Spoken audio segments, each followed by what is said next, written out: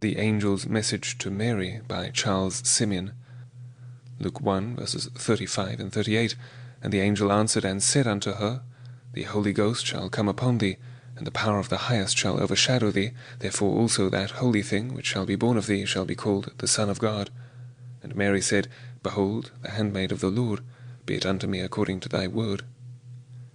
As none can tell what devices Satan is plotting for their ruin, or what snares he may bring them into, so none can tell what thoughts of peace and love God may have towards them, or what mercies he may speedily vouchsafe unto them. Little did the persecuting Saul think, when on his journey to Damascus, what God would do for him before he reached the place of his destination. And as little did the Blessed Virgin imagine, when engaged in her domestic duties, what was in reserve for her, or what a single day should bring forth. The time fixed in the divine councils came at last, when the Messiah was to be brought into the world, and the Virgin Mother was to be informed of God's designs respecting her. Methinks, at the first address of the angelic messenger, she was filled with surprise and terror, but having been fully instructed respecting that peculiar favour which God had prepared for her, she acquiesced in the divine proposals, and committed herself with all her concerns into the hands of her Almighty Friend. We propose to consider, first, the honour promised her.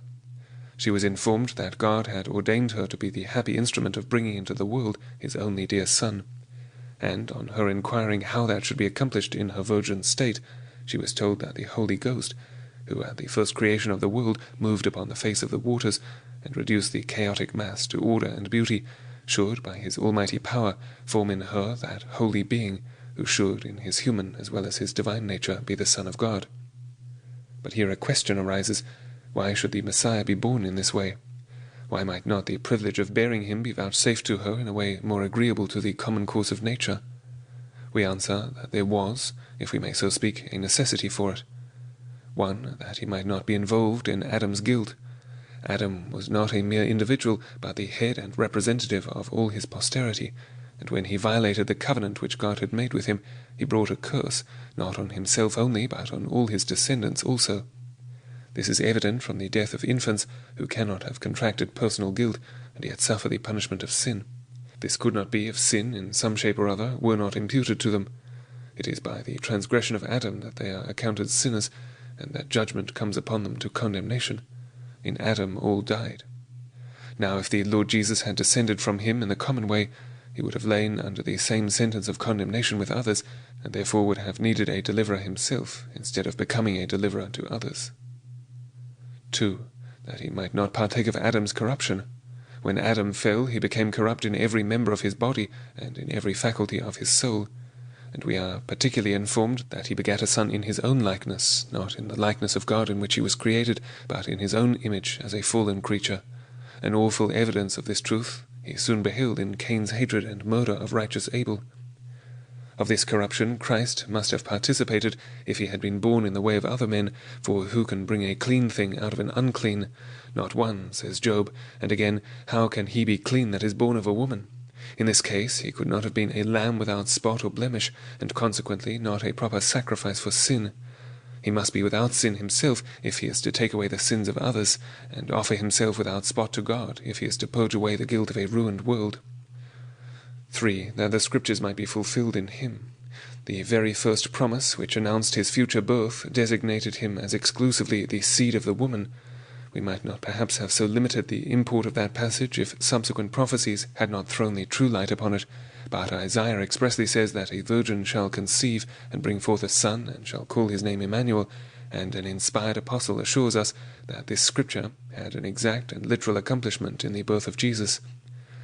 The prophet Jeremiah, also encouraging the Jews to return to their native land, tells them that God would create a new thing there, namely, a woman should compass a man, that is, should bear a man-child in her virgin state, which had never taken place from the foundation of the world, and which would, in a peculiar manner, require the exercise of his all-creating power. Now the Scriptures cannot be broken. If therefore Jesus was to be the Messiah spoken of in the prophets, he must be born in this very manner, and the honour of bearing him must be enjoyed in this way alone. From the conferring the honour, we are naturally led to consider, second, her acceptance of it. Here, while we behold the virgin modesty, unalloyed with any mixture of pride or boasting, we are of necessity called to admire, 1. Her faith in the promise. When Zacharias, an aged and pious priest, had been informed by the angel that he should have a son in his old age, he doubted the truth of it, and required a sign for the confirmation of his faith. But when this holy virgin was told of a thing far less credible, she doubted not one single moment. Her question was not for the assuring of her mind about the truth of the promise, but merely for information respecting the mode of its accomplishment. Now in this she showed the eminence of her piety, and for this she was particularly commended by God himself, who inspired Elizabeth, at the first appearance of the Virgin, to exclaim, "Blessed is she that believed, for there shall be a performance of those things which were told her from the Lord." It was such an exercise of faith that made Abraham so distinguished among all the sons of men, and so eminently beloved of his God. This also was the grace which most particularly characterized all the saints of old, which also our blessed Lord invariably honored with his peculiar approbation, which therefore should exalt his Virgin Mother exceedingly highly in our esteem. 2. Her submission to the appointment. She could not but know that the honor proposed for her acceptance might entirely ruin her character, and possibly even affect her life, for God himself had commanded that a virgin betrothed should, if unfaithful to her engagements, be punished with death, exactly as she would have been if actually married. On these grounds she might well have suggested doubts, and inquired how she should be protected from these awful consequences. But she felt no doubt but that he whose power and love could confer upon her the proposed honor would exercise a watchful care over her, and either entirely prevent or richly recompense these dreaded evils. Like Abraham, who at the call of God went out, not knowing whither he went, she cheerfully committed herself to the divine protection, knowing in whom she had believed, and assured that he would never leave her nor forsake her. That there was just ground for such fears appears by the very purpose which Joseph formed of putting her away as an adulteress, and which was only prevented by the intervention of God himself, who sent an angel to inform him by what means she was pregnant, and to commend her to his peculiar care. Here again we cannot but admire that resignation and fortitude whereby she rose superior to all those fears and apprehensions which such a situation was calculated to inspire. 3. Her gratitude for the favour. At the first, as we might expect, her frame was that of meek and humble submission, but when she had had time to reflect upon the greatness of the mercy vouchsafed unto her, and the blessings which would come upon the world by her means, she broke forth into the most exalted strains of praise. My soul doth magnify the Lord, and my spirit hath rejoiced in God my Saviour. She justly acknowledged that he who is mighty had done to her great things, in the contemplation of which all generations would call her blessed. She viewed with ineffable delight the accomplishment of that promise which had been made to Abraham, and doubtless to the latest moment of her life adored that God who made use of her as his honoured instrument to fulfil it. In the review of this mysterious subject we may learn 1. How God fulfills his promises. The difficulty here seemed insurmountable. The Son of God, in order to redeem them that were under the law, must be made under the law, yet not really obnoxious to its curse, and be made of a woman, subject to all the infirmities of our nature, and yet be free from sin. But God is never at a loss. With him nothing is impossible. He devised and executed a plan whereby we might have such an high priest as became us, holy, harmless, undefiled, and separate from sinners, a plan that filled all heaven with wonder. Thus in other dispensations of his providence and grace he often permits difficulties to arise which preclude all hope of our attaining the object of our desire. But in the best and fittest season he interposes, and makes light to arise in obscurity, and our darkness to be as the noonday. At this hour, as much as in the days of Abraham, is that saying true, "In the mount the Lord shall be seen." 2. How we ought to receive them. Amongst the many promises which God has given us, there is one exceeding great and precious, not unlike to that which has been the subject of our present consideration, namely, that Christ shall be formed in our hearts, that being so formed he shall dwell in us, and that so dwelling in us he shall be to us the hope of glory. This promise is even greater than that which was fulfilled to the Blessed Virgin, inasmuch as a spiritual union with the Lord exceeds that which is merely carnal. And how should we receive this promise? I answer, precisely as the Blessed Virgin did. We should not stagger at it through unbelief. We should not account it too good for his love to grant, or too great for his power to execute. We should be alike unmoved by either the difficulties that may obstruct its accomplishment, or the dangers that may follow it. Our reputation, our interests, our life, we should commit to the hands of a faithful Creator, equally ready to suffer for him, or to be more illustrious monuments of his paternal care. O happy should we be, if in this manner we should embrace every promise he has given us, and in full expectation of its accomplishment, say, Behold the servant of the Lord, be it unto me according to thy word. End of The Angel's Message to Mary by Charles Simeon. A Christmas Ghost Story by Thomas Hardy. South of the line, in land from far Durban, a mouldering soldier lies, your countryman. Awry and doubled up are his grey bones, and on the breeze his puzzled phantom moans. Nightly to clear Canopus I would know, by whom and when the all-earth gladdening law of peace, brought in by that man crucified, was ruled to be inept and set aside. And what of logic or of truth appears in tacking Anno Domini to the years? Near 2000 liven thus have hied, but tarries yet the cause for which he died. Christmas Eve, 1899. End of A Christmas Ghost Story by Thomas Hardy. Read by Alan Mapstone. Carol by William Canton. When the herds were watching in the midnight chill, came a spotless lambkin from the heavenly hill. Snow was on the mountains, and the wind was cold, when from God's own garden dropped a rose of gold.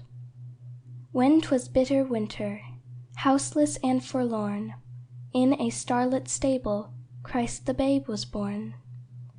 Welcome, heavenly lambkin, welcome, golden rose, Alleluia, baby, in the swaddling clothes.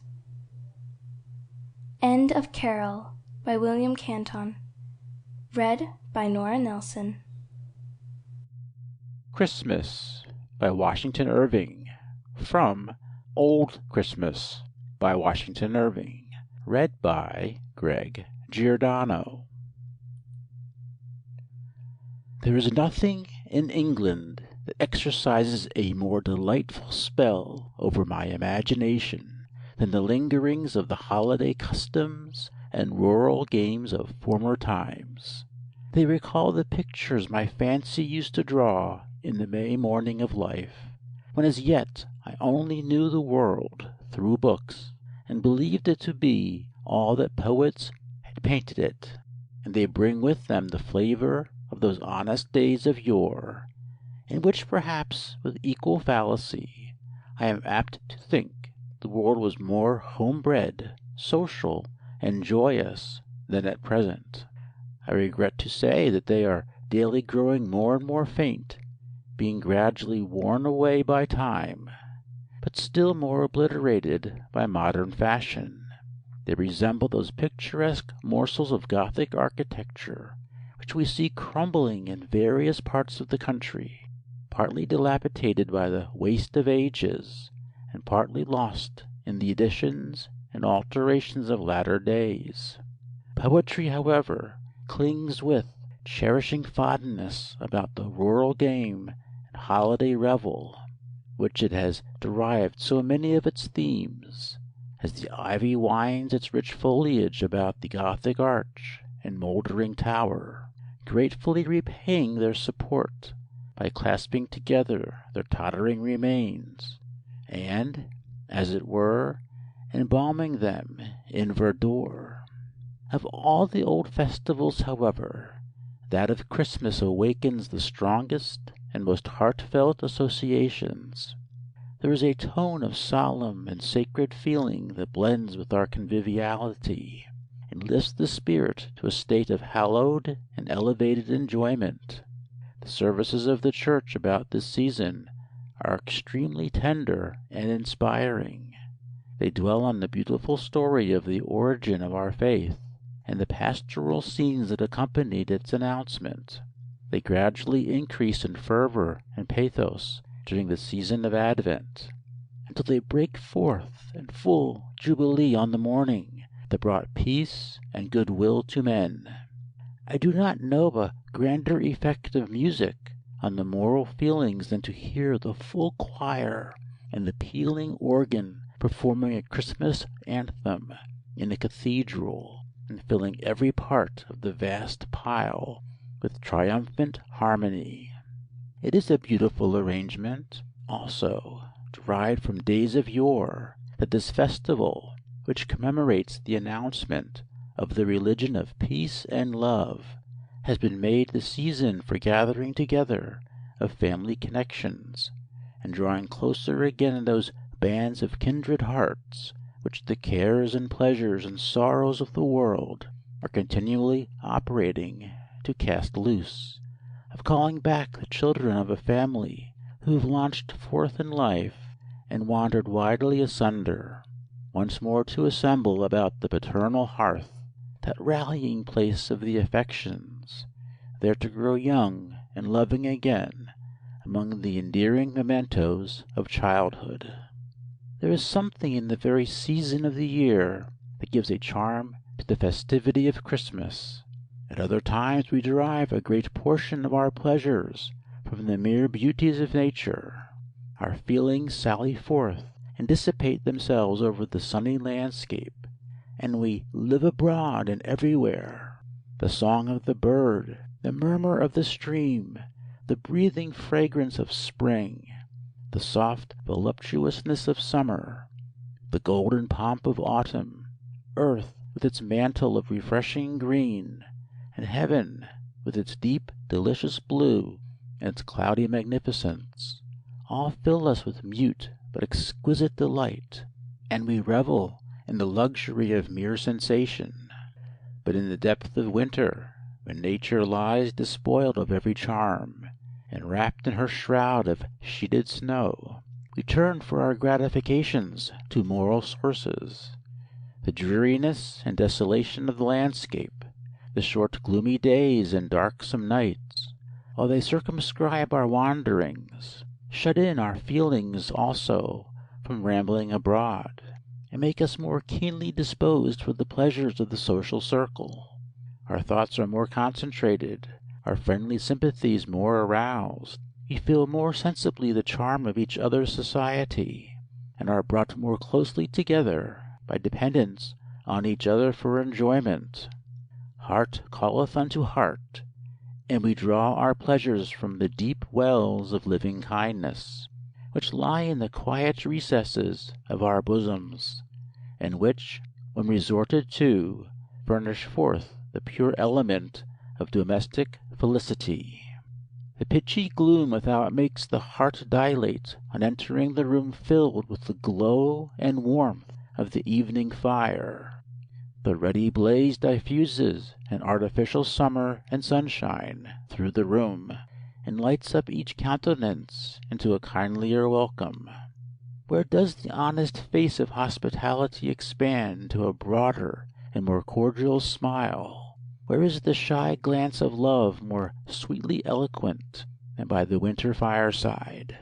And as the hollow blast of wintry wind rushes through the hall, claps the distant door, whistles about the casement, and rumbles down the chimney, what can be more grateful than that feeling of sober and sheltered security with which we look around upon the comfortable chamber and the scene of domestic hilarity? The English, from the great prevalence of rural habits throughout every class of society, have always been fond of those festivals and holidays which agreeably interrupt the stillness of country life, and they were, in former days, particularly observant of the religious and social rites of Christmas. It is inspiring to read even the dry details which some antiquarians have given of the quaint humours, the burlesque pageants, the complete abandonment to mirth and good fellowship with which this festival was celebrated. It seemed to throw open every door and unlock every heart. It brought the peasant and the peer together, and blended all ranks in one generous flow of joy and kindness. The old halls of castles and manor houses resounded with the harp and the Christmas carol, and their ample boards groaned under the weight of hospitality. Even the poorest cottage welcomed the festive season with green decorations of bay and holly. The cheerful fire glanced its rays through the lattice, inviting the passenger to raise the latch and join the gossip knot huddled round the hearth, beguiling the long evening with legendary jokes and oft-told Christmas tales. One of the least pleasing effects of modern refinement is the havoc it has made among the hearty old holiday customs. It has completely taken off the sharp touchings and spirited reliefs of these embellishments of life, and has worn down society into a more smooth and polished, but certainly a less characteristic surface. Many of the games and ceremonials of Christmas have entirely disappeared, and, like the sheriff's sack of old Falstaff, are become matters of speculation and dispute among commentators.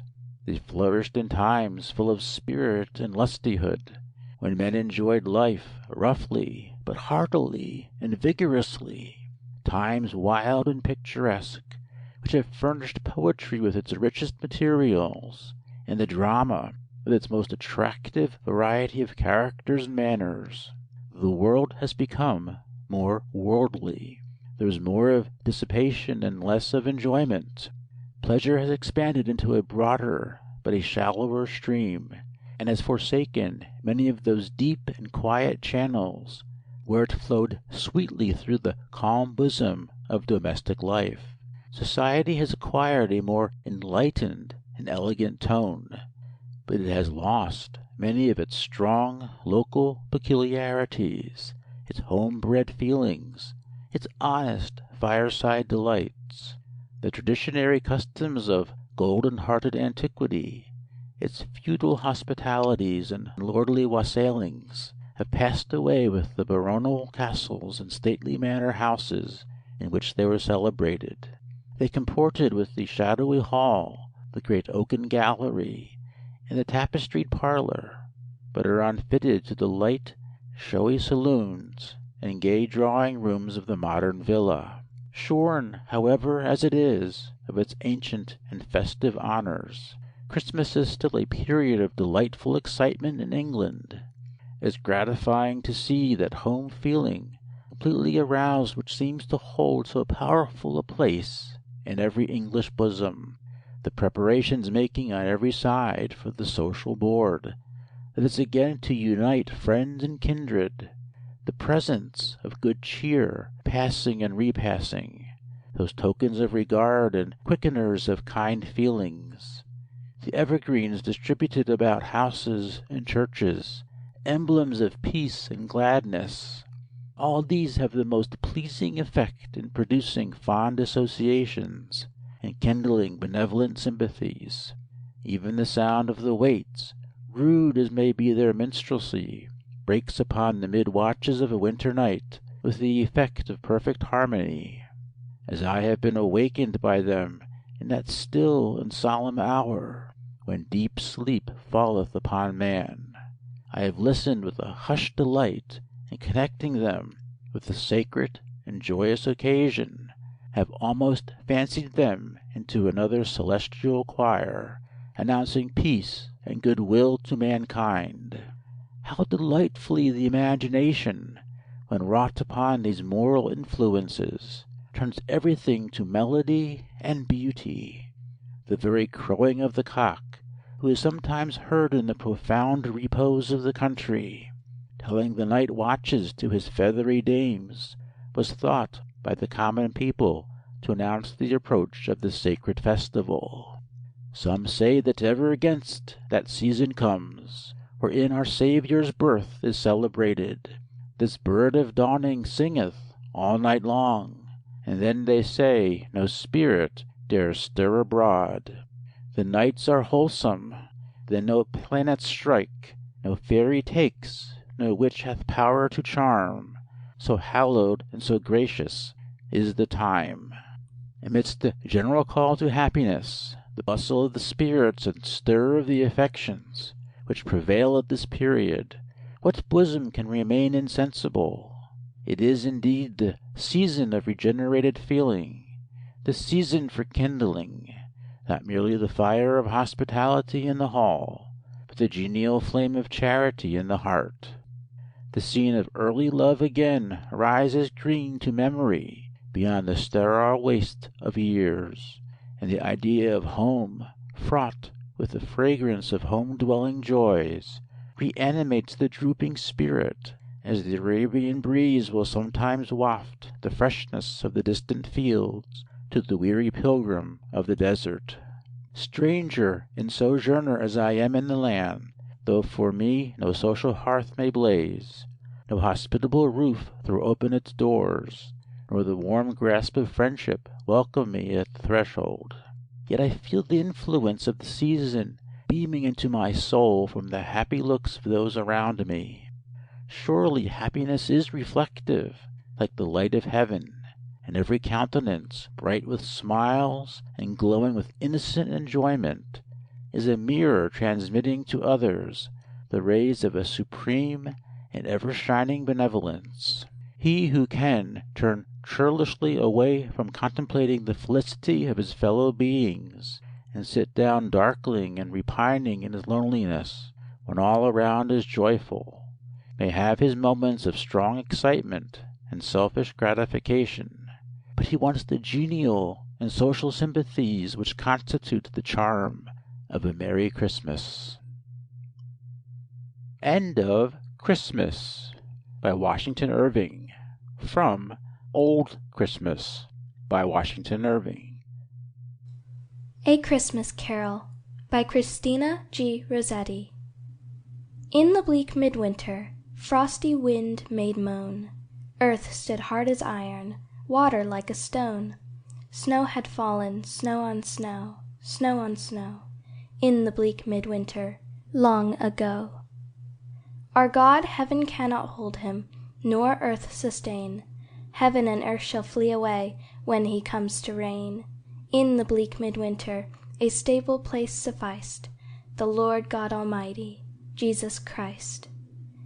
Angels and archangels may have gathered there, cherubim and seraphim thronged the air, but only his mother, in her maiden bliss, worshipped her beloved with a kiss.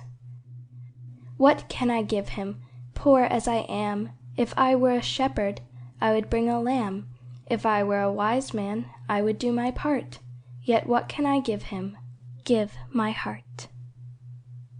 End of A Christmas Carol by Christina G. Rossetti. Read by Nora Nelson. Christmas Eve by Washington Irving, from Old Christmas by Washington Irving. Read by Greg Giordano.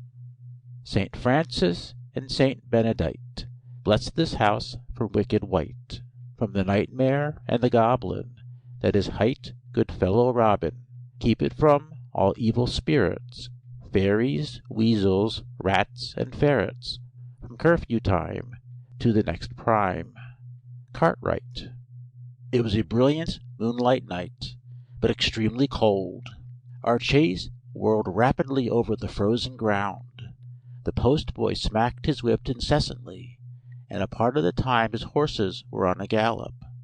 "He knows where he is going," said my companion, laughing, "and is eager to arrive in time for some of the merriment and good cheer of the servants' hall. My father, you must know, is a bigoted devotee of the old school, and prides himself upon keeping up something of old English hospitality.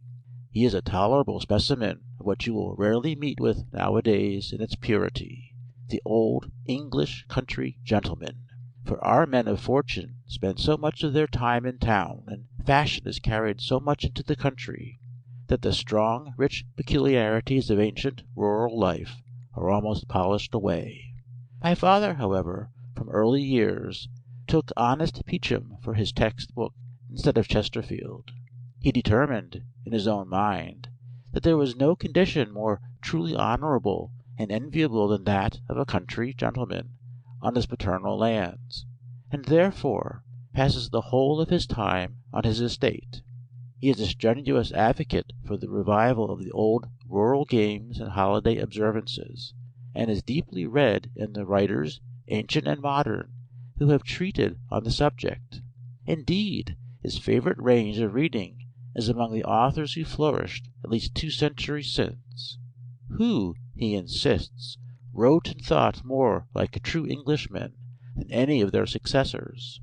He even regrets sometimes that he had not been born a few centuries earlier, when England was itself, and had its peculiar manners and customs. As he lives at some distance from the main road, in rather a lonely part of the country, without any rival gentry near him, he has that most enviable of all blessings to an Englishman, an opportunity of indulging the bent of his own humour without molestation. Being representative of the oldest family in the neighbourhood, and a great part of the peasantry being his tenants, he is much looked up to, and, in general, is known simply by the appellation of the Squire, a title which has been accorded to the head of the family since time immemorial. I think it best to give you these hints about my worthy old father, to prepare you for any little eccentricities that might otherwise appear absurd. We had passed for some time along the wall of a park, and at length the chaise stopped at the gate. It was in a heavy, magnificent old style of iron bars, fancifully wrought atop into flourishes and flowers. The huge square columns that supported the gate were surmounted by the family crest. Close adjoining was the porter's lodge, sheltered under dark fir trees, and almost buried in shrubbery.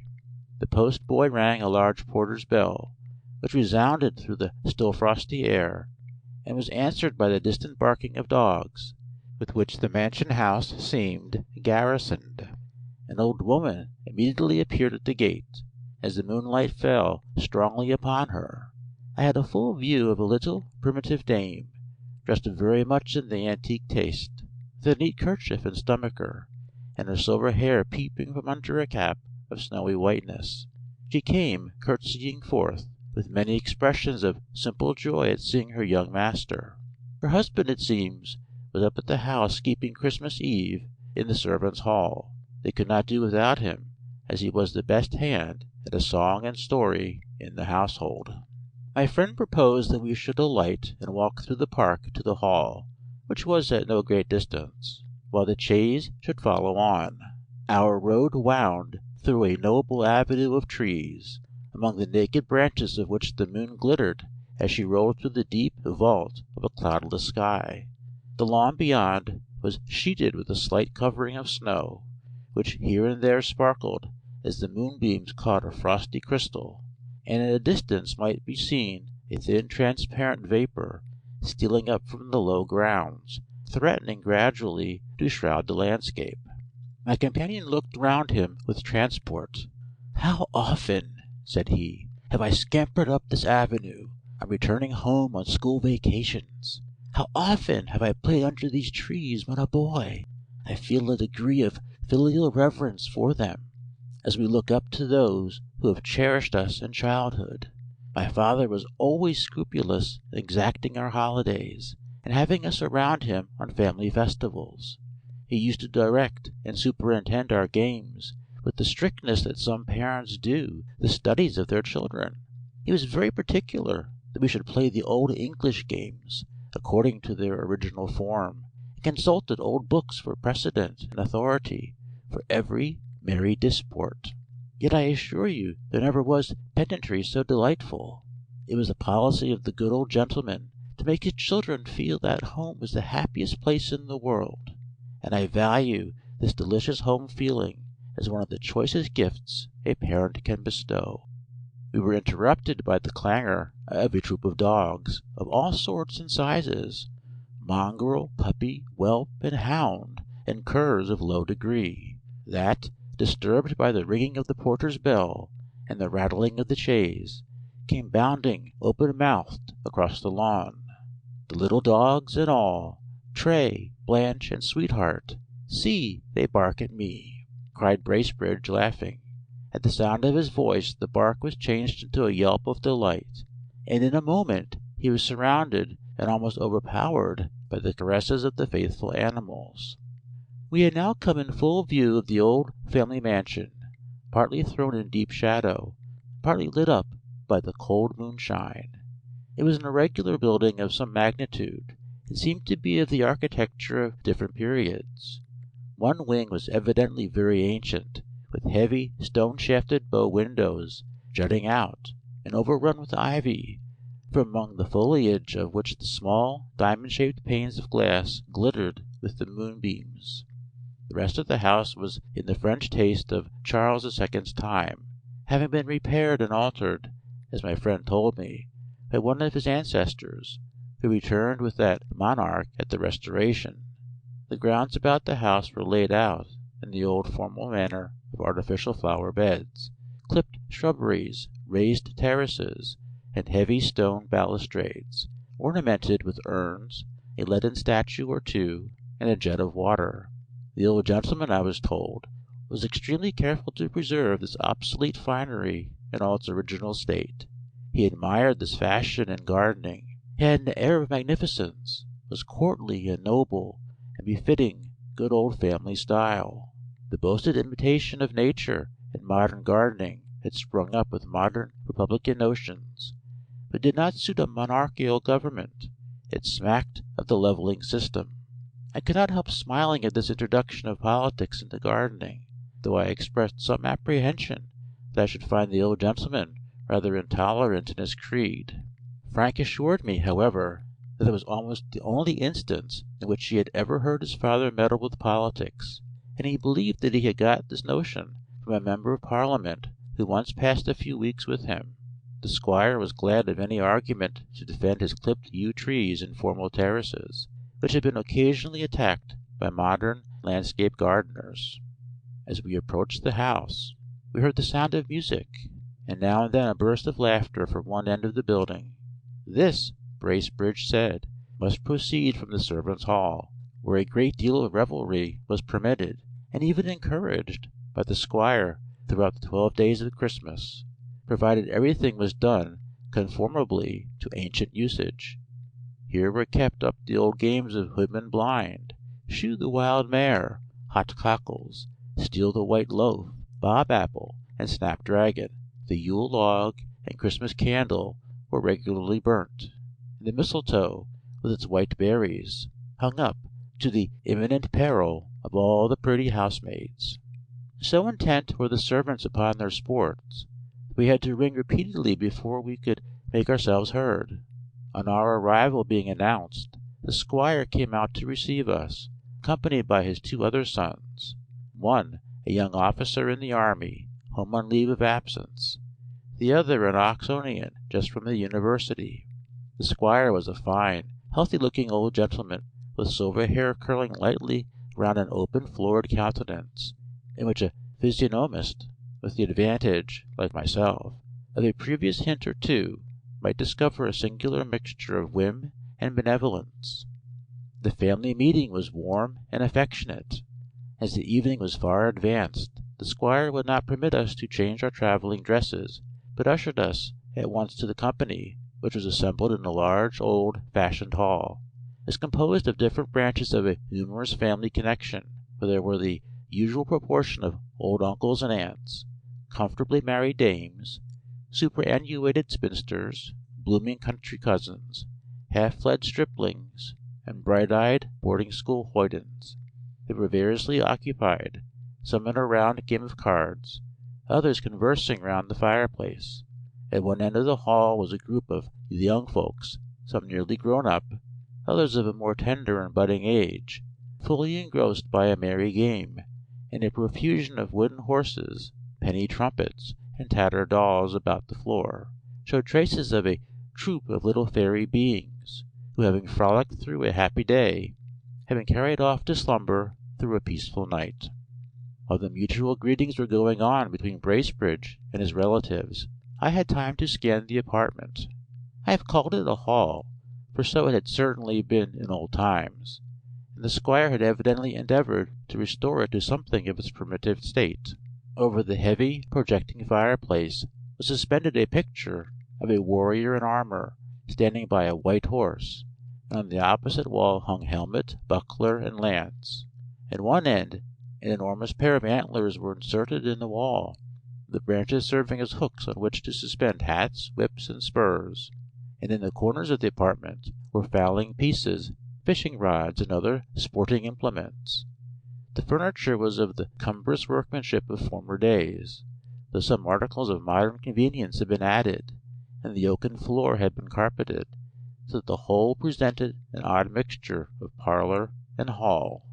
The grate had been removed from the wide, overwhelming fireplace, to make way for a fire of wood, in the midst of which was an enormous log, glowing and blazing and sending forth a vast volume of light and heat.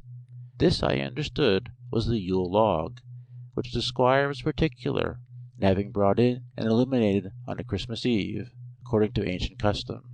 It was really delightful to see the old squire seated in his hereditary elbow chair by the hospitable fireside of his ancestors, and looking around him like the sun of a system, beaming warmth and gladness to every heart.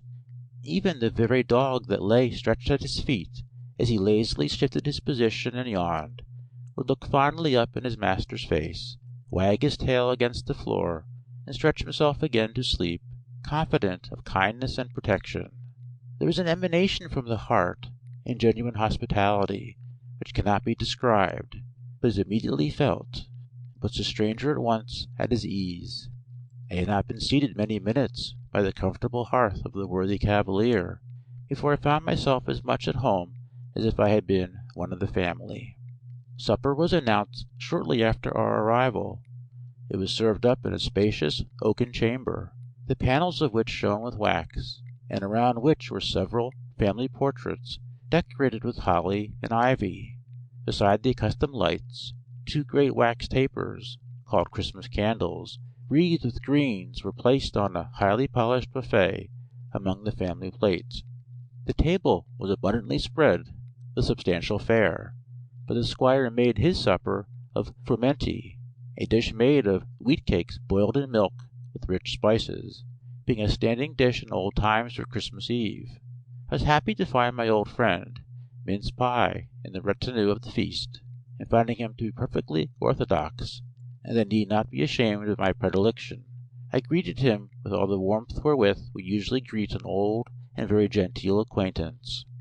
The mirth of the company was greatly promoted by the humours of an eccentric personage whom Mr. Bracebridge always addressed with the quaint appellation of Master Simon. He was a tight, brisk little man, with the air of an arrant old bachelor.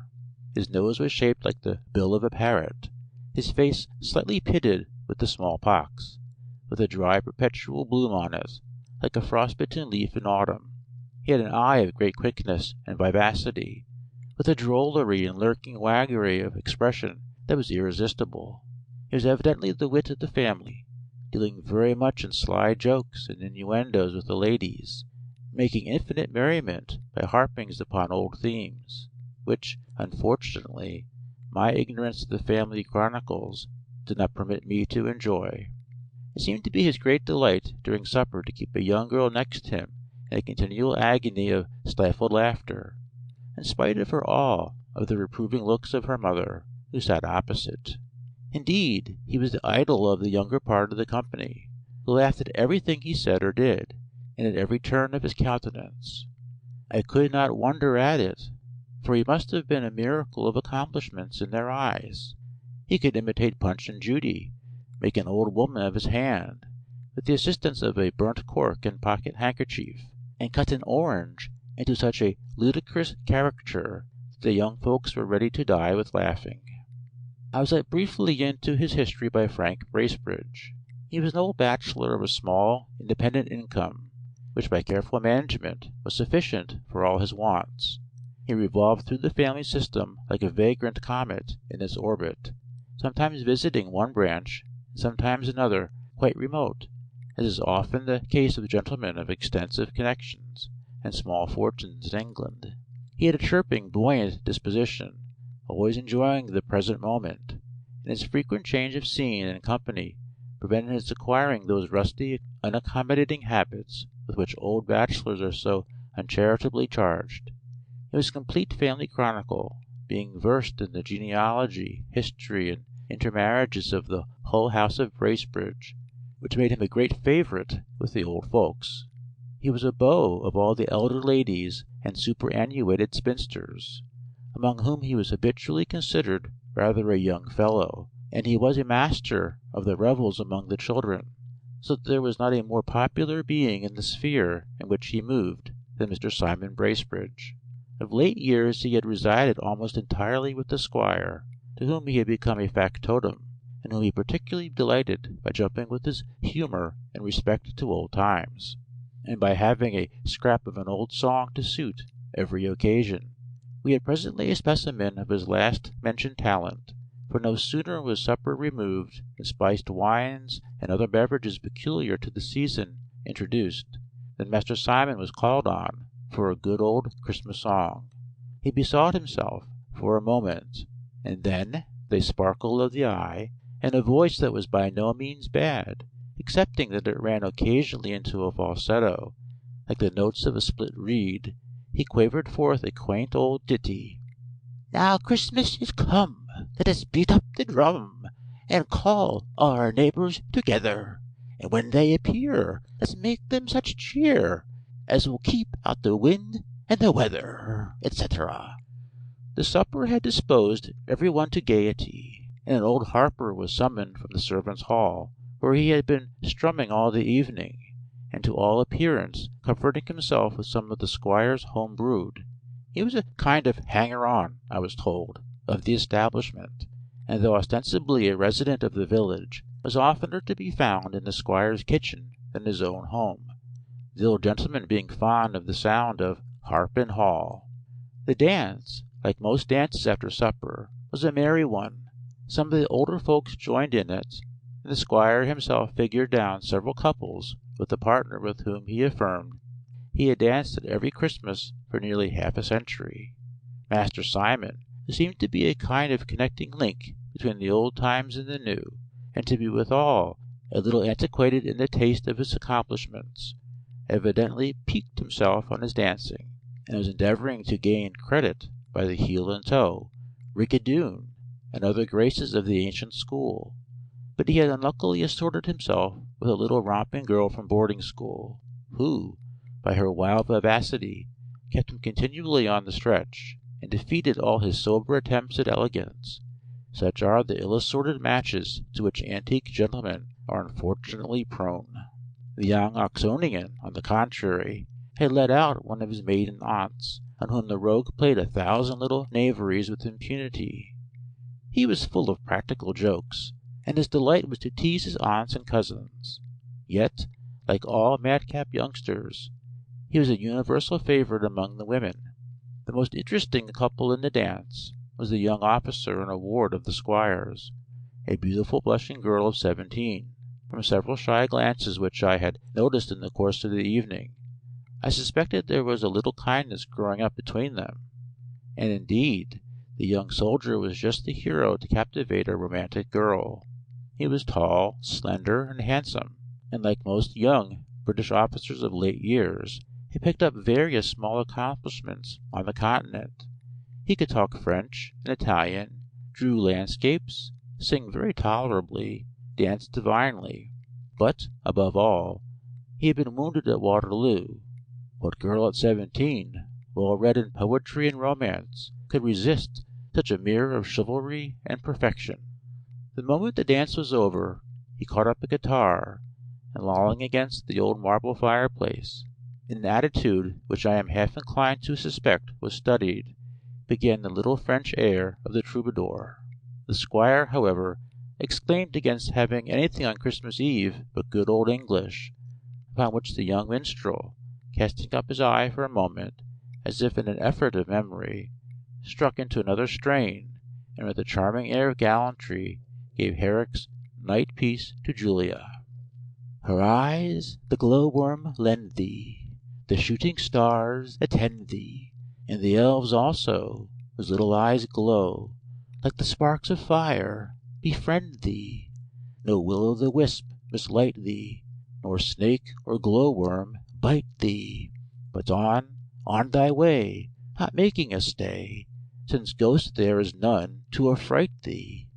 Then let not the dark thee cumber, what though the moon does slumber?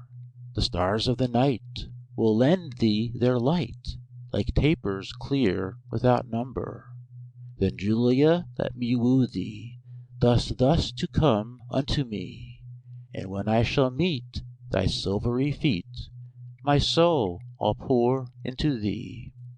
The song might have been intended in compliment to the fair Julia, for so I found his partner was called, or it might not.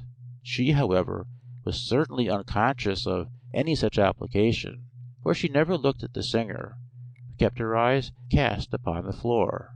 Her face was suffused, it is true, with a beautiful blush, and there was a gentle heaving of the bosom, but all that was doubtless caused by the exercise of the dance.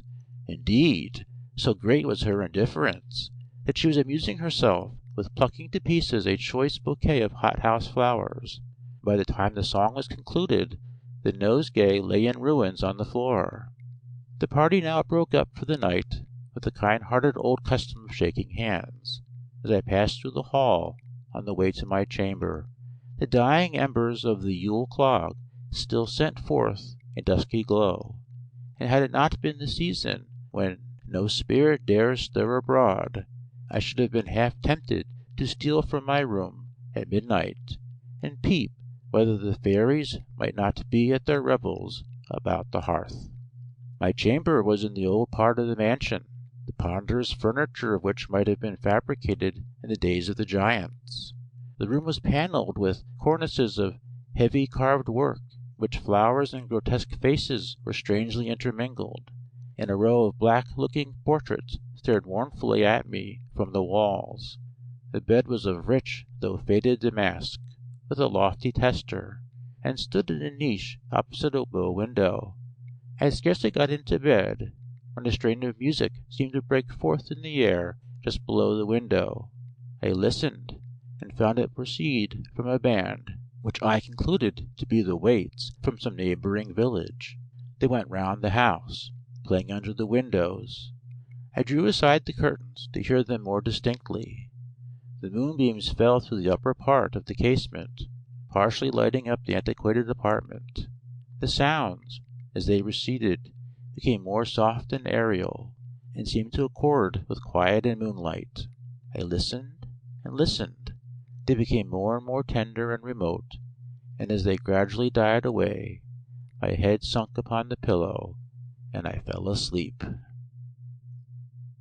End of Christmas Eve by Washington Irving.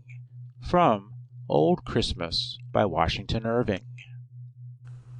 Christmas Eve by Peter Rosegger, translated by Maud Egerton King.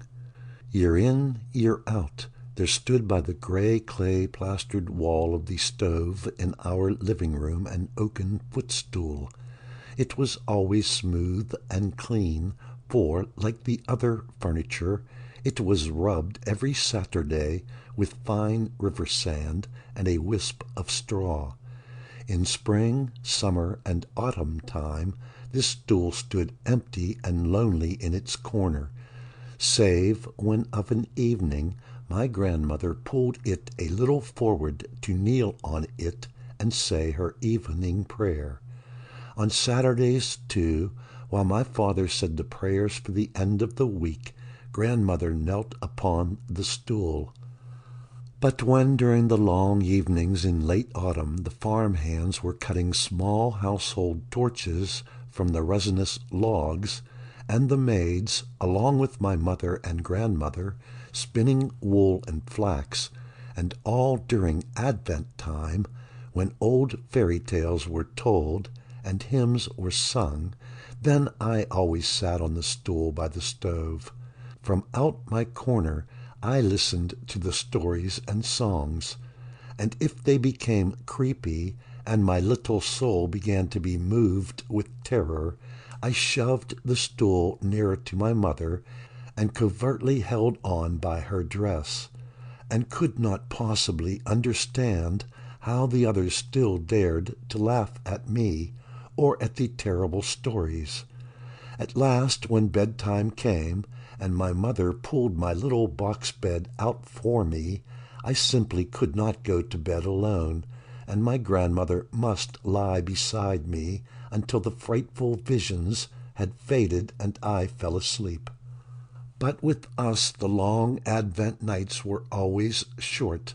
Soon after 2 o'clock the house began to grow restless. In the attics above one could hear the farm lads dressing and moving about, and in the kitchen the maids broke up kindling wood and poked the fire. Then they all went out to the threshing floor to thresh. My mother was also up and about, and had kindled a light in the living room. Soon after that my father rose, and they both put on somewhat better clothes than they wore on working days, and not yet their Sunday best. Then mother said a few words to grandmother, who still lay abed, and when I, wakened by the stir, made some sort of remark, she only answered, "You lie nice and quiet and go to sleep again." Then my parents lighted a lantern, extinguished the light in the room, and left the house. I heard the outer door close, and saw the gleam of light go glimmering past the window, and I heard the crunching of footsteps in the snow and the rattling of the house-dog's chain. Then, save for the regular throb of the threshers at work, all was once more quiet, and I fell asleep again. My father and mother were going to the Rossetti at the parish church, nearly 3 hours away. I followed them in my dream.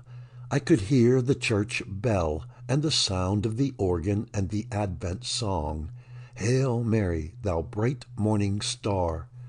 I saw, too, the lights on the high altar, and the little angels that stood above it spread out their golden wings and flew above the church, and the one with the trumpet, standing over the pulpit, passed out over the heath and into the forests, and blew throughout the whole world that the coming of the Saviour was near at hand. When I awoke, the sun had long been shining into the windows. Outside the snow glittered and shimmered, and indoors my mother went about again in workaday clothes and did her household tasks. Grandmother's bed, next mine, was already made, and she herself now came in from the kitchen and helped me to put on my breeches and washed my face with cold water that stung me so that I was ready to laugh and cry at the same moment. That over I knelt on my stool and prayed with grandmother the morning prayer. In Gottes Namen aufstehen, gegen Gott gehen. In God's name let us arise, towards God to go. Gegen Gott treten, zum himmlischen Vater beten. Towards God to take our way, to the heavenly Father to pray. Dass uns verleiht, liebe Engeln drei. That he lend to us, dear little angels 3, der erste, der uns weist, der zweite, der uns speist, the first to guide us, the second to feed us, der dritt, der uns behüt und bewahrt, dass uns an Leib and Seele nicht widerfahrt, the third to shelter and protect us, that nothing mischance us in body or soul. After these devotions I received my morning soup, and then came grandmother with a tub full of turnips, which we were to peel together. I sat close beside it on my stool, but in the matter of peeling turnips I could never quite satisfy grandmother. I constantly cut the rind too thick, or here and there even left it whole upon the turnip.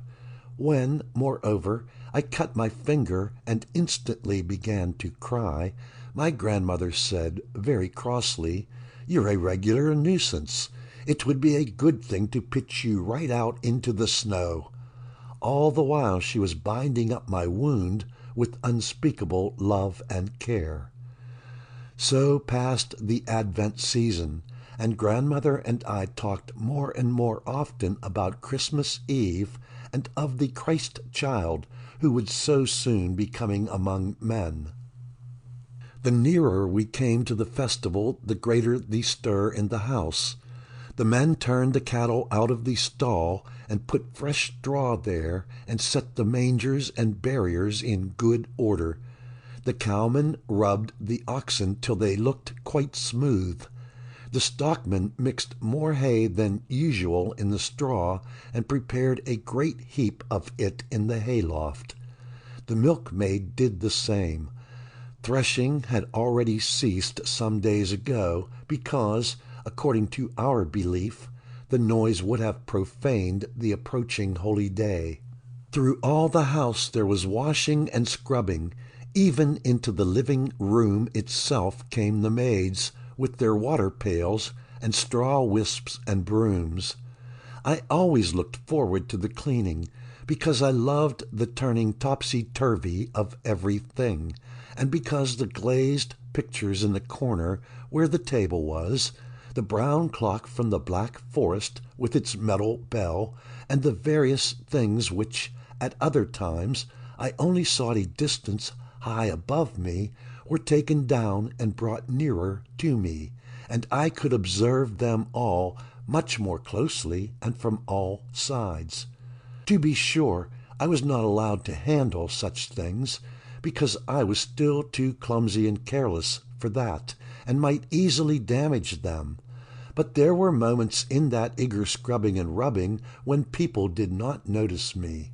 In one such moment I climbed from the stool to the bench, and from the bench to the table, which was pushed out of its place, and on which lay the Black Forest clock. I made for the clock, whose weights hung over the edge of the table, looked through an open side door into the very dusty brass works, tapped several times on the little cogs of the winding wheel, and at last even laid my finger on the wheel itself to see if it would go, but it didn't. Eventually I gently pushed a small stick of wood, and as I did so the works began to rattle frightfully. Some of the wheels went slowly, others quicker, and the winding wheel flew round so fast that one could hardly see it at all. I was indescribably frightened, and rolled from the table over bench and stool down onto the wet, dirty floor. Then my mother gripped me by my little coat, and there, sure enough, was the birch rod. The whirring inside the clock would not leave off, and finally my mother laid hold of me with both hands, carried me into the entrance, pushed me through the door and out into the snow, and shut the door behind me. There I stood like one undone. I could hear my mother, whom I must have offended badly, still scolding within doors, and the laughing and scrubbing of the maids, and through it all the whirring of the clock. When I had stood there sobbing for a while, and still nobody came to call me back into the house, I set off for the path that was trodden in the snow, and I went through the home meadow and across the open land towards the forest. I did not know whither I would go. I only conceived that a great wrong had been done me, and that I could never go home again. But I had not reached the forest when I heard a shrill whistle behind me. That was the whistle my grandmother made when she put 2 fingers in her mouth, pointed her tongue, and blew. "Where are you going, you stupid child?" she cried. "Take care, if you run about in the forest like that, Moss Maggie will catch you. Look out." At this word I instantly turned round, for I feared Moss Maggie unspeakably. But I did not go home yet. I hung about in the farmyard, where my father and 2 of our men had just killed a pig. Watching them, I forgot what had happened to myself, and when my father set about skinning it in the outhouse, I stood by holding the ends of the skin, which with his big knife he gradually detached from the carcass. When later on the intestines had been taken out and my mother was pouring water into the basin, she said to me, "Run away, or you'll get splashed." From the way in which she spoke, I could tell that my mother was once more reconciled with me, and all was right again. and when I went into the dwelling room to warm myself a bit, everything was back in its own place. Floor and walls were still moist, but scrubbed clean, and the black forest clock was once more hanging on the wall and ticking, and it ticked much louder and clearer than before through the freshly ordered room. At last the washing and scrubbing and polishing came to an end. The house grew peacefuller, almost silent, and the sacred vigil was upon us. On Christmas Eve we used not to have our dinner in the living room, but in the kitchen, where we made the large pastry board our table, and sat round it and ate the simple fasting fare silently, but with uplifted hearts. The table in the dwelling room was covered with a snow-white cloth, and beside it stood my stool, upon which, when the twilight fell, my grandmother knelt and prayed silently. The maids went quietly about the house and got their holiday clothes ready, and mother put pieces of meat in a big pot and poured water on them and set it on the open fire. I stole softly about the room on tiptoe and heard only the jolly crackling of the kitchen fire. I gazed at my Sunday breeches and coat and the little black felt hat, which were ready hanging on a nail in the wall. And then I looked through the window out at the oncoming dusk. If no rough weather set in, I was to be allowed to go with the head farm servant, Sep, to the midnight mass, and the weather was quiet, and moreover, according to my father, it was not going to be very cold, because the mist lay upon the hills. Just before the censing, in which, following ancient custom, house and farm were blessed with holy water and incense, my father and my mother fell out a little. Maggie, the moss-gatherer, had been there to wish us all a blessed Christmas tide, and my mother had presented her with a piece of meat for the feast day. My father was somewhat vexed at this. In other ways, he was a good friend to the poor, and not seldom gave them more than we could well spare. But in his opinion, one not ought to give Moss Maggie any alms whatever. The moss-gatherer was a woman not belonging to our neighborhood, who went wandering around in the forests without permission, collecting moss and roots, making fires, and sleeping in the half-ruined huts of charcoal burners. Besides that, she went begging to the farm-houses, offering moss for sale, and if she did but poor business there, she wept and railed at her life. Children at whom she looked were sore terrified, and many even became ill, and she could make cows give red milk. Whoever showed her kindness, she would follow for several minutes, saying, "May God reward you 1,000 and 1,000-fold, right up into heaven."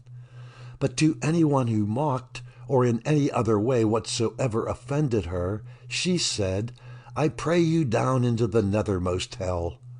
Moss Maggie often came to us, and she loved to sit before the house on the grass, or on the stile over the hedge, in spite of the loud barking and chain clanking of our house dog, who showed singular violence towards this woman.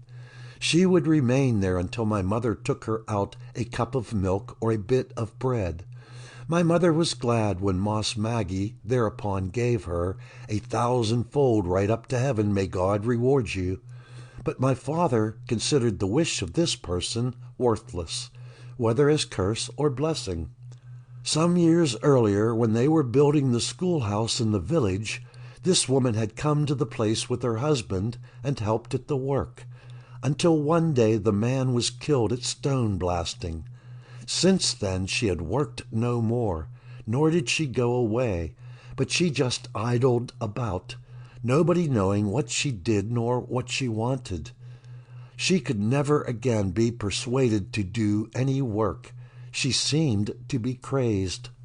The magistrate had several times sent Moss Maggie out of the district, but she always returned. She wouldn't always be coming back, said my father, if she got nothing by begging in the neighborhood. As it is, she'll just stay about here, and when she's old and ill, we shall have to nurse her as well. It's a cross that we ourselves have tied round our necks.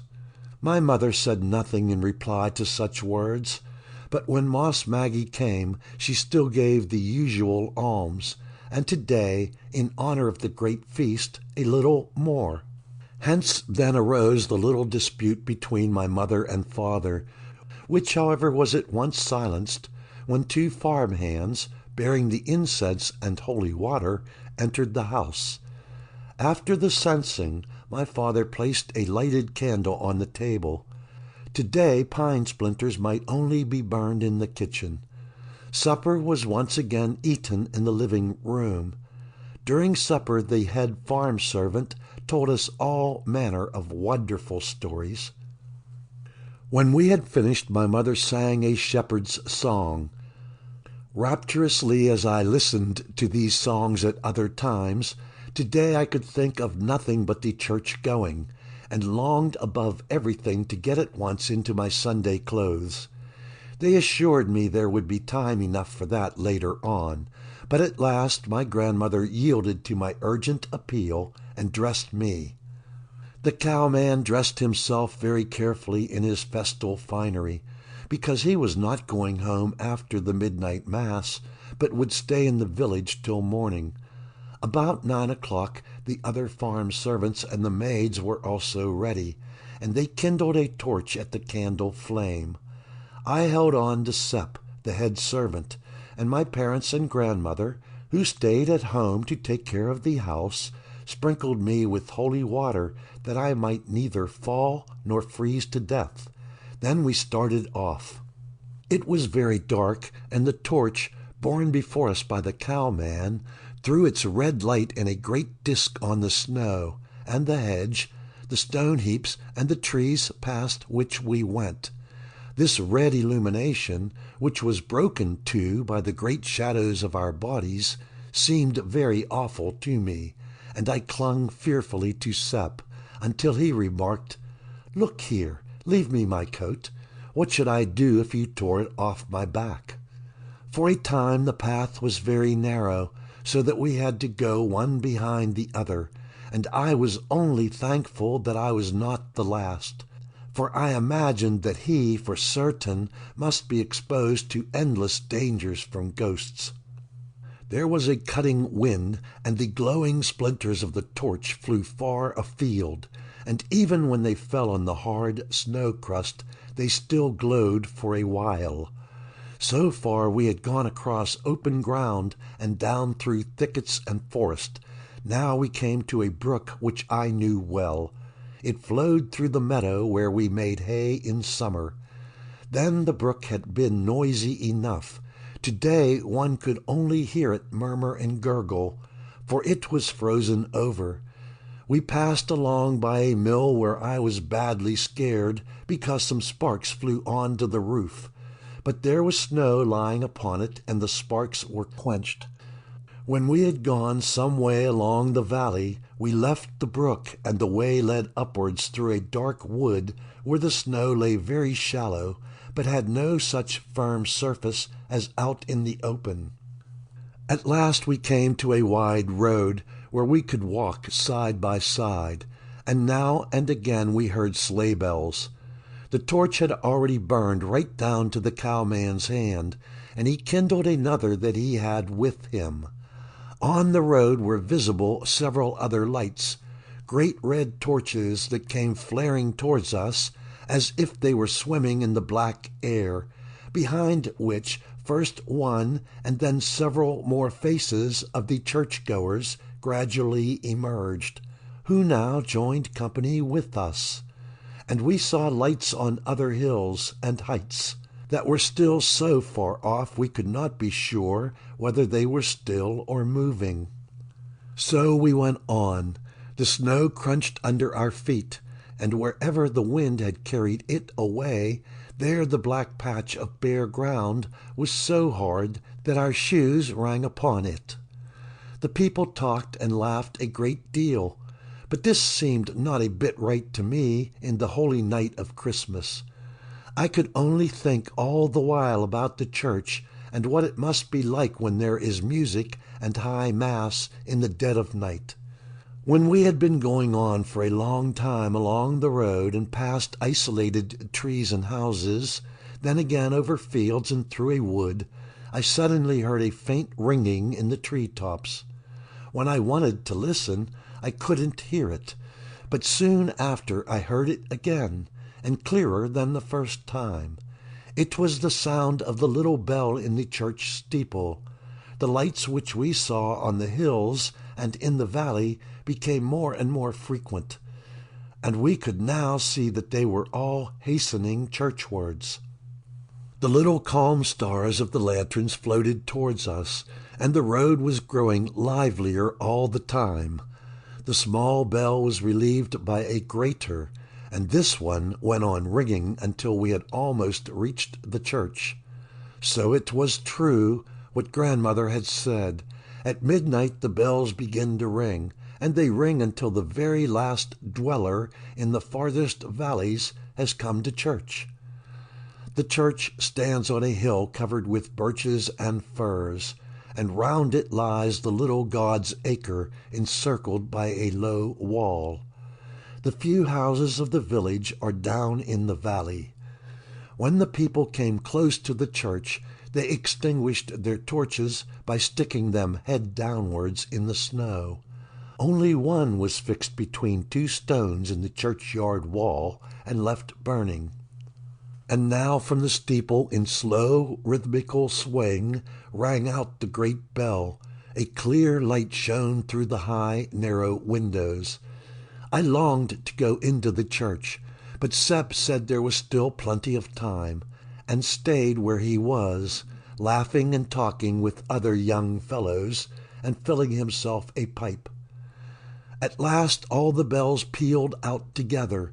The organ began to play inside the church, and then we all went in. There it looked quite different from what it did on Sundays. The candles burning on the altar were clear, white, beaming stars, and the gilded tabernacle reflected them most gloriously. The lamp of the sanctuary light was red. The upper part of the church was so dark that one could not see the beautiful painting of the nave. Mysterious shapes of men were seated in the chairs, or standing beside them. The women were much wrapped up in shawls and were coughing. Many had candles burning in front of them, and they sang out of their books when the Te Deum rang out from the chancel. Sepp led me between two rows of chairs towards a side altar, where several people were standing. There he lifted me up onto a stool before a glass case, which, lighted by two candles, was placed between two branches of fir trees, and which I had never seen before when I went to church with my parents. When Sepp had set me on the stool, he said softly in my ear, "There, now you can have a look at the crib." Then he left me standing, and I gazed in through the glass. Thereupon came a friendly little woman and whispered, "Look here, child. If you want to see that, somebody ought to explain it to you." And she told me who the little figures were. I looked at them, save for the Mother Mary, who had a blue wrapped garment round her head which fell down to her very feet. All the figures represented mere human beings. The men were dressed just like our farm servants or the elder peasants. Even St. Joseph wore green stockings and short chamois leather breeches. When the Te Deum was over, Sepp came back, lifted me from the stool, and we sat down on a bench. Then the sacristan went round lighting all the candles that were in the church, and every man, including Sepp, pulled a little candle out of his pouch, lighted it, and fastened it onto the desk in front of him. Now it was so bright in the church that one could see the paintings on the roof clearly enough. Up in the choir they were tuning fiddles and trumpets and drums, and just as the little bell on the door of the sacristy rang, and the priest in his glittering vestments, accompanied by acolytes and tall lantern-bearers, passed over the crimson carpet to the altar, the organ burst forth in all its strength, joined by a blast of trumpets and roll of drums. The incense smoke was rising and shrouding the shining high altar in a veil. Thus the high mass began, and thus it shone and sounded and rang in the middle of the night. Throughout the offertory all the instruments were silent. Only two clear voices sang a lovely shepherd's song, and during the Benedictus a clarionet and two horns slowly and softly crooned the cradle song. During the gospel and the elevation we heard the cuckoo and nightingale in the choir, just as in the midst of the sunny springtime. Deep down in my soul I understood it, the wonder and splendor of Christmas. But I did not exclaim with delight. I remained grave and silent. I felt the solemn glory of it all. And while the music was playing, I could not help thinking about father and mother and grandmother at home. They are kneeling by the table now in the light of the single candle and praying, or they are even asleep, and the room is all dark, only the clock ticking, while a deep peace lies upon the forest-clad mountains, and the eve of Christmas is spread abroad all over the earth. The little candles in the seats were burning themselves out, one after another, as the service neared its close at last, and the sacristan went round again and extinguished the lights on the walls and altars and before the pictures with the little tin cap. Those on the high altar were still burning when a joyous march music sounded from the choir, and the folk went crowding out of the incense-laden church. When we came outside, in spite of the thick mist which had descended from the hills, it was no longer quite so dark as before midnight. The moon must have risen. No more torches were lighted. It struck 1 o'clock, but the schoolmaster was already ringing the prayer bell for Christmas morning. I glanced once more at the church windows. All the festal shine was quenched. I saw only the dull red glimmer of the sanctuary lamp. And now, when I wanted to renew my hold on Sep's coat, he was no longer there. I found myself among strangers, who talked together for a little, and then immediately set out for their several homes. My guide must be already on ahead. I hurried after him, running quickly past several people, hoping soon to overtake him. I ran as hard as my little feet were able, going through a dark wood and across fields over which such a keen wind was blowing that, warm as I otherwise was, I scarcely felt my nose and ears at all. I passed houses and clumps of trees. The people who were still on the road a short time before had dropped off little by little. I was all alone, and still I hadn't overtaken Sep. I thought he might just as well be still behind me, but I determined to hurry straight home. Here and there I saw black spots on the road, the charcoal that folk had shaken down from their torches on their way to church. I made up my mind not to look at the bushes and little trees which stood beside the way and loomed eerily out of the mist, for they scared me. I was specially frightened whenever a path cut straight across the road, because that was a cross road, where on Christmas Eve the evil one loves to stand, and has chinking treasure with him, with which he entices the hapless children of men to himself. It is true the cowman had said that he did not believe it, but such things must be, or people would not talk so much about them. I was very agitated. I turned my eyes in all directions, lest a ghost should be somewhere making for me. Then I determined to think no more of such nonsense, but the harder I made up my mind, the more I thought about it. And now I had reached the path which should take me down through the forest and into the valley. I turned aside and ran along under the long-branched trees. Their tops rustled loudly, and now and again a great lump of snow fell down beside me. Sometimes it was so dark that I did not see the trunks until I ran up against them, and then I lost the path. This I did not mind very much, for the snow was shallow and the ground nice and level, but gradually it began to grow steep and steeper, and there were a lot of brambles and heather under the snow. The tree stems were no longer spaced so regularly, but were scattered about, many leaning all awry, many with torn-up roots resting against others, and many in a wild confusion of upreaching branches lying prone upon the ground. I did not remember seeing all this on our outward journey. Sometimes I could hardly get on at all, but had to wriggle in and out through the bushes and branches. Often the snow crust gave way under me, and then the stiff heather reached right up to my chest. I realized I had lost the right path, but told myself that when I was once in the valley and beside the brook, I should follow that along, and so was bound to come at last to the mill and our own meadows.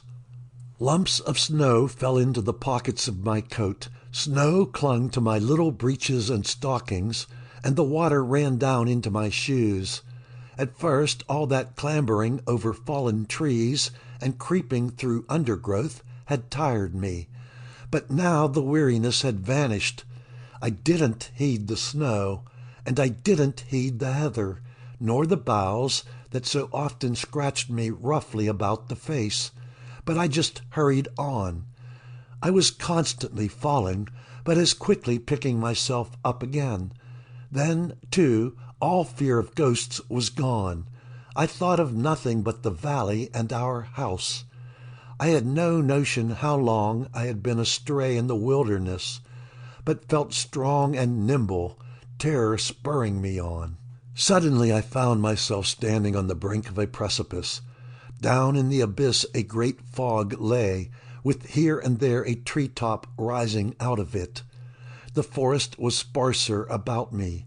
It was bright overhead, and the half-moon stood in the sky. Before me, and away beyond that, there was nothing but strange, cone-shaped, forest-clad mountains. Down there in the depths must be the valley and the mill. It seemed to me as if I heard the murmur of the brook, but it was only the soughing of the wind in the forest on the farther side. I went to right and to left, searching for a footpath that might take me down, and I found a place where I thought I should be able to lower myself by the help of the loose rocks which lay about, and of the juniper bushes.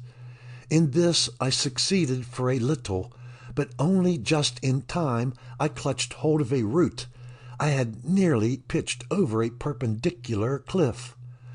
After that I could go no farther, but sank in sheer exhaustion to the ground.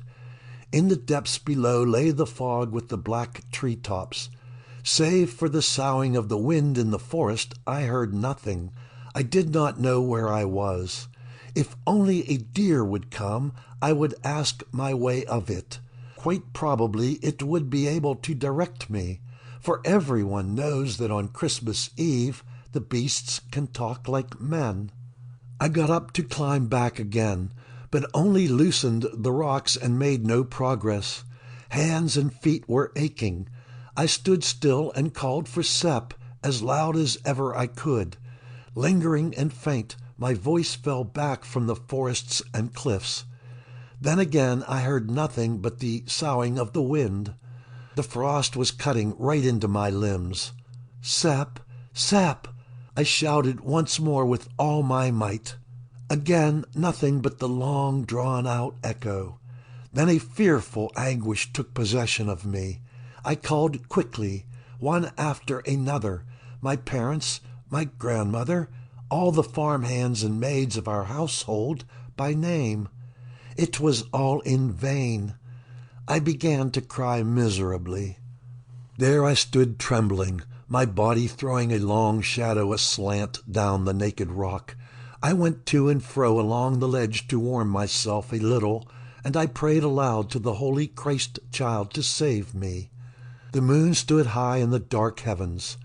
I could no longer cry or pray. I could scarcely move any more. I crouched down, shivering on a stone, and said to myself, I shall go to sleep now. It's all only a dream, and when I wake up I shall either be at home or in heaven. Then on a sudden I heard a rustling in the juniper bushes above me, and soon after I felt that something was touching me and lifting me up. I wanted to scream, but I couldn't. My voice was frozen within me. Fear and anguish kept my eyes fast shut. Hands and feet, too, were as if lamed. I could not move them. Then I felt warm, and it seemed to me as if all the mountain rocked with me. When I came to myself and awoke, it was still night, but I was standing at the door of my home, and the house dog was barking furiously. Somebody had let me slip down on the hard-trodden snow, and had then knocked loudly on the door and hurried away. I recognized this somebody. It was the moss wife. The door opened, and grandmother threw herself upon me with the words, Jesus Christ, here he is. She carried me into the warm living room, but from thence quickly back again into the entrance. There she set me on the bread trough, and hastened outside and blew her most piercing whistle. She was quite alone. When Sep had come back from church and not found me at home, and when, too, the others came and I was with none of them, they had all gone down into the forest, and through the valley and up the other side to the high road, and in all directions. Even my mother had gone with them, and everywhere, all the time, had called out my name. So soon as my grandmother believed it could no longer harm me, she carried me back into the warm room, and when she drew off my shoes and stockings, they were quite frozen together, and almost frozen to my feet. Thereupon she again hurried out of doors, whistled again, brought some snow in a pail, and set me barefoot down in it. Standing thus, I felt such a violent pain in my toes that I groaned. But grandmother said, That's all right. If it hurts, your feet aren't frozen. Soon after that, the red morning light shone in through the window, and one by one all the farm hands came home. At length my father, and quite last of all, when the red disk of the sun was rising over the Vexelalp, and after grandmother had whistled countless times, came my mother. She came to my little bed, where they had tucked me up, my father sitting beside me. She was quite hoarse. She said I ought to go to sleep now, and she covered the window with a cloth so that the sun should not shine in my face. But my father seemed to think I ought not to go to sleep yet. He wanted to know how I had got away from the servant without his noticing it, and where I had been wandering. I at once related how I had lost the path, and how I got into the wilderness, and when I had told them about the moon and the black forests, and about the soughing of the wind and the rocky precipice, my father said under his breath to my mother, Wife, let us give God praise and thanks that he is here. He has been on the Troll's Rock. At these words my mother gave me a kiss on the cheek, a thing she did but seldom, and then she put her apron before her face and went away. "Well, you young scaramouche, and how did you get home after all?" asked my father.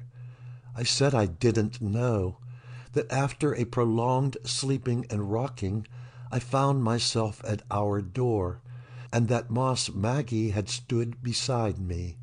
My father asked yet again about this circumstance, but I told him I hadn't got anything else to say about it. My father then said he must be off to high mass in the church, because today was Christmas Day, and he bade me go to sleep. I must have slept many hours after that, for when I awoke it was twilight outside, and in the dwelling room it was nearly dark. My grandmother sat nodding beside my bed, and from the kitchen I heard the crackling of the fire on the hearth. Later, when the servants were all sitting at the evening meal, Moss Maggie was with them at table. During the morning service she had been out in the churchyard, cowering on her husband's grave, and after high mass my father went and found her there, and brought her with him to our house. They could get nothing out of her about the event of the night, save that she had been searching for the Christ child in the forest. Then she came over to my bed and looked at me, and I was scared at her eyes.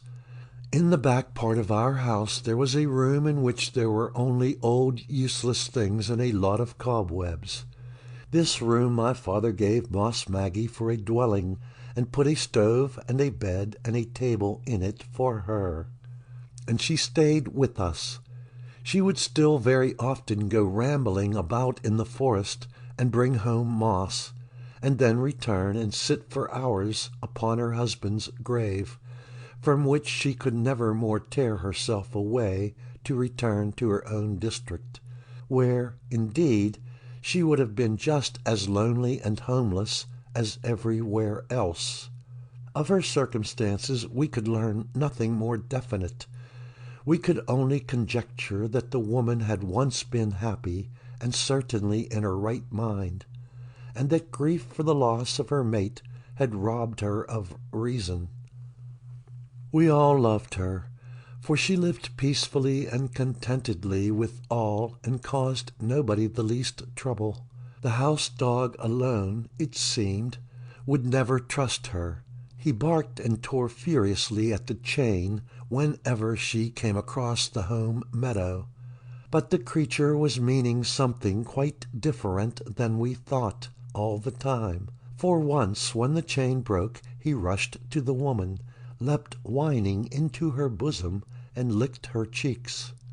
At last, in the late autumn, when Moss Maggie was almost always in the graveyard, there came a time when, instead of barking cheerily, the dog howled by the hour together, so that my grandmother, herself very worn and weary by then, said, "You mark my words, there'll soon be somebody dying in our neighborhood now, when the dog howls like that. God comfort the poor soul." And a little while after that Moss Maggie fell ill, and when winter came she died. In her last moments she held both my father and mother by the hand, and uttered the words, "May God requite you 1,000 and 1,000-fold, right up into heaven itself." End of Christmas Eve by Peter Rosegger, translated by Maud Egerton King, read by Brian Fullen. Christmas Folksong by Lizette Woodworth Reese. The little Jesus came to town. The wind blew up, the wind blew down. Out in the street the wind was bold. Now who would house him from the cold? Then opened wide a stable door. Vain were the rushes on the floor. The ox put forth a horned head. "Come, little Lord, here make thy bed." Up rose the sheep, were folded near. "Thou Lamb of God, come enter here." He entered there to rush and read, who was the Lamb of God indeed. the little Jesus came to town. With ox and sheep he laid him down. Peace to the byre, peace to the fold, for that they housed him from the cold. End of Christmas Folksong by Lizette, Woodworth, Reese. The Christmas Ghost, Unemployment in One of Our Oldest Industries, by Stephen Leacock. The other night I was sitting up late, away after 9 o'clock, thinking about Christmas because it was getting near at hand. And, like everybody else who muses on that subject, I was thinking of the great changes that have taken place in regard to Christmas. I was contrasting Christmas in the old country house of a century ago, with the fires roaring up the chimneys, and Christmas in the modern apartment on the 9th floor with a gasoline generator turned on for the maid's bath. I was thinking of the old stagecoach on the snowy road with its roof piled high with Christmas turkeys and a rosy-faced guard blowing on a key bugle, and the passengers getting down every mile or so at a crooked inn to drink hot spiced ale. And I was comparing all that with the upper berth number 6, car 220, train number 53. I was thinking of the Christmas landscape of long ago, when night settled down upon it with a twinkle of light from the houses miles apart among the spruce trees, and contrasting the scene with the glare of motor lights upon the highway of today. I was thinking of the lonely highwayman shivering round with his clumsy pistols, and comparing the poor fellow's efforts with the high-class bandits of today blowing up a steel express car with nitroglycerin, and disappearing in a roar of gasoline explosions. In other words, I was contrasting yesterday and today, and on the whole, yesterday seemed all to the good. Nor was it only the warmth and romance and snugness of the old Christmas that seemed superior to our days, but Christmas carried with it then a special kind of thrill with its queer terrors, its empty heaths, its lonely graveyards, and its house that stood alone in a wood, haunted. And thinking of that, it occurred to me how completely the ghost business seems to be dying out of our Christmas literature. Not so very long ago, there couldn't be a decent Christmas story or Christmas adventure without a ghost in it, whereas nowadays— And just at that moment I looked and saw that there was a ghost in the room. I can't imagine how he got in, but there he was, sitting in the other easy chair in the dark corner away from the firelight. He had on my own dressing gown, and one saw but little of his face. "Are you a ghost?" I asked. "Yes," he said, "worse luck, I am." I noticed as he spoke that he seemed to wave and shiver as if he were made of smoke. I couldn't help but pity the poor fellow, he seemed so immaterial. "Do you mind," he went on in the same dejected tone, "if I sit here and haunt you for a while?" "By all means," I said, "please do." "Thanks," he answered. "I haven't had anything decent to work on for years and years. This is Christmas Eve, isn't it?" "Yes," I said, "Christmas Eve." "Used to be my busiest night," the ghost complained. "Best night of the whole year. And now— Say," he said, "would you believe it? I went down this evening to that dinner dance they have at the Ritz-Carlton, and I thought I'd haunt it. Thought I'd stand behind one of the tables as a silent spectre, the way I used to in King George III's time." "Well?" I said. "They put me out," groaned the ghost. "The head waiter came up to me and said they didn't allow silent spectres in the dining room. I was put out." He groaned again.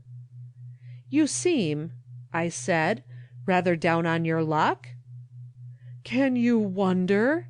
said the ghost, and another shiver rippled up and down him. "I can't get anything to do. Talk of the unemployed. Listen." he went on, speaking with something like animation. "Let me tell you the story of my life." "Can you make it short?" I said. "I'll try. 100 years ago—" "Oh, I say," I protested. "I committed a terrible crime, a murder on the highway—" "You'd get 6 months for that nowadays," I said. "I was never detected. An innocent man was hanged. I died, but I couldn't rest. I haunted the house beside the highway where the murder had been done. It had happened on Christmas Eve, and so, every year on that night—" "I know," I interrupted. "You were heard dragging around a chain and moaning and that sort of thing. I've often read about it." "Precisely," said the ghost. "And for about 80 years it worked out admirably. People became afraid, the house was deserted, trees and shrubs grew thick around it. The wind whistled through its empty chimneys and its broken windows, and at night the lonely wayfarer went shuddering past, and heard with terror the sound of a cry scarce human, while a cold sweat—" "Quite so," I said, "a cold sweat.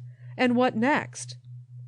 "The days of the motor car came, and they paved the highway and knocked down the house and built a big garage there, with electricity as bright as day. You can't haunt a garage, can you? I tried to stick on and do a little groaning, but nobody seemed to pay any attention. And anyway, I got nervous about the gasoline. I'm too immaterial to be around where there's gasoline. A fellow would blow up, wouldn't he?" "He might," I said. "So what happened?" "Well, one day somebody in the garage actually saw me, and he threw a monkey wrench at me and told me to get to hell out of that garage. So I went." "And after that?" "I haunted round. I've kept on haunting round, but it's no good. There's nothing in it. Houses, hotels, I've tried it all. Once I thought that if I couldn't make a hit any other way, at least I could haunt children. You remember how little children used to live in terror of ghosts and see them in the dark corners of their bedrooms? Well, I admit it was a low-down thing to do, but I tried that." "And it didn't work?" "Work? I should say not. I went one night to a bedroom where a couple of little boys were sleeping, and I started in with a few groans, and then half materialized myself so that I could just be seen. One of the kids sat up in bed and nudged the other and said, 'Say, I do believe there's a ghost in the room.' And the other said, 'Hold on, don't scare him. Let's get the radio set and see if it'll go right through him.' They both hopped out of bed as brisk as bees, and one called downstairs, 'Dad, we've got a ghost up here. We don't know whether he's just an emanation or partially material. We're going to stick radio into him.' Believe me," continued the ghost, "that was all I waited to hear. Electricity just knocks me edgeways." He shuddered, then he went on. "Well, it's been like that ever since. Nowhere to go and nothing to haunt. I've tried all the big hotels, railway stations, everywhere. Once I tried to haunt a Pullman car, but I had hardly started before I observed a notice. 'Quiet is requested for those already retired,' and I had to quit." "Well then," I said, "why don't you just immaterial or dematerial or whatever you call it, and keep so? Why not go away wherever you belong and stay there?" "That's the worst of it," answered the ghost. "They won't let us. They haul us back. These spiritualists have learned the trick of it, and they just summon us up any time they like. They get half-a-crown apiece for each materialization, but what do we get?" The ghost paused, and a sort of spasm went all through him. "Gol darn it!" he exclaimed. "They're at me now. There's a group of fools somewhere sitting round a table at a Christmas Eve party, and they're calling up a ghost just for fun. A darned poor notion of fun, I'd call it. I'd like to... But his voice trailed off. He seemed to collapse as he sat, and my dressing-gown fell on the floor. And at that moment I heard the ringing of the bells that meant it was Christmas Eve midnight, and I knew that the poor fellow had been dragged off to work. End of The Christmas Ghost, Unemployment in One of Our Oldest Industries, by Stephen Leacock. A Christmas Hymn, 1837, by A. Domett. Read by David Lawrence, in Ottawa, Ontario. December 2023. It was the calm and silent night. 700 years and 53 had Rome been growing up to might, and now was queen of land and sea. No sound was heard of clashing wars. Peace brooded o'er the hushed domain. Apollo, Pallas, Jove, and Mars held undisturbed their ancient reign in the solemn midnight centuries ago. 'Twas in the calm and silent night the senator of haughty Rome, impatient, urged his chariot's flight from lordly revel rolling home. Triumphal arches gleaming swell his breast with thoughts of boundless sway. What recked the Roman what befell a paltry province far away in the solemn midnight centuries ago? Within that province far away, when plodding home a weary boor, a streak of light before him lay, fallen through a half-shut stable door across his path. He passed, for naught told what was going on within. How keen the stars, his only thought, the air, how calm and cold and thin, in the solemn midnight centuries ago. O strange indifference! Low and high drowsed over common joys and cares. The earth was still, but knew not why. The world was listening, unawares. How calm a moment may proceed, one that shall thrill the world forever. To that still moment none would heed. Man's doom was linked, no more to sever in the solemn midnight centuries ago. It is the calm and solemn night. 1,000 bells ring out and throw their joyous peals abroad, and smite the darkness, charmed and holy now. The night that erst no name had worn, to it a happy name is given, for in that stable lay new-born the peaceful Prince of earth and heaven, in the solemn midnight centuries ago. End of A Christmas Hymn, 1837, by A. Domett. A Christmas Letter, by Stephen Leacock. Read by Thomas Peter. A Christmas Letter, in answer to a young lady who has sent an invitation to be present at a children's party. Mademoiselle, allow me very gratefully but firmly to refuse your kind invitation. You doubtless mean well, but your ideas are unhappily mistaken. Let us understand one another once and for all. I cannot at my mature age participate in the sports of children with such abandon as I could wish. I entertain, and have always entertained, the sincerest regard for such games as Hunt the Slipper and Blind Man's Buff. But I have now reached a time of life when, to have my eyes blindfolded, and to have a powerful boy of 10 hit me in the back with a hobby-horse, and ask me to guess who hit me, provokes me to a fit of retaliation which could only culminate in reckless criminality.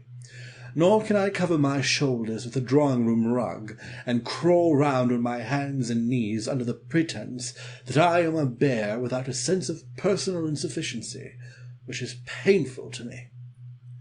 Neither can I look on with a complacent eye at the sad spectacle of your young clerical friend, the Reverend Mr. Uttermost Farthing, abandoning himself to such gambols and appearing in the role of life and soul of the evening. Such a degradation of his holy calling grieves me, and I cannot but suspect him of ulterior motives. You inform me that your maiden aunt intends to help you to entertain the party. I have not, as you know, the honour of your aunt's acquaintance, yet I think I may with reason surmise that she will organize games, guessing games, in which she will ask me to name a river in Asia, beginning with a Z. On my failure to do so, she will put a hot plate down my neck as a forfeit, and the children will clap their hands. These games, my dear young friend, involve the use of a more adaptable intellect than mine, and I cannot consent to be a party to them. May I say in conclusion that I do not consider a 5-cent pen wiper from the top branch of that Christmas tree any adequate compensation for the kind of evening you propose. I have the honour to subscribe myself, your obedient servant. End of A Christmas Letter by Stephen Leacock. Christmas When the West Was Young.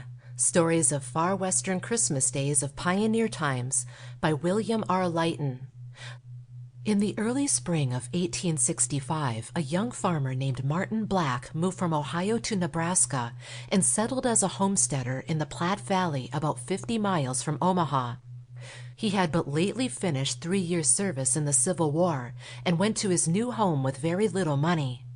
One wagon, drawn by 2 mules, carried everything he owned in the way of furniture, implements, and tools, besides seed for his first year's crop and the first season's supply of food.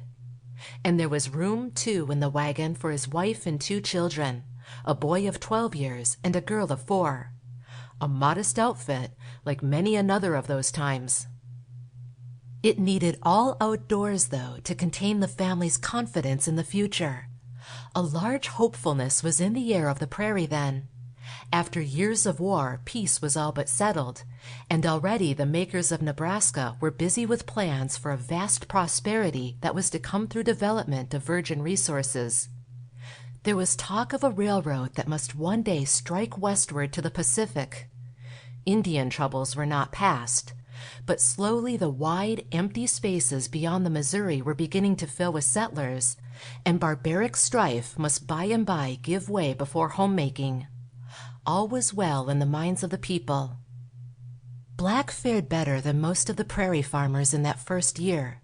His crop on the new sod ground was well tended, and at harvest he had plenty of grain and forage to carry his team through another season, plenty of potatoes stored in the earth-banked pit, plenty of corn for meal-making. They had not lacked abundant game and fish and wild fruits, and as winter drew on he had his family comfortably housed in a snug soddy. The year had been free of mishaps. Christmas was coming close. Things to be done had crowded upon him so fast that he had kept track of the passing days only in a vague way. A calendar record would have seemed foolish when they had the stately procession of the seasons to mark time for them. His last task in preparation for winter was the cutting of long ricks of wood for the house fires. A driving snowstorm stopped him at his work one morning, and then for the first time his thoughts turned to the keeping of the holidays. He made up his mind that he would do something for the family's Christmas, something that would lift the day out of the ordinary course of days and make it memorable. A Christmas tree was out of the question, as no evergreens grew within hundreds of miles. Gifts were not to be bought short of Omaha, and a trip to Omaha and Muleback would take 3 or 4 days. The team was needed at home for getting up the wood where it would be handy to the house. He had driven to Omaha in October for the winter's store of sugar, coffee, and clothing, but he had not thought of Christmas then. Now it became a fixed idea. His wife laughed at him for his insistence. It would be hard, she urged, to make the children happier or more contented than they already were, though he had all the shops of the earth to draw upon. Some homemade sugar candy, a Christmas fire of logs, and a day of vacation would be enough. No, he said, it must be something extra, something from town. I'm going in on foot to get it. Billy can keep on with the wood while I'm gone, and I can be back in plenty of time. He set out next morning for his 100-mile walk. At Omaha, he bought a little packet of gifts and a few delicacies for the Christmas dinner, adding last 25 pounds of wheat flour. For many months the family's bread had been made of cornmeal ground at home on a clumsy mill of his own building. A sweet and wholesome fare, but just a bit monotonous. A white loaf on the table would help out mightily in the day's cheer.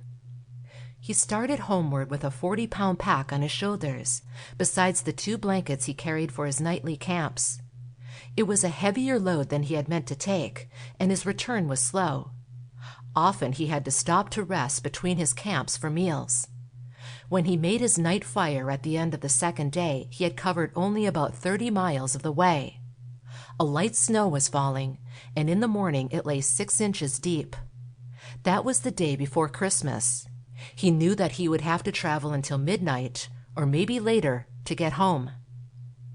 At dusk he came upon a camp beside the trail.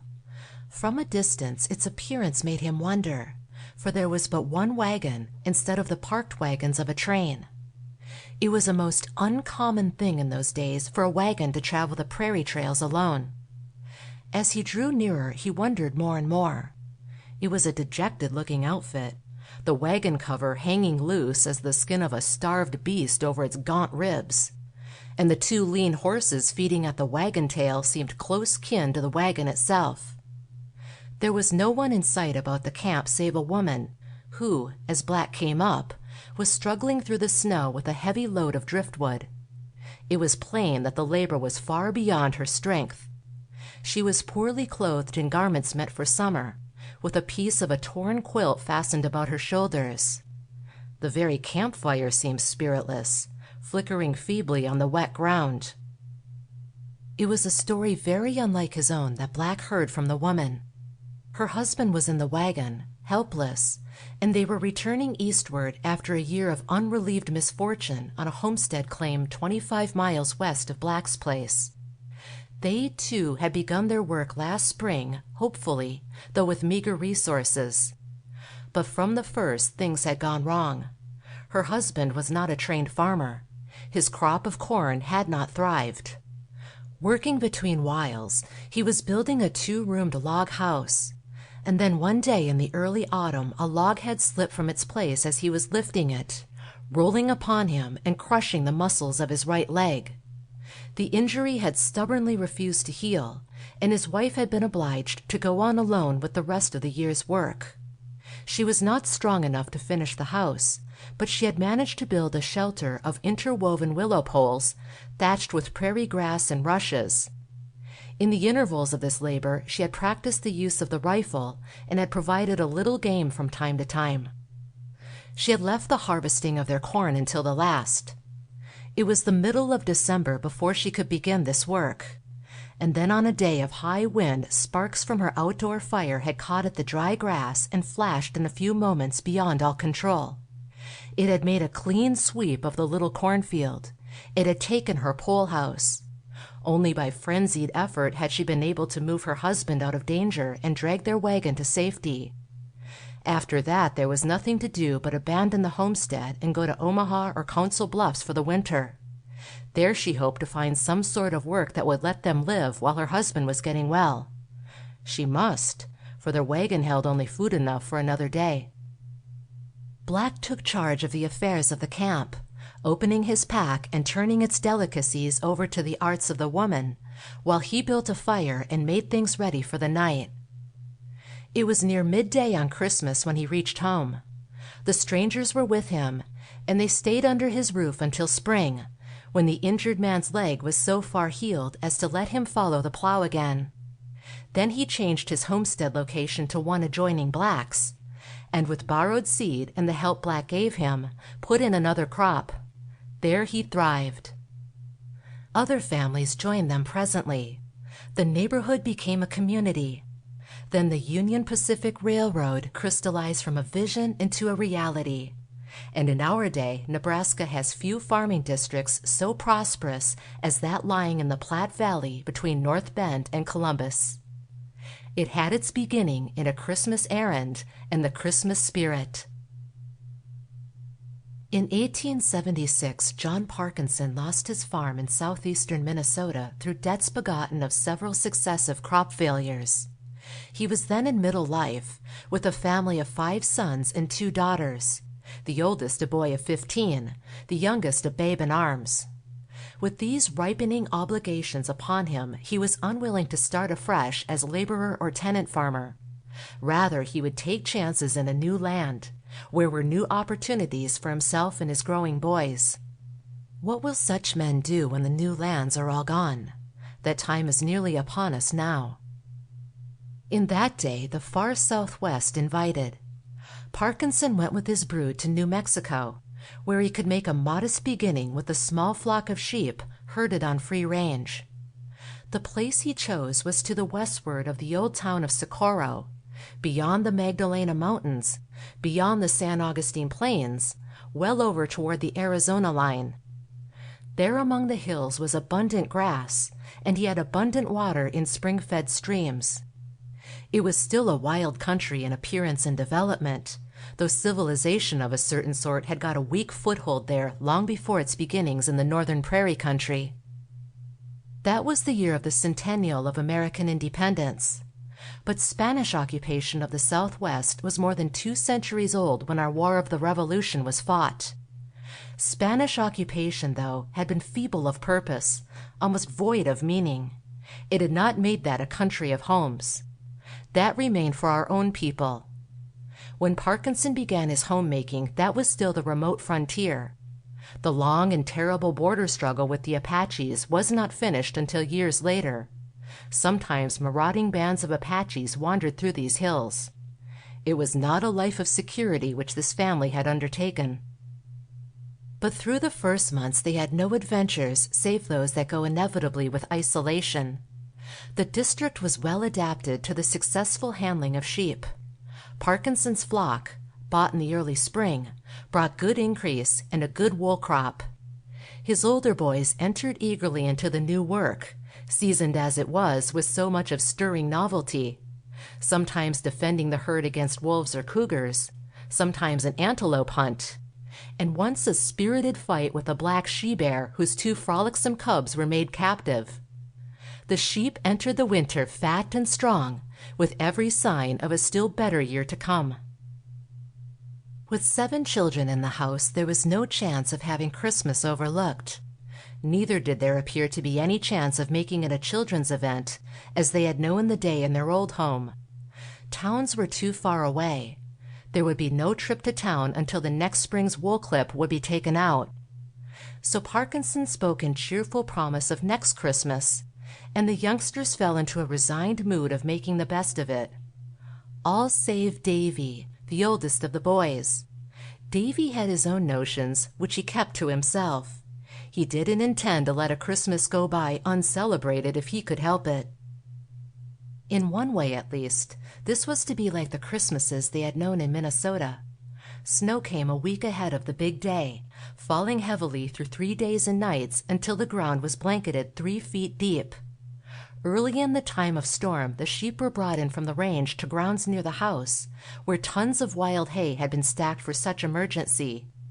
When that was done, Davy had plenty of time for his task. He had picked out his tree at the crest of the hill back of the house, a round-headed, sturdy juniper laden with berries. He would have no tinsel ornaments, but he had a hoarded store of glittering sheets of mica and shining crystals of quartz picked up during his wanderings with the flock, and better than any tinsel. Hidden in the stable he had a half-peck of sweet piñon nuts, picked with infinite pains from their stiff cones and from the mat of fallen needles. Those would be a treat for the other children, who never had enough of them. Other gifts he had, too. Some turquoise beads gathered on the site of a forgotten Indian village up the canyon, rudely fashioned but beautiful, and now strung into a necklace for the baby. For his mother, a small handful of blood-red garnets, some of them nearly as large as buckshot, that he had found one lucky day on the dome of a great anthill. 50 Indian arrowheads for little Sam's collection, something for everybody. Only one thing he lacked that he had set his heart upon, a wild turkey. He knew they were to be had if only he had the craft. Again and again he had seen the sign in the hills, and once he had actually startled a small flock into flight, blundering upon them unexpectedly. He gave the last 2 days to a hunt, wading through the waist-deep snow, but he came back luckless. The family would have to fare on antelope meat. They were well used to it by this time. A change would be welcome. Still, a roasted loin cooked before the open fire wasn't to be despised. The folks could make out. He had cut his tree in the woods and had left it there to be dragged down on Christmas Eve, when the younger children were abed. All outdoors was white with moonlight when he went to get it. Then came the last touch to make his satisfaction complete. The snow about the fallen juniper was thick with turkey tracks. The birds had gathered to feed upon the spicy berries, and had gone to roost almost overhead on the boughs of a dead cedar, their fat bodies making huge dark blots against the moonlit sky, as fair marks as ever a boy shot at. So he got his turkey after all. It was not to be eaten, though, without another bit of excitement. Christmas dinner was put off until evening, as the care of the sheep might interfere with its enjoyment at midday. It was just after dark when the last of the preparations were made. The turkey, hanging head down before the embers in the kitchen fireplace, was crisped and browned to the last degree, bursting with fatness and filling the room with oily fragrance. Mrs. Parkinson was giving it a final basting from the dripping pan before putting it on the table. Then came the interruption. A light sound upon the low, snow-covered kitchen roof, a stealthy tread, and then a scratching at the top of the wide-throated chimney. Bits of mud, loosened from the chinking in the stones, dropped upon the coals. A prowling wildcat, made bold by hunger after a week of poor hunting in the deep snow, had caught the rich scent of the roasting meat and had come to investigate. They could not tell whether his feet blundered on the stones in his eagerness, or whether it was an act of daring. But in another moment he came slipping, sliding, and screaming down the chimney, falling plump into the coals. Furious with pain and fright, he leaped into the kitchen and gave them a lively minute or two before he could be killed. Bits of sentiment, adventure, and humor might be multiplied beyond limit in telling of those far western Christmas days of pioneer times. Once, when the Gunnison country of Colorado was only a group of mining camps, out of the world, getting its supplies by wagon over the mountain trails, a freighter named Ben Edmiston made a midwinter trip into the country with groceries. Times were prosperous in the Gunnison district. Some great strikes had been reported during the autumn and winter months. Edmiston had made up his mind that he would be able to drive a thrifty trade in Christmas delicacies and trinkets if he could reach the camps by holiday time. His wagon was loaded with the luxuries of life: canned fruits, sugar-cured hams from the East, boxes of sweet crackers, pails of candy, and a lot of odds and ends. A week before Christmas he was congratulating himself that he would have ample time at the camps to dispose of his cargo. The early part of December had been mild, without much snow, and the trails were open. He made good time until he got well into the mountains. Then, without warning, the winter's snows began. One morning, 3 or 4 days before Christmas, he awoke to find a hard storm driving. 6 inches of snow lay upon his blankets, and the wind was piling the snow deep in the hollows. By noontime he had to shovel the heaped snow out of his way in the cuts. The next morning, before leaving camp, he divided his load in half, pushing ahead with what he thought he might be able to carry through. His progress was more and more slow. On the night before Christmas he was blocked. There was nothing in that to dismay him, save that it meant, perhaps, some loss of trading. He had food enough on his wagon for a winter's supply, even if he fared sumptuously every day. He wasn't at all worried on his own account. He built a snug windbreak out of boughs beside his wagon, started a campfire, spent the night in solid comfort, and in the long leisure of the next day made ready for a Christmas dinner. Though it was to be eaten in solitude, it was to be no commonplace camp event. It would set a record for holiday feasts in the mountains. Just as darkness fell, it was ready. He had broiled 2 thick slices of tender ham, He had opened a box of his sweet crackers, a can of peaches in thick syrup, a can of preserved plums, and a can of sardines in oil. There were besides some odds and ends of delicacies, all spread out upon the ground between the campfire and the shelter of boughs. At the last he wanted water for his pot of coffee and went down to a spring at the foot of the slope below the trail. Suddenly he heard his camp in commotion. The horses, tethered in shelter near the wagon, were snorting and plunging in frightened excitement. One of them broke away and went down the trail at top speed. The others were evidently in a frenzy of fear. Dropping his pail of water, Edmiston scrambled up the bank. He had a Christmas guest, an uninvited guest, but one nevertheless very much at home. A brown bear was squatted in the midst of the feast spread upon the ground, helping himself most informally, hungrily indifferent to everything but this rare chance for a full meal. How the beast happened to be there, Edmiston could only guess.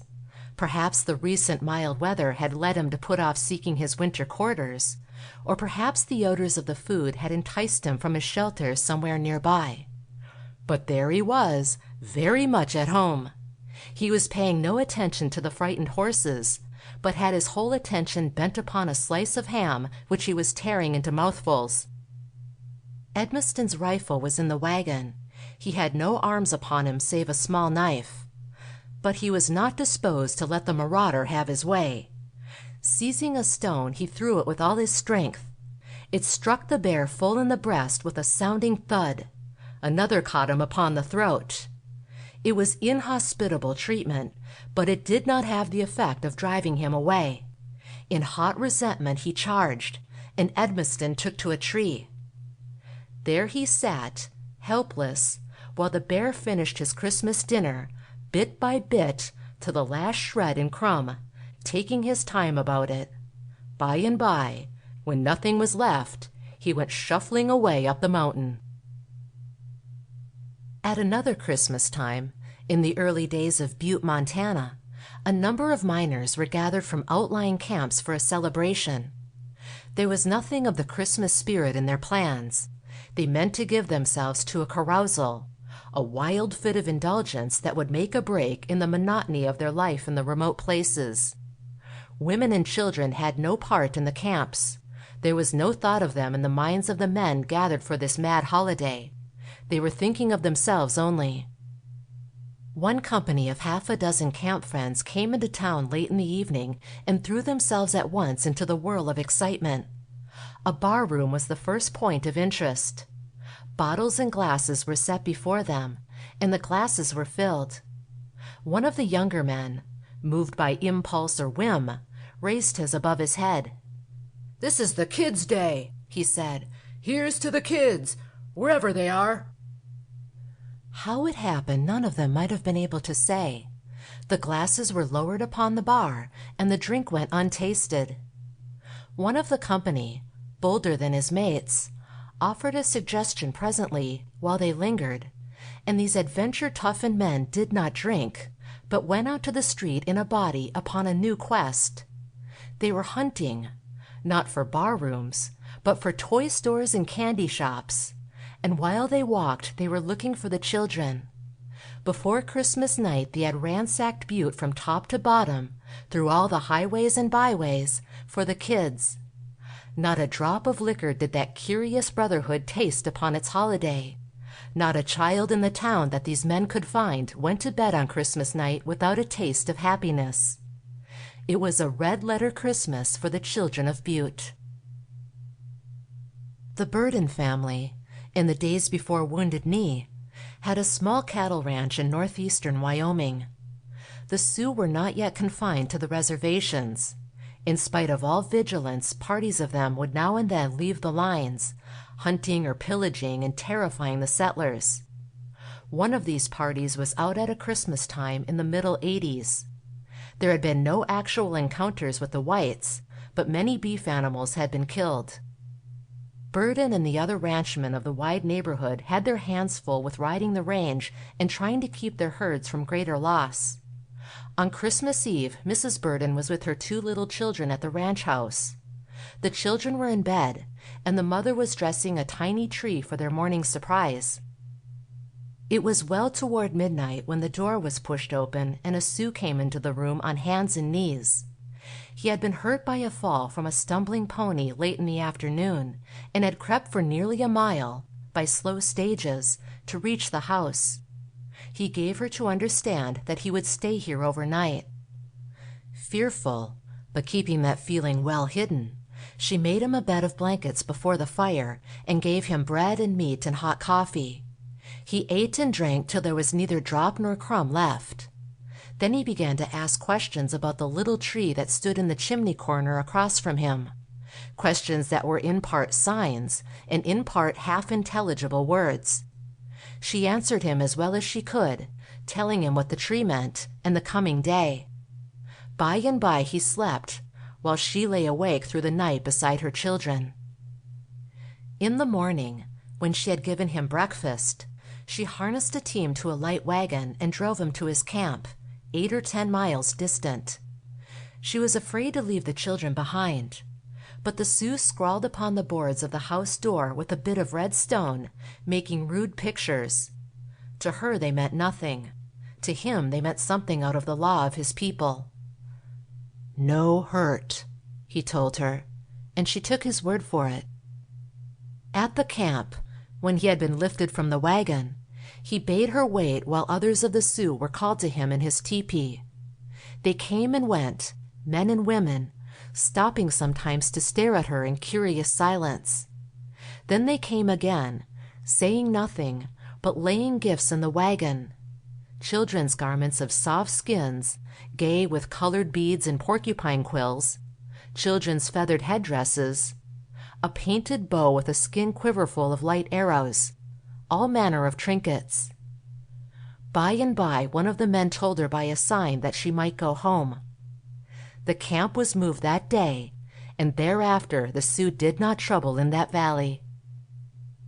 Full of these Christmas tales is the West, Christmas tales of the times when it was young. Most of them tell of poor makeshifts for Christmas as we know it. But wasn't the manger in Bethlehem something of a makeshift? End of Christmas When the West Was Young. Stories of Far Western Christmas Days of Pioneer Times by William R. Leighton. Read by Andrea Kotzer. A Dark Evening by Pansy. Read by Tricia G. A dark evening. He was just discouraged, and that was the whole of it. He sat close to the stove, leaned his ragged elbow on his knee and his cheek on a rather sooty hand, and gave himself up to troubled thought, the 2 books which had slipped from him lying unheeded on the floor. Let them lie there. What was the use in trying to study? Here was the 3rd evening this week that he had been held after hours, when he wanted to go to the night school and find out how to do that example. He might just as well give up first as last.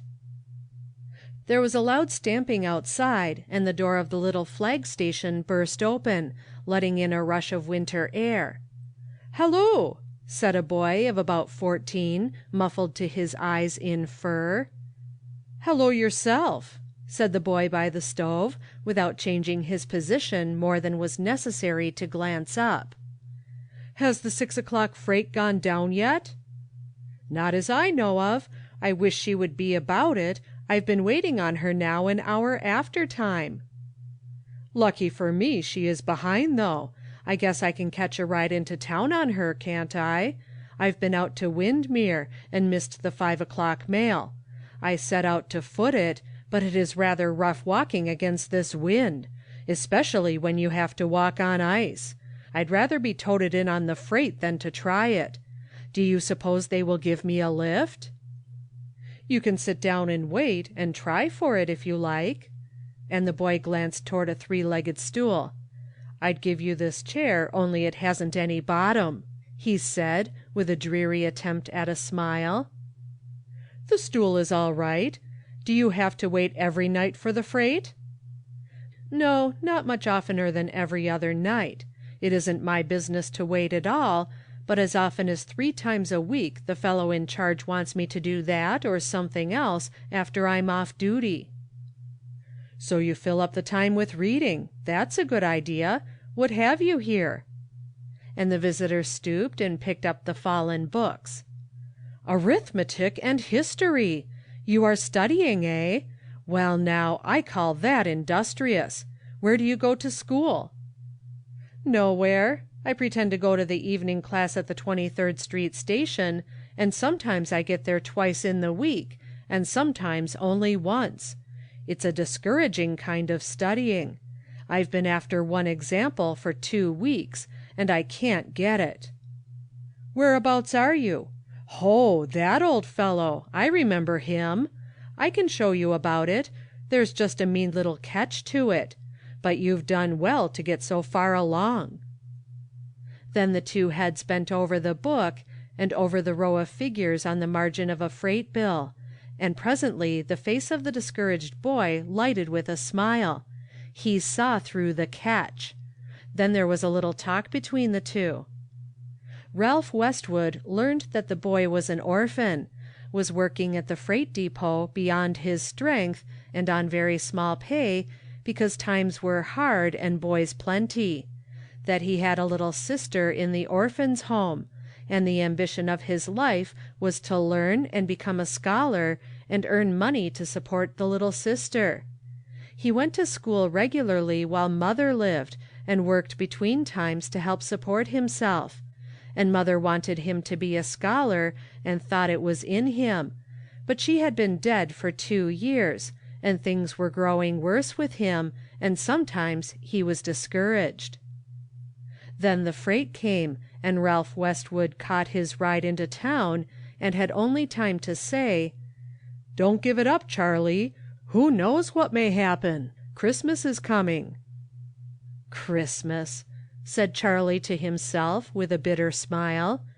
What could that bring to him but more work because of an extra train, and late hours, and scanty fare, and not even time to run up to the home and see little Nell? Didn't he remember how it was last Christmas? As for Ralph Westwood, he waited only to brush the snow from his clothes and wash away the stains of soot from his hands, which must have been left when he shook hands with Charlie. Then he sought a handsome library where a gentleman sat reading. Here he did not even wait to reply to the cordial "Good evening," which greeted him, save as his polite bow was a reply. Then he dashed into business. "Uncle Ralph, I've found your boy for you."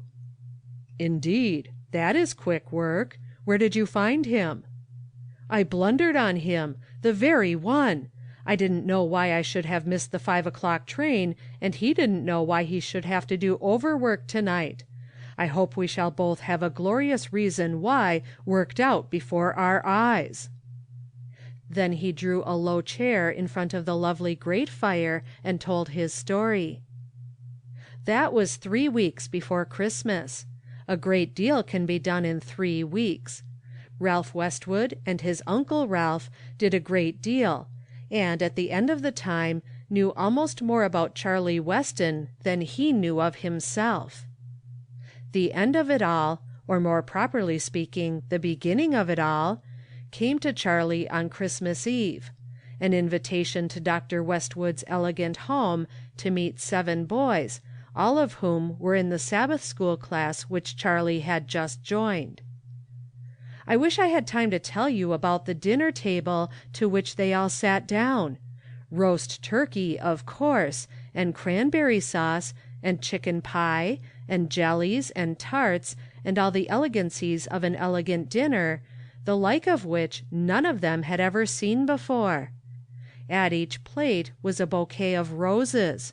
Think of roses at Christmas for 8 hard-working, homeless boys! Some people might think they didn't like those roses with all their hearts, but some people don't understand some boys. Slipped into each bouquet was a slip of paper which said on it, "Merry Christmas," in beautiful writing, and then followed wonderful things. One paper was a receipt for a year's house rent, for one of the boys who lived with his mother and had hard work to meet the landlord's agent each month. Another had an order on a certain tailor for a full suit of clothes, such as it could be plainly seen he very much needed. Every one had something. When Charlie Weston read his, he turned red and pale by turns, and stammered and trembled, and knew not what to say. It was longer than the others, and it took him some time to understand it all, but at last he made out that he was to enter the Fort Street Grammar School as a pupil on the Tuesday after New Year's, and that his home was to be at Dr. Westwood's office, which he was expected to keep in order in return for his board and clothes. What an amazing chance had come to him! Do you wonder that he trembled and stammered? But, after all, I don't know that he was any happier than Ralph Westwood, who hovered about him in great satisfaction, and in one of the pauses of his duties as assistant host, found a chance to murmur, "I say, Charlie, aren't you rather glad the 6 o'clock freight was late that night?" End of A Dark Evening by Pansy. Darling, a Christmas story. Go along with you, good-for-nothing. The cruel words were accompanied by a savage push, and the cellar door of a dilapidated tenement closed with a crash. Up the broken stone steps into the unpitying December night crept a little boy, shivering and weeping bitterly. He was only 6 years old, a mere baby, and, filled with terror, turned the nearest corner and fled as fast as his tiny feet would carry him until, almost breathless and completely bewildered, he sank down in the shadow of a great warehouse. Only a few days ago it was all so different. There was a soft-voiced lady named Mamma who called him darling and kissed him. She used to sew all day, and sometimes in the night he would wake to find her arms about him and his face wet. And one night she told him she was going to heaven, a bright, warm, beautiful place. She couldn't take him with her, but if he would be a good boy, Jesus would bring him there sometime. The next morning she was very white and still, and did not answer when he called her name. Then people came and took him downstairs and were not kind to him, and ever since he had been hungry and cold and lonesome. Why not ask Jesus to take him to heaven now? No passer-by heard the sweet lisping tones that said, "Mamma's dweezes, I's twying to be good. I want my mamma. Please show me where heaven is." But above the Christmas Eve jubilee of the great city, up through the azure heights to the throne of him who was once a babe in Bethlehem of Judea, went that baby prayer. The sobs ceased. The tiny figure rose and trudged bravely on and on, unnoticed by the crowd that surged through the thoroughfare into which he had turned. A little way back from the street stood a great ivory-mantled church. There was a faint illumination within which threw out soft tints of crimson and blue upon the newly fallen snow. The vestibule doors stood ajar. "This is most heaven," said the child, creeping into the great temple. It was not the hour of service, and a solitary light in the organ loft served only to dissolve the darkness into a twilight through which the massive grandeur of the sacred place could be felt rather than seen. Strains of soft, delicious music, floating on the warm air and mingling with the fragrance of flowers, seemed to breathe peace on earth through all the shadowy arches. "This Jesus will come the west of the way," softly murmured the child as, overcome by fatigue, he entered a high-backed pew and was soon asleep on the velvet cushions. Miss Deborah Van Zandt sat in a great easy-chair before a blazing fire, and gazed long and sadly into the glowing depths, which sent a ruddy gleam over her snowy hair, stern, handsome face, and shapely, gem-studded hands. Christmas Eve, and she the only surviving member of her family, encased in her pride of birth and wealth alone in her palatial home, unloving and unloved on this, the gladdest night of the year. It is no wonder that a feeling of unconquerable loneliness and longing began to melt the frigidity of her nature. She rose and walked to the window, and drawing aside the heavy curtains, watched the brilliantly lighted houses across the way, until a tear fell on her folded hands. For a moment she let it lie there, looking at it with sorrowful interest, for to the stately mistress of the Van Zandt mansion it was rarer than a diamond. But the carriage stood at the door, and the maid entered the room with Miss Deborah's bonnet and fur cloak.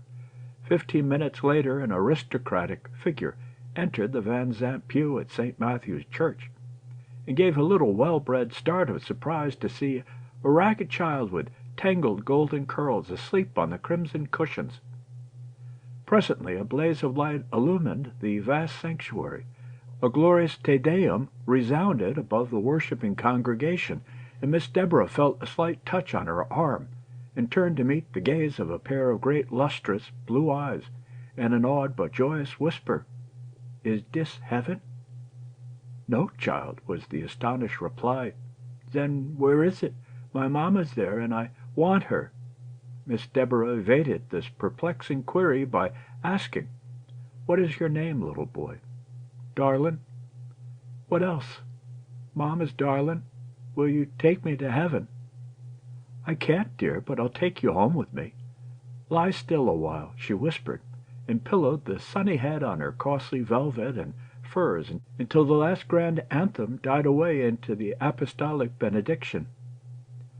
2 hours after, Miss Deborah sat once more in her luxurious home, with an inspiration in her heart and a white-robed Christmas gift in her arms. "Is it you, my other mamma?" cooed a tiny voice, as a dimpled cheek nestled against her own. "Yes, darling." "Then I has 2 mammas, and Jesus."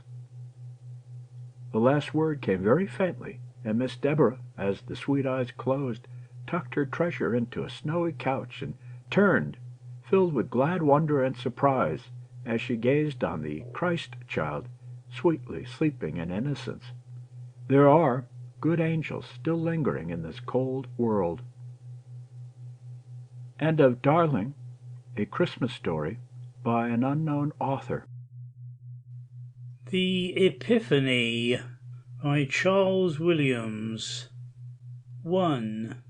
It was a king of Negro land, a king of Chinatown, and an old prince of Iran, who to the child kneeled down.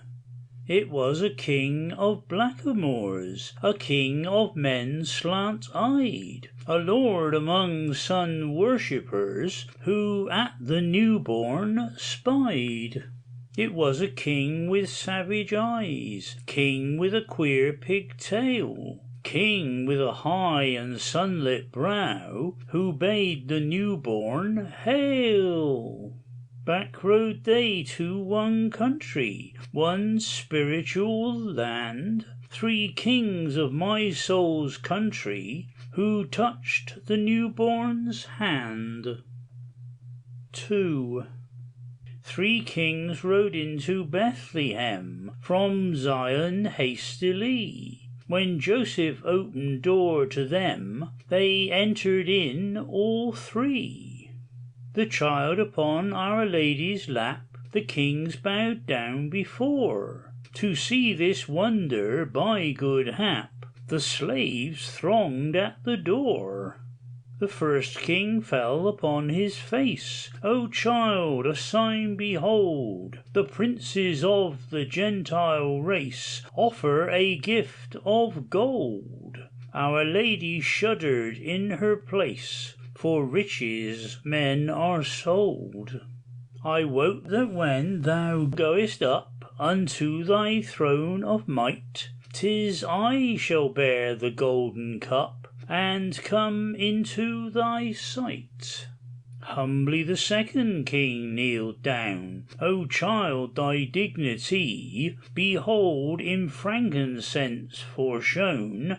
Take thou this gift from me. Our Lady covered with her gown her eyes from perjury. I wot that when with offering thou seest thy father's face, 'tis I that shall the censer swing in that most holy place. The third stood forth and bowed his head. I bring a gift of myrrh. Our Lady crossed herself for dread when he looked down on her. I bring a gift, O child, he said, meet for thy sepulchre. I wot that when thy lips are dumb, and men defile thy head, 'tis I shall wait thee till thou come to be among the dead. When thou art neither king nor priest, thou shalt be friend to me. When thou of all slain men art least, 'tis I shall neighbour be. But when thou sway'st thy golden rod, or drinkest the new wine, or goest in before thy God with minstrelsy divine, 'tis I of whom within thy breast the hidden pledge shall be. The prayer wherewith thou art possessed shall be a prayer for me.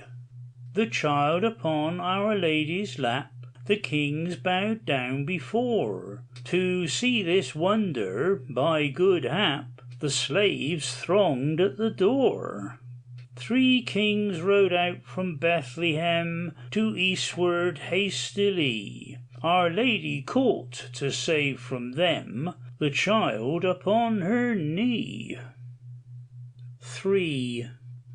King Herod was a wiser king than all the eastern lords. They brought incense, gold, and myrrh. He sent swords. They saw a new prophet born. Down their gifts they laid. In dream King Herod looked on man and was afraid. In dream saw God a carpenter marching with his guild, saw the mighty strikes begin, God's death he willed. Lest on the oppressor roll war through town and shire, not with noise or bloody ware, but with fuel of fire. Lest the Christ, the people's Son, without end increase, on his shoulder government, and his name peace. King Herod was a wiser king than all our English lords. They bring acts of parliament, but he sent swords. End of the Epiphany by Charles Williams. Read by Alan Mapstone. Father Christmas at Home by Mrs. M. H. Spielman. Read by Stacy M. Twilight. It was afternoon on a cold December day. Eva, all alone in the schoolroom, sat down on the hearthrug and looked thoughtfully into the fire. She was, however, not quite alone, for her tiny Yorkshire Terrier sprang on her lap, and after turning round and round, pawing at her frock as though to make a comfortable hollow, settled cozily down. "Dot," she said, smoothing the hair back from its eyes, "I'm very miserable. Tomorrow is Christmas Eve, and everyone is happy except me. I'm in trouble again. Somehow I'm always in trouble. I've spoilt my velvet frock washing your feet, and you didn't want them washed, did you?" The Honorable Dot, to give it its full title, looked desirous of forgetting the incident, then licked her hand as a reply seemed expected. "Perhaps if I had some brothers and sisters, they'd get into mischief sometimes, and it wouldn't always be me." Dot paid no heed to her grammar, was bored, and sighed heavily. "I really didn't mean it when I said I gloried in being naughty. Don't snore, Honorable. There'll be complaints from next door." It was curious, but Eva was having remorse, brought on by all the talk of peace and goodwill, which was in the air. "I've tried things before," she muttered. "But I know what I'll do this time," she exclaimed. "I'll give a cot to a hospital." The little dog growled a protest as she suddenly got up from the floor. Eva counted the money in her money box. I've 5 shillings, all but 3 farthings. I'm sure that is nothing like enough, she mused. It must cost at least 1,000,000 sterling pounds. Tears came into her eyes, but they flowed down onto a smile, as she thought of someone who always managed to do kind deeds and who might help her. Father Christmas. Eva thought of asking no less a person than Father Christmas himself to advise her. But how to find him and get a nice quiet chat with him was the difficulty. That he would come to her on Christmas Eve she had no doubt, as he never forgot her, but she had only managed to be awake and see him once, a long time ago, and then she but got a glimpse of him, for he rushed out of her room as though in a terrible hurry. Dot's little mistress slept badly that night. She was racking her brain as to how she could manage to remain awake so as to see Father Christmas when he came, and then how she could coax him to stay for a talk, for she knew quite well how busy he must be when he was on his rounds. The following afternoon, during a general rummage that was going on to find tiny candles and colored glass balls that were over from last year's Christmas tree, Eva picked up a scrap of printed paper which had come out of an old cracker. She took it upstairs to her favorite spot on the hearthrug and read it aloud to Dot. Father Christmas sends this note from out his mansion by the moat to all who live on land and sea, to honor Christmas Day with glee, inviting them to pass his way with glee to honor Christmas Day. Eva flushed with excitement. "Why, it's a message from him!" she cried. "It's some kind of invitation!" And she gave Dot such a squeeze of delight that the little creature squeaked shrilly, scurried off, and laid low under the table. She thought and puzzled and pondered over the lines she had just read. At last she grasped their meaning. "Of course! How simple after all!" she concluded. "He lives at some moated house, and I must go to him, not wait for him to come to me. He always comes down the chimney. That's the way I must go up." Eva didn't hesitate a moment. The opportunity had come for which she longed. She ran downstairs into the large old-fashioned hall, which was overheated as usual by the hot air pipes, for the huge chimney place was too much of a curiosity ever to be used. Here, she felt sure, was the starting point of her adventure. Luckily, no one was about. It was windy when she looked up the great chimney, so she took her long fair hair and made it into a loose plait in order to keep it from blowing about her face. Then she prepared to start and secure the first footing. Eva had never been up a chimney before, and when she began climbing, she was quite surprised to find how nice and clean it was, with steps and all white tiles. She toiled up, and could see blue sky and fleeting white clouds above. After a time, she stopped to rest in a little recess in the chimney side. When she started climbing again, the blue sky faded away, twilight came on, and in this very, very long chimney, the light became quite dim. Very soon, however, she felt with a little thrill of pleasure the keen air all around her head and shoulders, and she knew she had come to the top. Fortunately, there was a ladder already placed for Father Christmas to mount, and down that she went, looking below all the time so as not to make a false step. It was a very, very long ladder indeed, and Eva began to think she would have to go on stepping down forever, when at last she found herself on the ground again, in a country field with hoarfrost stiffening the blades of grass, across which she ran straight ahead as hard as ever she could go. Starlight.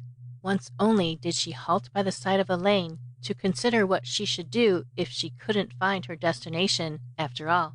2 robins alighted in front of her, hopped about, and fluttered forward. They were so persistent that they interested her, and she followed them. They flew along a side path, and Eva ran after them, ran till she arrived eager and breathless at a wooden bridge, and found that she was in a park, that above her was the dark vault of heaven, decked out in all its diamonds, that the bridge led across a moat, and that in front of her was a splendid old country mansion, brilliantly lighted up, where the robins alighted on a window-sill, and paying no further attention to her, busied themselves with crumbs. Then Eva advanced, almost in spite of herself, went up the front steps, and, standing on tiptoe, lifted the knocker and let it fall. The knocker resounded for a while musically, like a peal of bells. When they ceased, the door opened, and a very ancient man confronted her. He was tall and thin and bent, and was dressed in draperies, with bare legs, and he had a funny little curl in the middle of his bald forehead. "Is Father Christmas at home, please?" faltered Eva. "Yes, little madam," came the reply. "Do you want to see him? Really? But you will be astonished. I warn you. Aren't you frightened?" "Not a bit," replied Eva. "Brave little girl," said the very ancient man. "Come in." And he ushered her into an old oak-paneled room. It had a delicious sense of comfort, and a delight about it which, for the moment, she didn't try to define. Her attention was attracted by catching sight of what she thought was her own reflection in the large mirror against the wall. It was a little girl who came in at the same time, and was of exactly her own height. As she looked closer, she saw that the other child was uglier than herself, unkind in expression, slovenly in appearance, and tried to hide herself, rather, in the dark corner where she remained. And Eva, in the novel surroundings, soon forgot all about her. At the far end was a great log fire, and near it a huge armchair, in which sat a stout, healthy, red-faced old gentleman, warmly wrapped in a crimson dressing-gown. He was leaning back, thinking or dozing. Eva advanced with soft steps. She was full of eagerness and excitement, for she recognized the white-bearded, handsome old face at once from the many-colored portraits she had seen. It was Father Christmas himself. Eva never knew what impelled her to do it, but when she got close to him, she simply threw her arms around his neck and kissed him. "Bless my soul!" exclaimed Father Christmas, starting, and catching her up, he seated her on his knee. He recognized her at once. "How you've grown since last year, Eva!" and he looked at her with beaming eyes.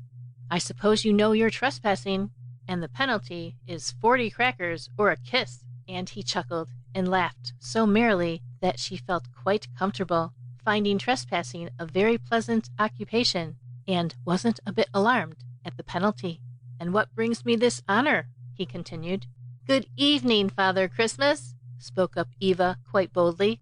"I'm afraid I disturbed you." "Oh, yes, you've disturbed me, all right," he replied briskly, "but I was only resting a little after my labors before going on my rounds tonight." "What labors?" "Toys. Toys and sweets. I've been making toys and things all the year through, and have only just got them finished in time. I love making crackers, too. I spend all my evenings writing mottos for them." "I found your invitation, Mr. Christmas." "Bless me, did you now? Ah." He stroked his beard thoughtfully for a moment, and remained silent. Eva looked about her in amazement. "Those are all secrets," he observed after a time. Father Christmas included with a sweep of the arm the toys which were everywhere about, hanging from the ceiling, lying about on the tables and sofas, standing as ornaments on the mantelpiece, filling the shelves of the bookcases, peeping from behind the glass cabinets, toys wherever one looked. He arose, and, taking her by the hand, led her round to enjoy the pretty sight, and paying no attention whatever to the sullen little girl in the corner. He asked Eva if she would like to see around his domain. "Oh, yes, yes," she cried. She quite appreciated the special honor that was being done her. "They'll be coming in here soon to pack," he added. "I'm going to leave all these secrets myself at their destinations." There was a tremendous bustle going on at the rear of the premises, where a whole army of packers, carriers, postmen, and porters were hurrying about, letting down toys from the loft, packing them, labeling them to places far and wide, loading them on huge vans which came rumbling in and out of the courtyard with cracking of whips and parting shouts of good luck. Superintending the arrangements, walking to and fro, was the very ancient man. He was so alert and always on the spot where wanted, yet Eva was thinking his age must at least be 200, when Father Christmas said kindly, "My dear, this is my father. He is known as Father Time, and you have known him without having really met him face to face before." "I didn't recognize him, and I didn't know he was your father, sir," she whispered. "Why, yes, don't you know that my full name is Christmas Time?" "Of course it is," she exclaimed with a laugh. The next visit was through a covered way to the printing works, where the mottos and directions for toys and Father Christmas's visiting cards were printed. These cards were all different in design, and each was a beautiful picture stamped with his name and his own motto, peace and goodwill. Behind was the sweet factory, with its tempting packets and muslin stockings of all sizes full of sugar plums. But as Father Time appeared, Father Christmas whispered that he feared they must not linger, and led the way up a spiral staircase in order to enable Eva to have a peep into the toy loft, where men were letting the toys down into the busy yard below.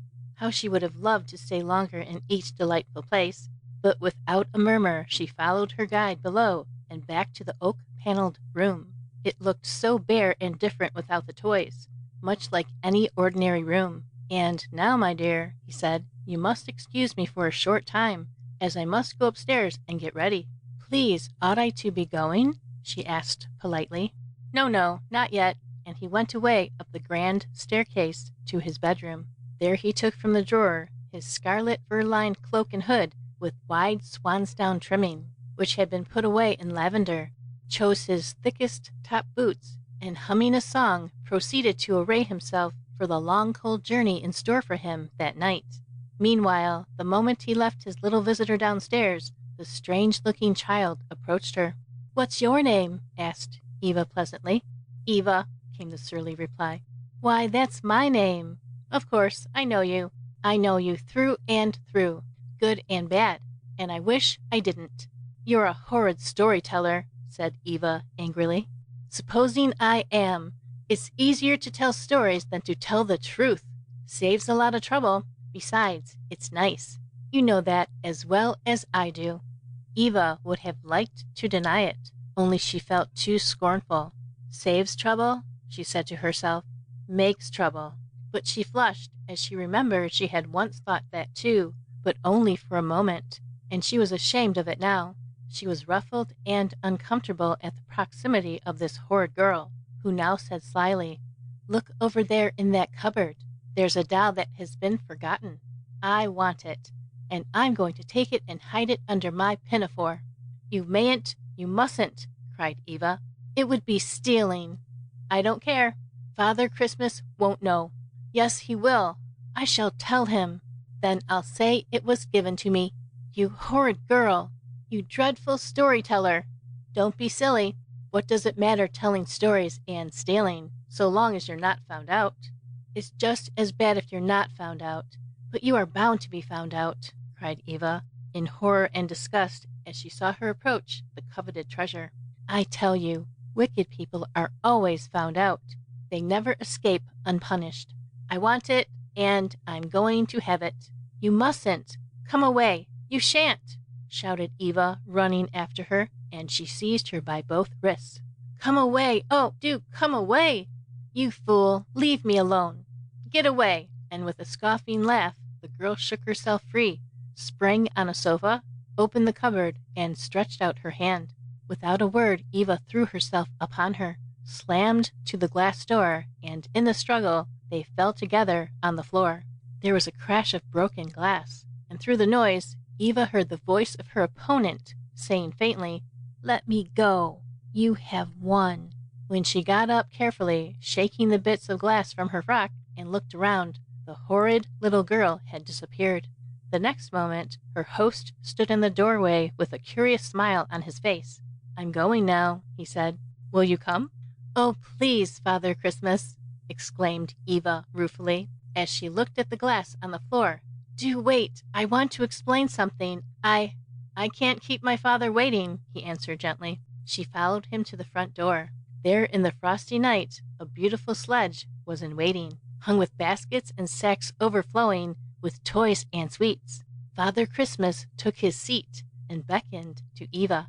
To her joy, he lifted her onto his lap and wrapped his great coat about her. Father Time, who was on the box, shook the reins, and the two reindeer, impatient to be off, sped rapidly away amid the jangling of bells, carrying the travelers over the bridge, through the park, past holly and fir trees all powdered with glistening frost, out over the country into the bright, crisp night. Moonlight. There was Eva with Father Christmas, all snug amongst his soft furs on his rounds. Why do you take some toys yourself, she asked, and send others away in the great carts? Those in the carts are for my export and wholesale trade shops, and so on. These I take are for my special favorites. You're on my list, my dear, you know. Eva's heart was full of tenderness and pride, but tears were in her eyes as she said, peering appealingly into his kind face, "May I whisper something?" He bent his head, and she whispered. "Bless my soul," was all Father Christmas replied, but he looked very pleased and jolly. "And I should like to pay for it," continued Eva. "I've got 5 shillings, all but 3 farthings. Never mind about that, my dear." "But I'm sure I ought," she replied dubiously. "Dear Father Christmas, you are always doing kindnesses. Could you tell me how to do something like giving a cot to a hospital, or a free library, or something? That's what I really came to ask you about, only I forgot it until now. I'm so often in trouble, and I've so often tried to do some good, but it doesn't come off somehow." And she sighed.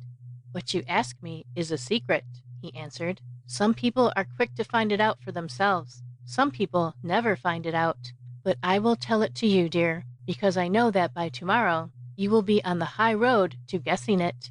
It is this: you need not give things. You needn't try to be good. Try only not to be troublesome. If you are sweet and gentle and kind, you give happiness. Not only do you give it, but you can then only find happiness yourself." Somehow it didn't sound a bit like a sermon. It was more like being told the delightfully easy answer to a difficult sum. Eva nestled closer to her dear old friend as she listened. It was all so peaceful, reassuring, and soothing. The moon was shining down on the sledge and its strange occupants, and Eva was just going to ask if he could tell her who the little girl was, and all about her, when she felt her arms were being disengaged from where they clung about him, and she found herself gently deposited on firm ground, and alone.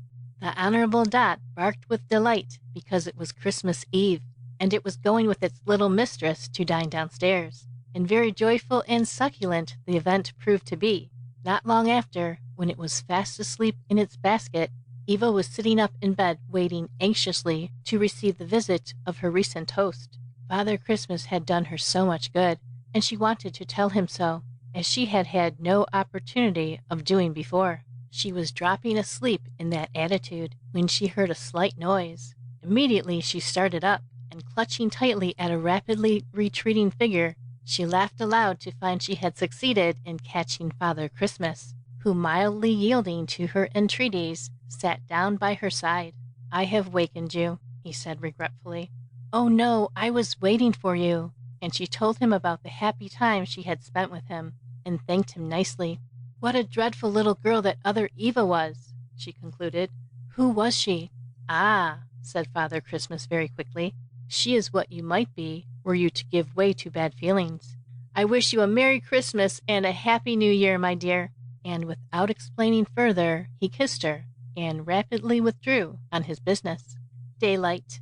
Outside the uncurtained window the sun was shining. Snow had been falling softly, and was piled high on the sill, and over the hushed landscape from the far distance the Christmas bells were ringing. Eva joyfully hugged a large doll, which she had found asleep on her pillow. It was only later, when she thought over past events in detail, that it appeared to her, though she had not paid attention to it at the time, that Father Christmas seemed ill at ease when he was her visitor. Perhaps it was because he was in a hurry. Somehow he was different from the stout, merry-faced old gentleman she had been to see. He had strangely shrunk to nearly as thin as her own father, and as pale comparatively, which she thought very odd. And when she looked up into that wonderful and mysterious old chimney again, she saw that it was all dark and black, and as uninviting as any ordinary dirty old chimney, so that it was quite hopeless for her ever to venture up it again to find old Father Christmas at home. End of Father Christmas at Home by Mrs. M.H. Spielman. The Heavenly Christmas Tree by Fyodor Dostoevsky. I am a novelist, and I suppose I have made up this story. I write "I suppose," though I know for a fact that I have made it up, but yet I keep fancying that it must have happened somewhere at some time, that it must have happened on Christmas Eve in some great town in a time of terrible frost. I have a vision of a boy, a little boy, 6 years old or even younger. This boy woke up that morning in a cold, damp cellar. He was dressed in a sort of little dressing gown and was shivering with cold. There was a cloud of white steam from his breath, and sitting on a box in the corner he blew the steam out of his mouth and amused himself in his dullness watching it float away. But he was terribly hungry. Several times that morning he went up to take the plank bed where his sick mother was lying on a mattress as thin as a pancake, with some sort of bundle under her head for a pillow. How had she come here? She must have come with her boy from some other town and suddenly fallen ill. The landlady who let the corners had been taken 2 days before to the police station.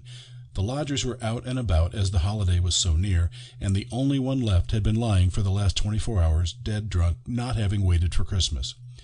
In another corner of the room, a wretched old woman of 80, who had once been a children's nurse but was now left to die friendless, was moaning and groaning with rheumatism, scolding and grumbling at the boy so that he was afraid to go near her corner. He had got a drink of water in the outer room, but could not find a crust anywhere, and he had been on the point of waking his mother a dozen times. He felt frightened at last in the darkness. It had long been dusk, but no light was kindled. Touching his mother's face, he was surprised that she did not move at all, and that she was as cold as the wall. "It is very cold here," he thought. He stood a little, unconsciously letting his hands rest on the dead woman's shoulders. Then he breathed on his fingers to warm them, and then quietly, fumbling for his cap on the bed, he went out of the cellar.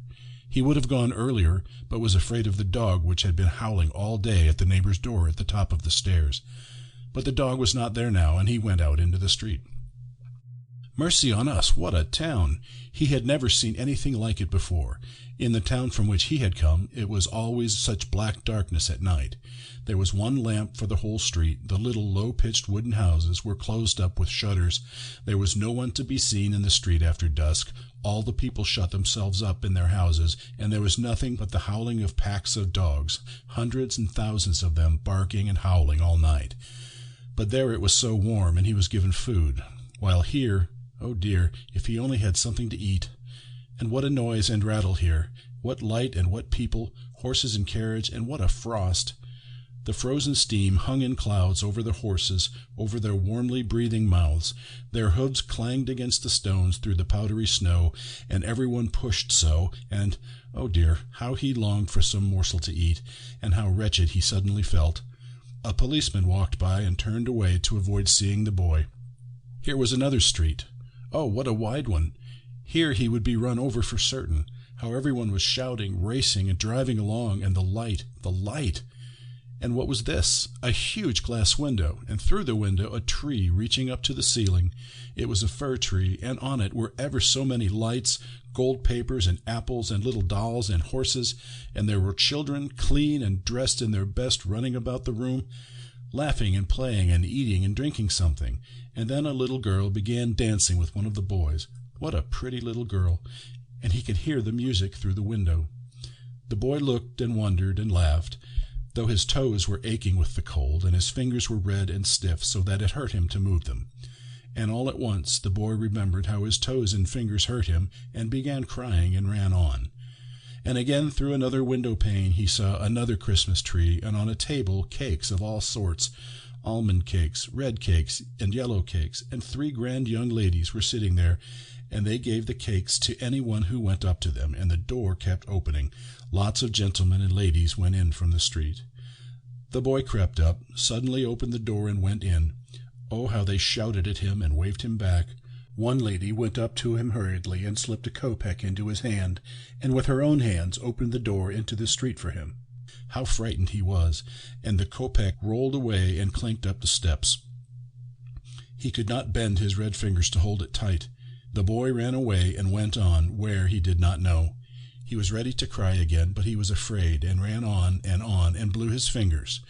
And he was miserable, because he felt suddenly so lonely and terrified, and all at once, mercy on us, what was this again?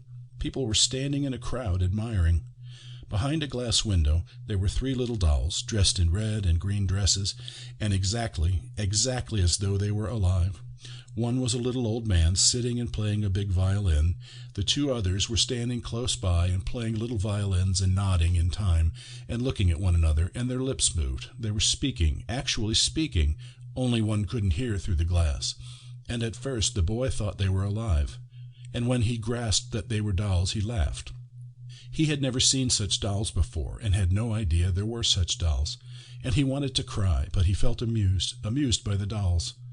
All at once he fancied that someone caught at his smock behind. A wicked big boy was standing beside him and suddenly hit him on the head, snatched off his cap, and tripped him up. The boy fell down on the ground. At once there was a shout. He was numb with fright. He jumped up and ran away. He ran, and not knowing where he was going, ran in at the gate of someone's courtyard and sat down behind a stack of wood. They won't find me here. Besides, it's dark. He sat huddled up and was breathless from fright. And all at once, quite suddenly, he felt so happy. His hands and feet suddenly left off aching and grew so warm as though he were on a stove. Then he shivered all over. Then he gave a start. Why, he must have fallen asleep. How nice to have a sleep here. "I'll sit here a little and go and look at the dolls again," said the boy, and smiled, thinking of them, just as though they were alive. And suddenly he heard his mother singing over him, "Mammy, I am asleep. How nice it is to sleep here." "Come to my Christmas tree, little one," a soft voice suddenly whispered over his head. He thought that this was still his mother, but no, it was not she. Who it was calling him he could not see, but someone bent over and embraced him in the darkness, and he stretched out his hands to him, and all at once, oh, what a bright light! Oh, what a Christmas tree! And yet it was not a fir. He had never seen a tree like that. Where was he now? Everything was bright and shining, and all around him were dolls. But no, they were not dolls. They were little boys and girls, only so bright and shining. They all came flying around him, and they all kissed him, took him, and carried him along with them, and he was flying himself, and he saw that his mother was looking at him and laughing joyfully. "Mammy, Mammy, oh, how nice it is here, Mammy!" And again he kissed the children and wanted to tell them at once of the dolls in the window shop. "Who are you boys? Who are you girls?" he asked, laughing and admiring them. "This is Christ's Christmas tree," they answered. "Christ always has a Christmas tree on this day for the little children who have no tree of their own." And he found out that all these little boys and girls were children just like himself, that had been frozen in the baskets in which they had as babies been laid on the doorsteps of well-to-do Petersburg people. Others had been boarded out with the Finnish women by the foundling and had been suffocated. Others had died at their starved mothers' breasts in the Samara famine. Others had died in the third-class railway carriages from the foul air, and yet they were all here. They were all like angels about Christ, and he was in the midst of them, and held out his hands to them, and blessed them and their sinful mothers. And the mothers of these children stood on one side weeping. Each one knew her boy or girl, and the children flew up to them and kissed them, and wiped away their tears with their little hands, and begged them not to weep, because they were so happy. And down below in the morning the porter found the little dead body of the frozen child on the woodstack. They sought out his mother too. She had died before him. They met before the Lord God in heaven. Why have I made up such a story, so out of keeping with an ordinary diary and a writer's above all? And I promised 2 stories dealing with real events. But that is just it. I keep fancying that all this may have happened really. That is, what took place in the cellar and on the woodstack. But as for Christ's Christmas tree, I cannot tell you whether that could have happened or not. End of The Heavenly Christmas Tree. The House of Christmas by G.K. Chesterton. Recording by Devorah Allen. The House of Christmas. There fared a mother driven forth out of an inn to roam. In the place where she was homeless, all men are at home. The crazy stable close at hand, with shaking timber and shifting sand, grew a stronger thing to abide and stand than the square stones of Rome. For men are homesick in their homes, and strangers under the sun, and they lay their heads in a foreign land whenever the day is done. Here we have battle and blazing eyes, and chance and honor and high surprise, but our homes are under miraculous skies, where the Yule tale was begun.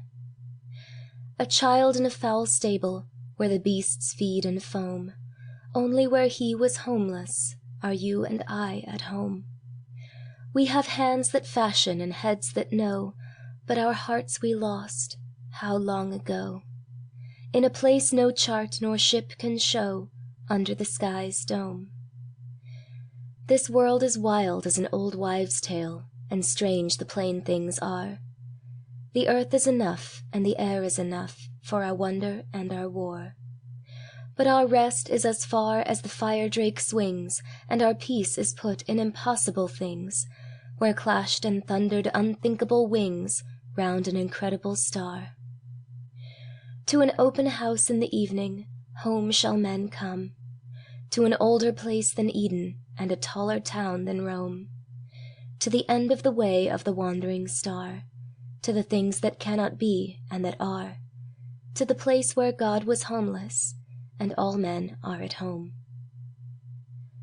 End of The House of Christmas by G.K. Chesterton. How to Wrap Christmas Parcels by Carolyn Sherwin Bailey and Marian Elizabeth Bailey.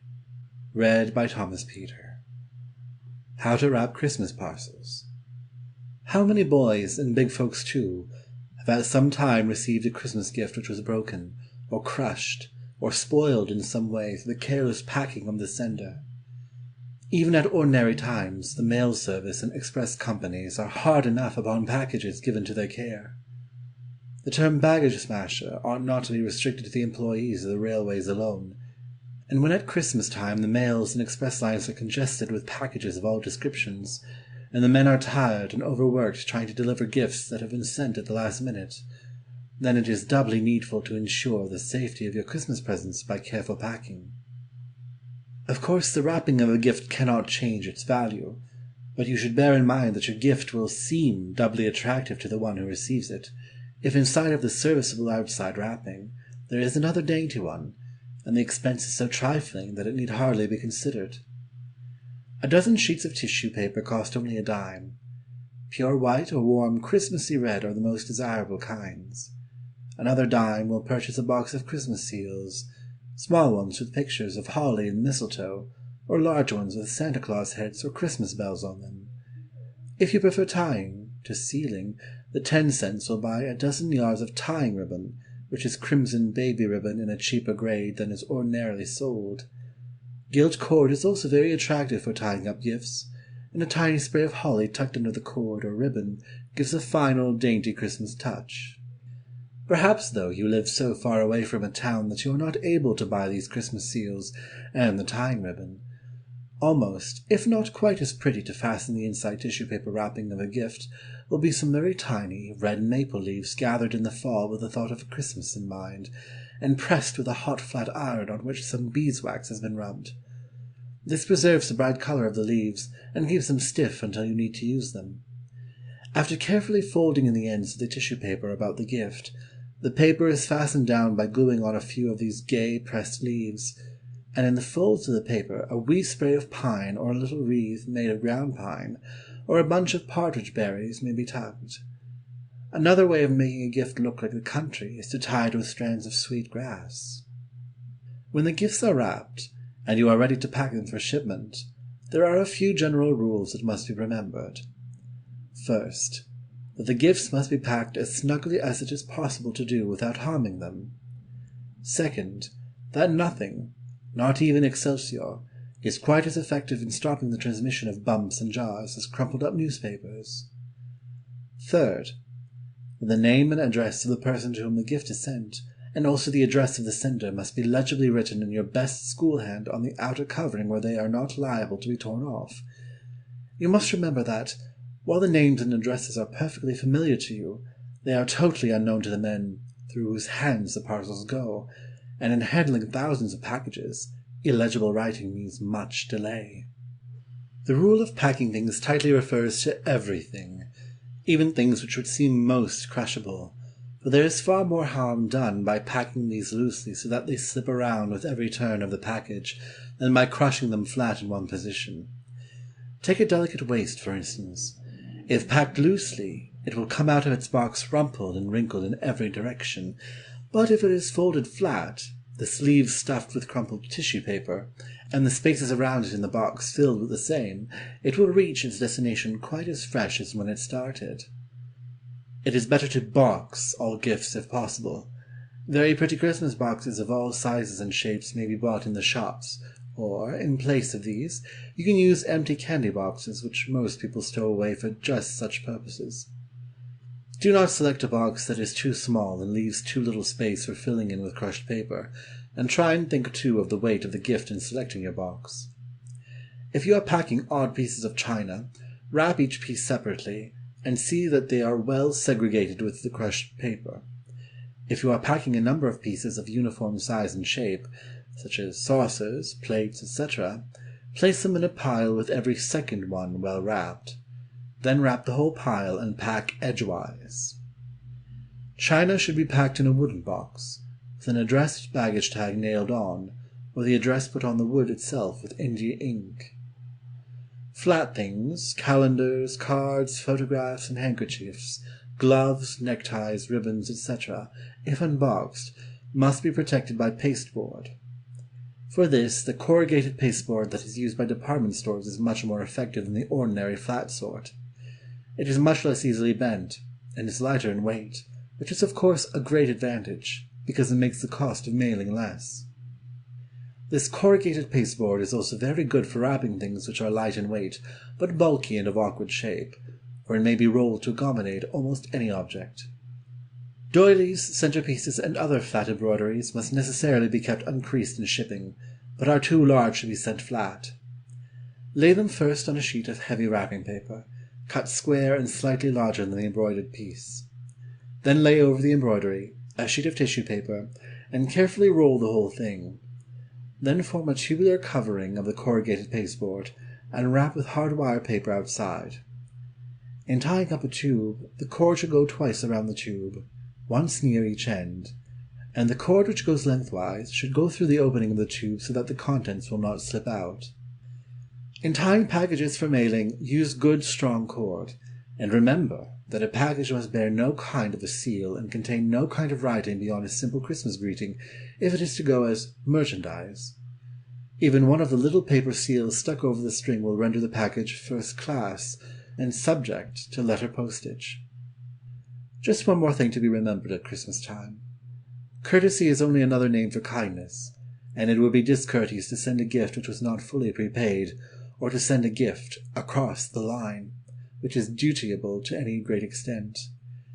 And in courtesy to the men and women who have to handle your gifts on their journeys, send your Christmas presents long enough ahead of time so that these men and women may not be too tired when Christmas comes to feel themselves its blessed peace and cheer.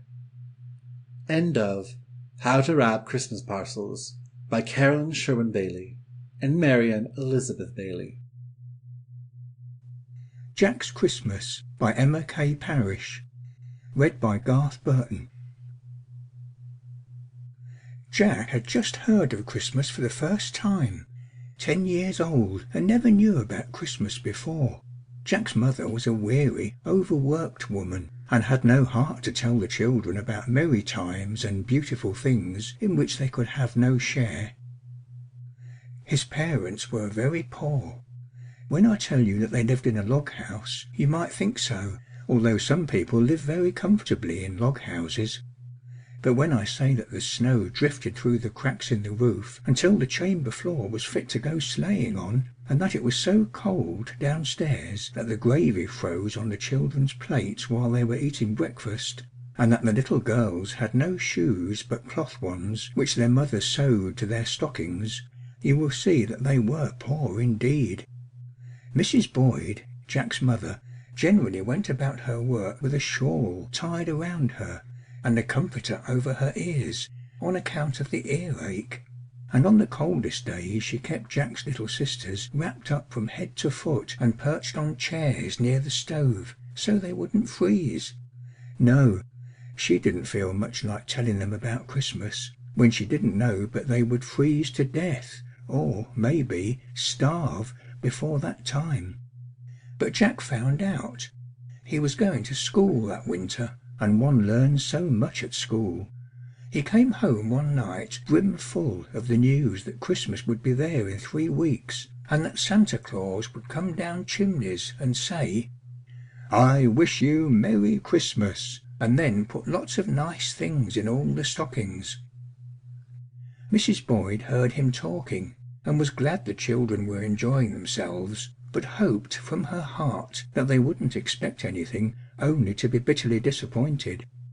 Most of that evening little Janey, the youngest girl, sat singing, "Wish you Merry Kitsmas, wish you Merry Kitsmas," in a quaint little minor key that wasn't plaintive enough to be sad, nor merry enough to be jolly, but only a sweet monotony of sounds and words showing that she was contented and didn't feel any of the dreadful aches and pains which sometimes distressed her so.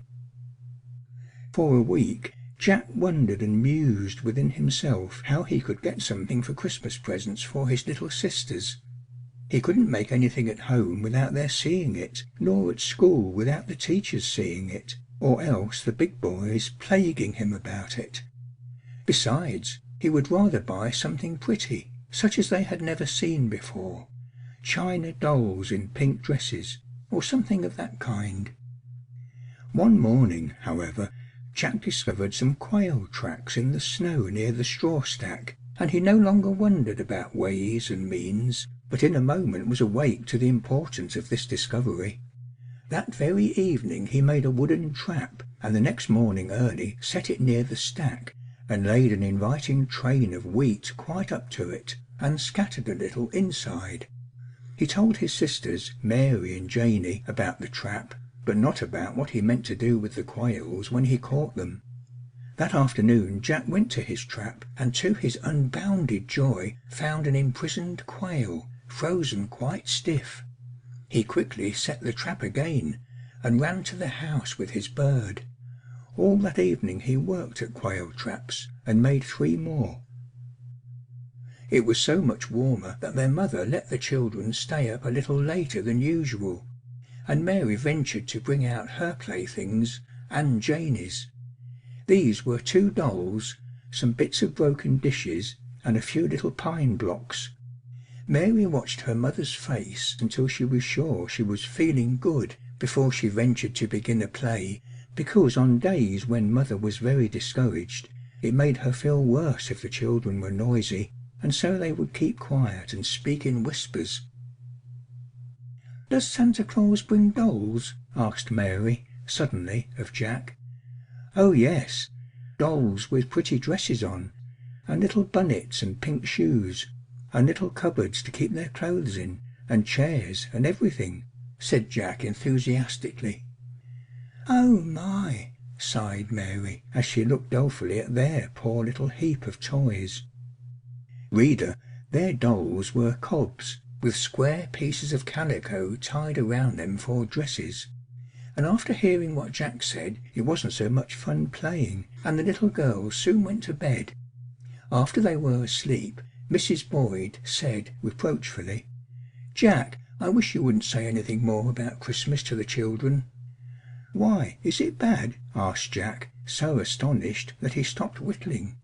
"No, of course not, but you're getting their heads full of notions about fine things they never can have." Jack's eyes twinkled. "Oh, but you don't understand, mother," said he. "Maybe Santa Claus will come this year." His mother shook her head. "You know I caught 1 quail today," whispered Jack. "Well," said his mother. "Well, I'm going to save 'em all the week, and Saturday take 'em to the meat man in the village. I guess he'll buy 'em. I heard that quails were fetching 2 cents apiece, and I'm going to get enough money to buy the girls something nice, and you must make 'em hang up their stockings, mother, and then we'll put the things in after they get asleep." His mother smiled quite cheerfully. "Well," said she, "do the best you can." Their father was away that evening. He was generally away evenings because most of the neighbours had cosier firesides than his, besides apples, and sometimes cider, and so he passed many a pleasant hour in gossip and farm talk, while his own little family shivered gloomily at home. By Saturday morning Jack had 10 quails, The 4 traps had not been as fruitful as they ought to have been, perhaps, but this was doing very well, and he trudged joyfully to town with his game hanging on a stick over his shoulder. The meat man did indeed give 2 cents apiece for quails, and he invited Jack to bring as many more as he could get. The next Saturday was only 2 days before Christmas, and how beautiful were all the stalls on the village street! Even the groceries had Christmas toys and Christmas trees. A good many boys and girls stood around the store windows pointing out the things they most admired, and wondering what Santa Claus would bring them. Jack had 15 quails, which brought him 30 cents, so he was now the owner of $half, which was more money than he had ever possessed in all his life before. But when 2 dolls were bought, and they weren't very fine dolls either, there were only 20 cents left. Jack did mean to buy something for his mother too, but he had to give that up, and after looking over the bright coloured toy books in the showcase, he selected 2 little primers, one with a pink cover and one with a blue one, and with a big ache in his throat, parted with his last 10 cents for candy. How very, very little he was buying after all, and not one thing for his dear mother, who had sat up till 2 o'clock the night before, mending his ragged clothes for him. Jack's heart was very heavy as he walked out of the gay store with such a little package, but it sank still lower when his father's tall form loomed up suddenly before him right in front of the door. "What you doing here?" he asked sternly. "Been buying a few things," said Jack. "Let me see 'em," said his father. Jack tremblingly opened his package. "Where'd you get the money?" "With quails," said Jack, meekly. His father fumbled over the things with his big mittened hand, and said quite gently, "For the girls, I suppose." "Yes, sir," answered Jack, beginning to feel relieved. "Well, run along home." Jack was only too happy to do so. There wasn't much sympathy between him and his father, nor, indeed, between his father and any of the family. That is, there didn't seem to be, but I guess the stream was frozen over, and only needed a few gleams of sunshine to make it bubble on, laughing and gurgling as in the best of hearts. Jack related his adventures to his mother in whispers, and hid the Christmas articles in the wash boiler until such time as they should be wanted for certain small stockings. He told his mother how sorry he was not to have a present for her, and that little speech went a long way toward making her happy. That night she sat up, I wouldn't dare tell you how late, making cookies, something that hadn't been in the house before that winter. She cut them out in all manner of shapes that feminine ingenuity and a case knife could compass, not forgetting a bird for Janey, with a remarkably plump bill, and a little girl for Mary with the toes turned out. She also made some balls of brown sugar, the Boyds never thought of such a luxury as white sugar, to make-believe candy, for she didn't know Jack had bought any candy. Now I am going to tell what Mr. Boyd did after he met Jack by the toy store.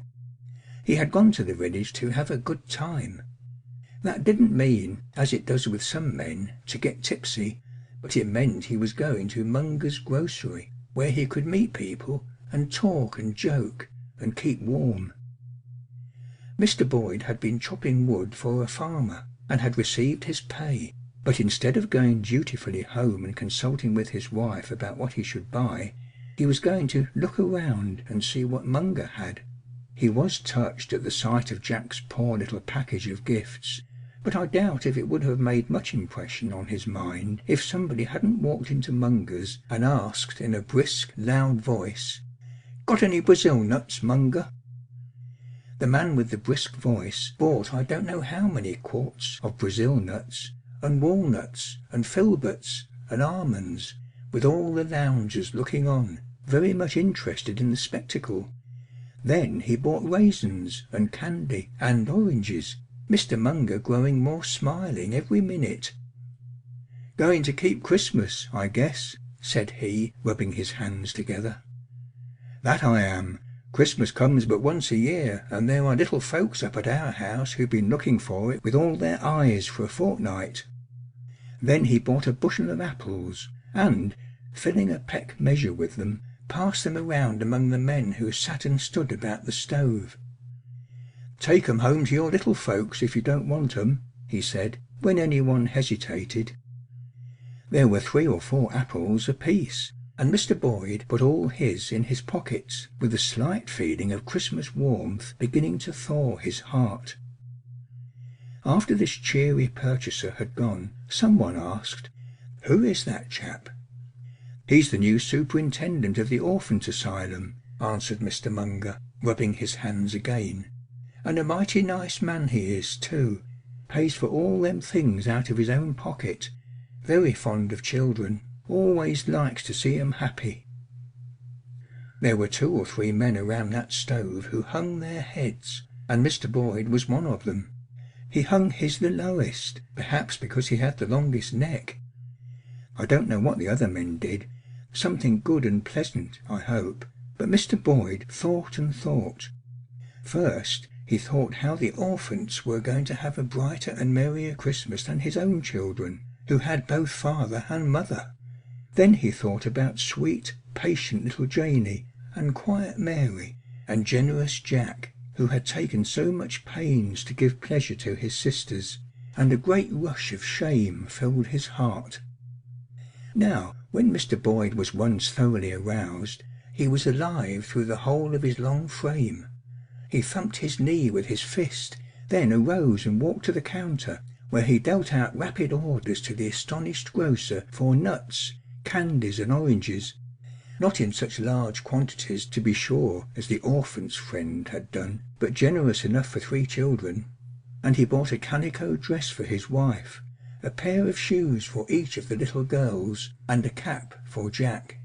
That store contained everything, from grindstones to slate pencils, and from whale oil to peppermint drops.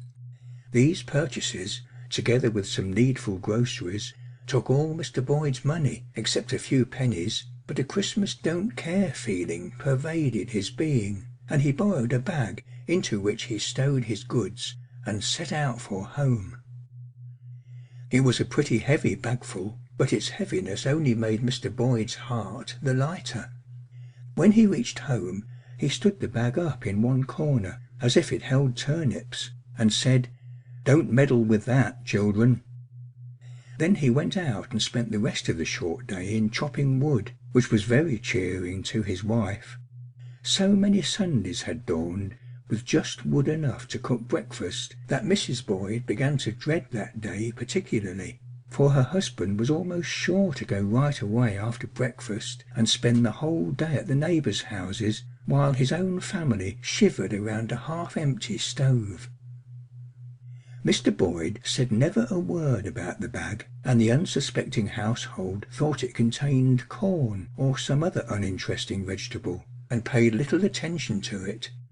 It also stood there all the next day, and the children grew quite used to the sight of it. Sunday went by quietly, and, to the surprise of all, Mr. Boyd stayed at home, making it his especial business to hold Janey on his lap and keep the stove well filled with wood. Janey wasn't feeling well that day, and this unusual attention to her made the family very kindly disposed toward their father, whom of late they had come to regard almost as an alien. Jack, whose shoes were not yet worn out, went to Sunday school, and after his return the winter day was soon gone. Then he began to fidget, and was very desirous that his mother should put the little girls to bed, while, strange to say, his father was desirous that the whole family should go to bed, except himself. In course of time the little girls were asleep in their trundle bed, with their little red stockings hanging behind the door. Mr. Boyd sat with his back to the door, so Jack slipped in his presents without his father's seeing him, and went to his cold bed upstairs. "Ain't you going to hang up your stocking, mother?" asked Mr. Boyd after Jack had gone. Mrs. Boyd looked startled. "Why, no," she answered, hesitatingly, not knowing whether the question was asked in irony or in earnest. "You better," said Mr. Boyd, going to the bag in the corner and beginning to untie the strings. He laid out package after package on the floor. His wife knelt down by them in a maze of astonishment. Then, with a great deal of enjoyment, Mr. Boyd untied them one by one, showing candy, nuts, oranges, shoes, and all the rest, except the calico dress, which he kept out of sight.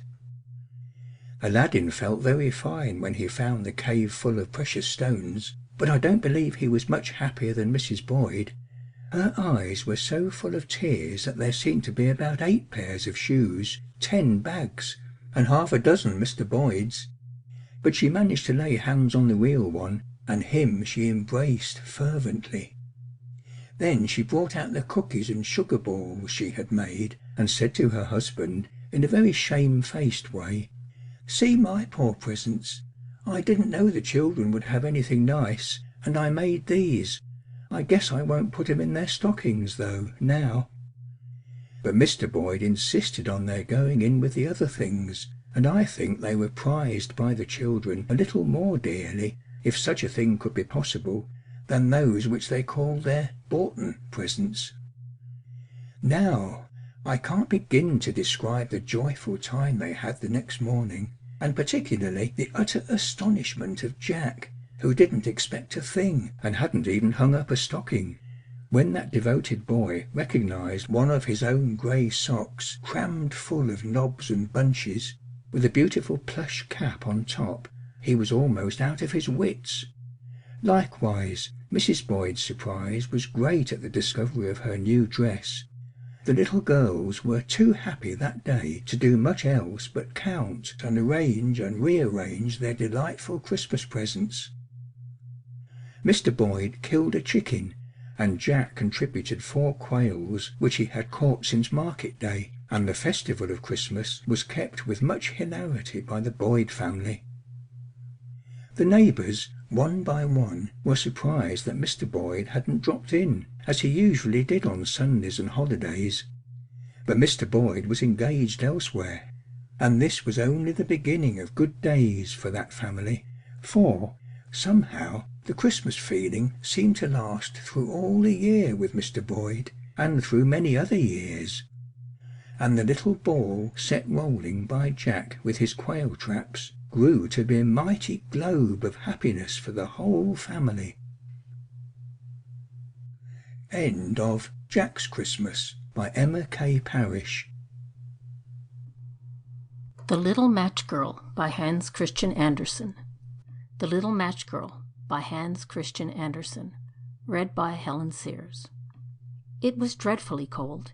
It was snowing fast and was almost dark as evening came on, the last evening of the year.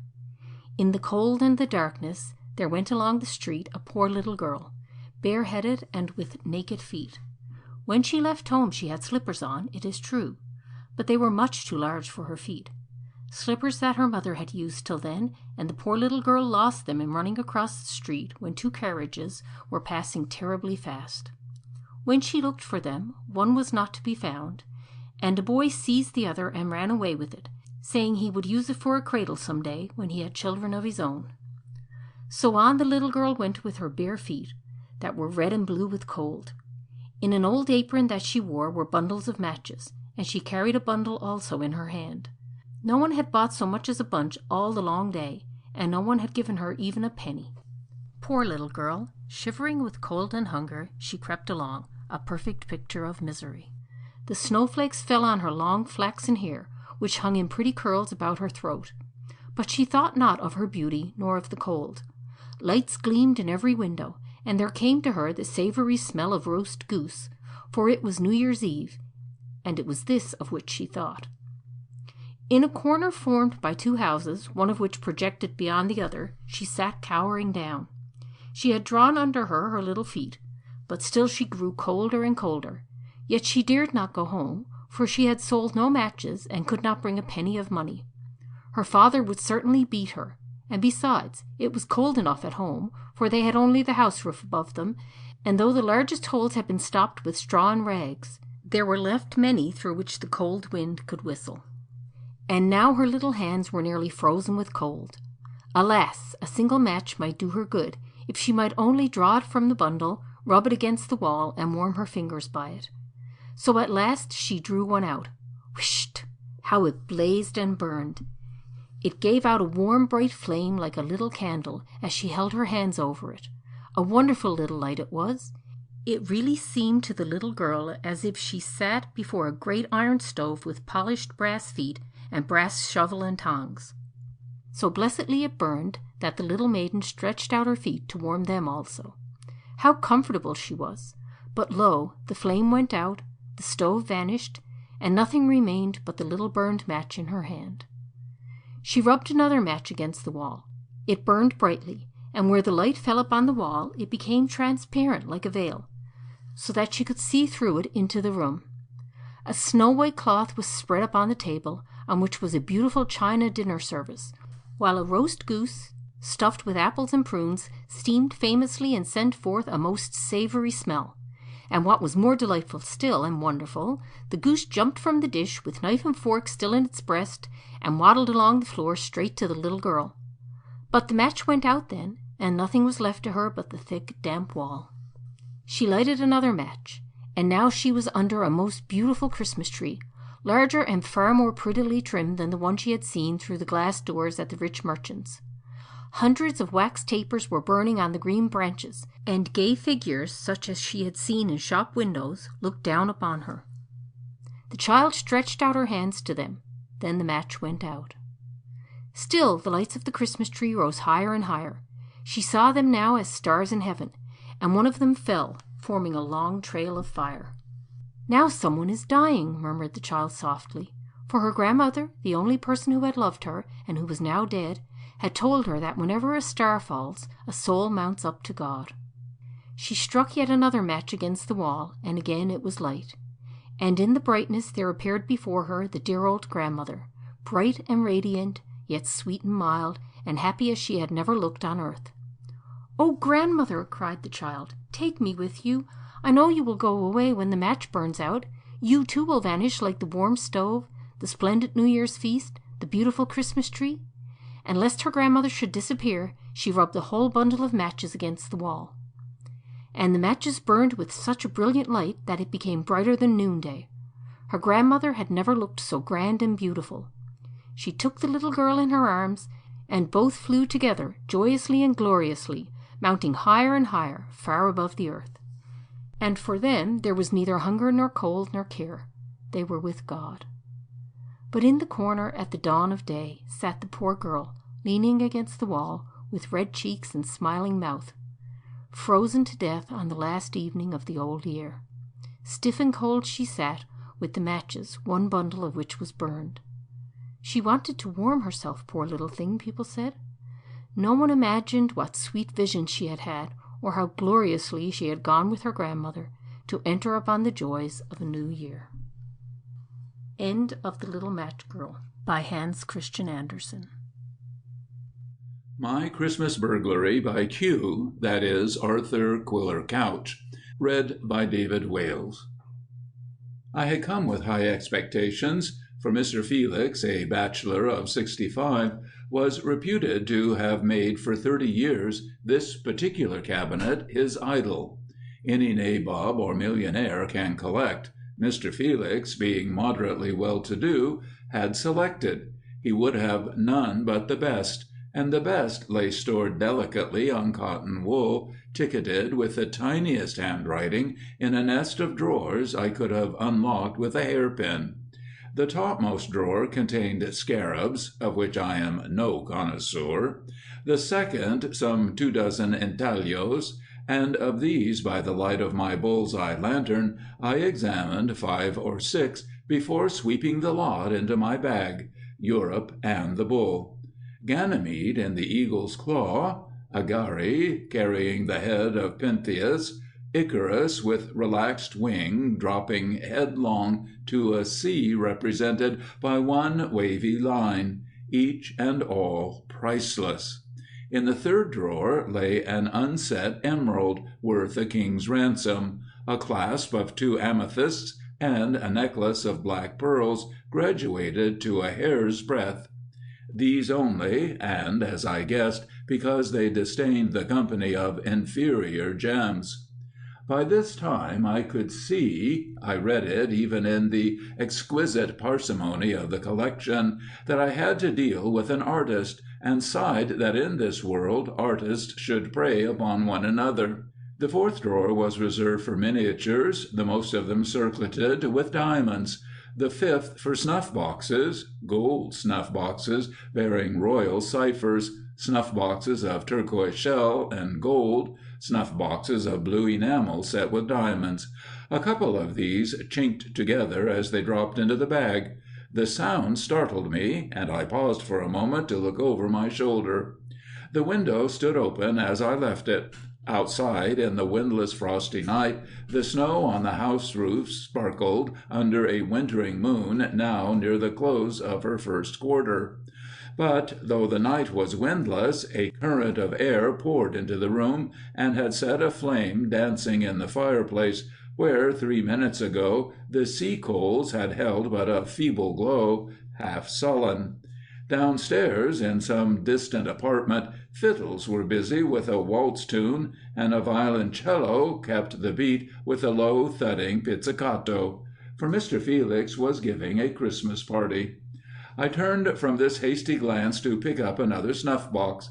As my fingers closed on it, the music suddenly grew louder, and I looked up as the door opened, and a man stood on the threshold, a short, square-set man, dressed in black.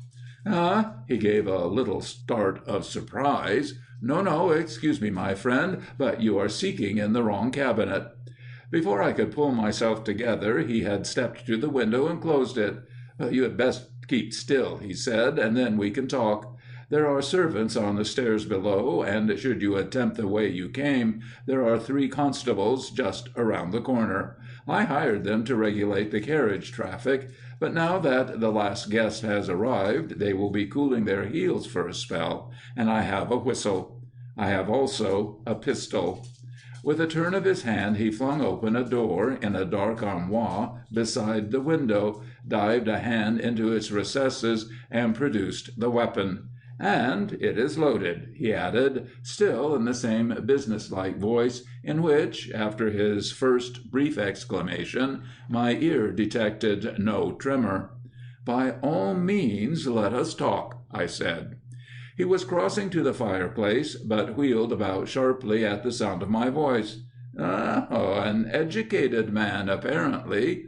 Laying the pistol on the mantel-shelf, he plucked a twisted spill of paper from a vase hard by, stooped, ignited it from the flame dancing in the sea-coals, and proceeded to light the candles in an old-fashioned girandole that overhung the fireplace. There were 5 candles, and he lit them all.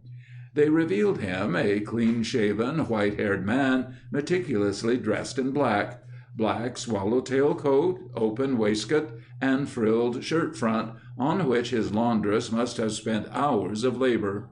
Closely fitting black knee-breeches, black silk stockings, black polished shoes.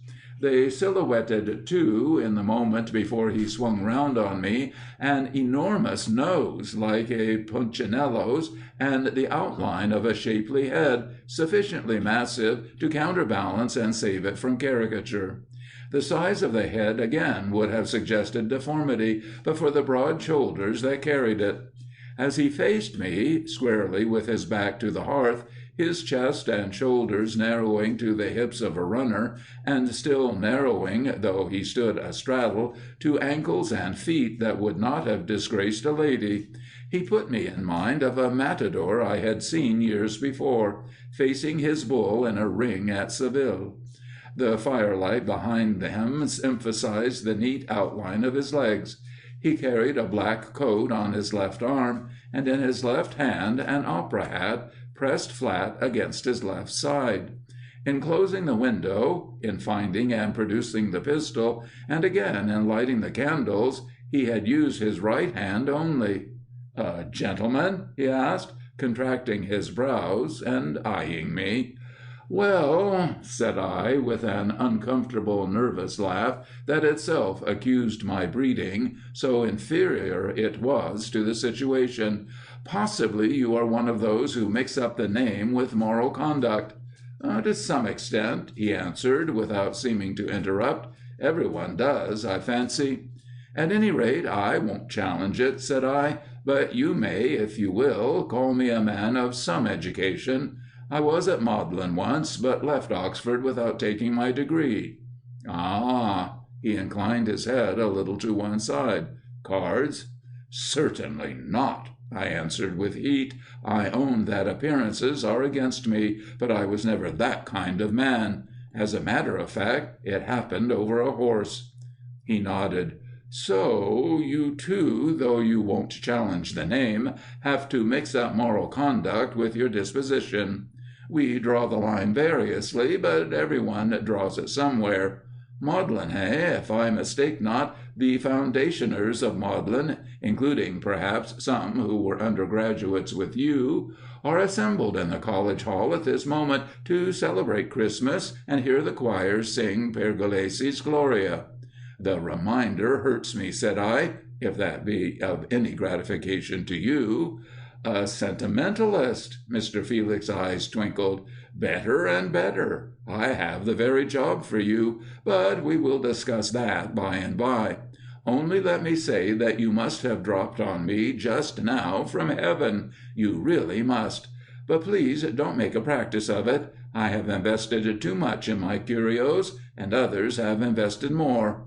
That snuff-box, for instance, which you were handling a moment ago, at one time in its history it cost, and fetched, close on 200 millions of money. I began to have hopes that I was dealing with a madman. Or rather, he corrected himself, the money was paid for a pinch of the snuff it contains. Open it carefully, if you please, and you will behold the genuine rapis, the very particles over which France fought with Austria. What says Virgil? Hi motus amorem atque hec certamina tanta pulveris exui jactu.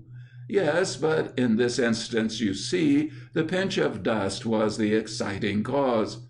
Sir, the Austrian ambassador, one fatal afternoon, refused to take from the box in your hand that which 3 weeks later, and all too late, he would gladly have purchased with many millions. Observe the imperial crown on the lid, with the bees around it, as if to illustrate Virgil's warning. I bought the thing myself, sir, for 6 Napoleons, off a dealer in the Rue de Foyer, but the price will rise again. Yes, certainly, I count on its fetching £300 at least when I have departed this life, and £300 will go some little way towards my monument. Your monument? I echoed. He nodded again. In good time, my friend, you shall hear about it, for you make, I perceive, a good listener. You have gifts, though you do less than justice to them. Suffice it to say that I am a sentimentalist, like yourself. I never married nor begat children, and I have but a shaky belief in the future state. But my sentimentality hankers after, you may even say it postulates, some kind of continuity.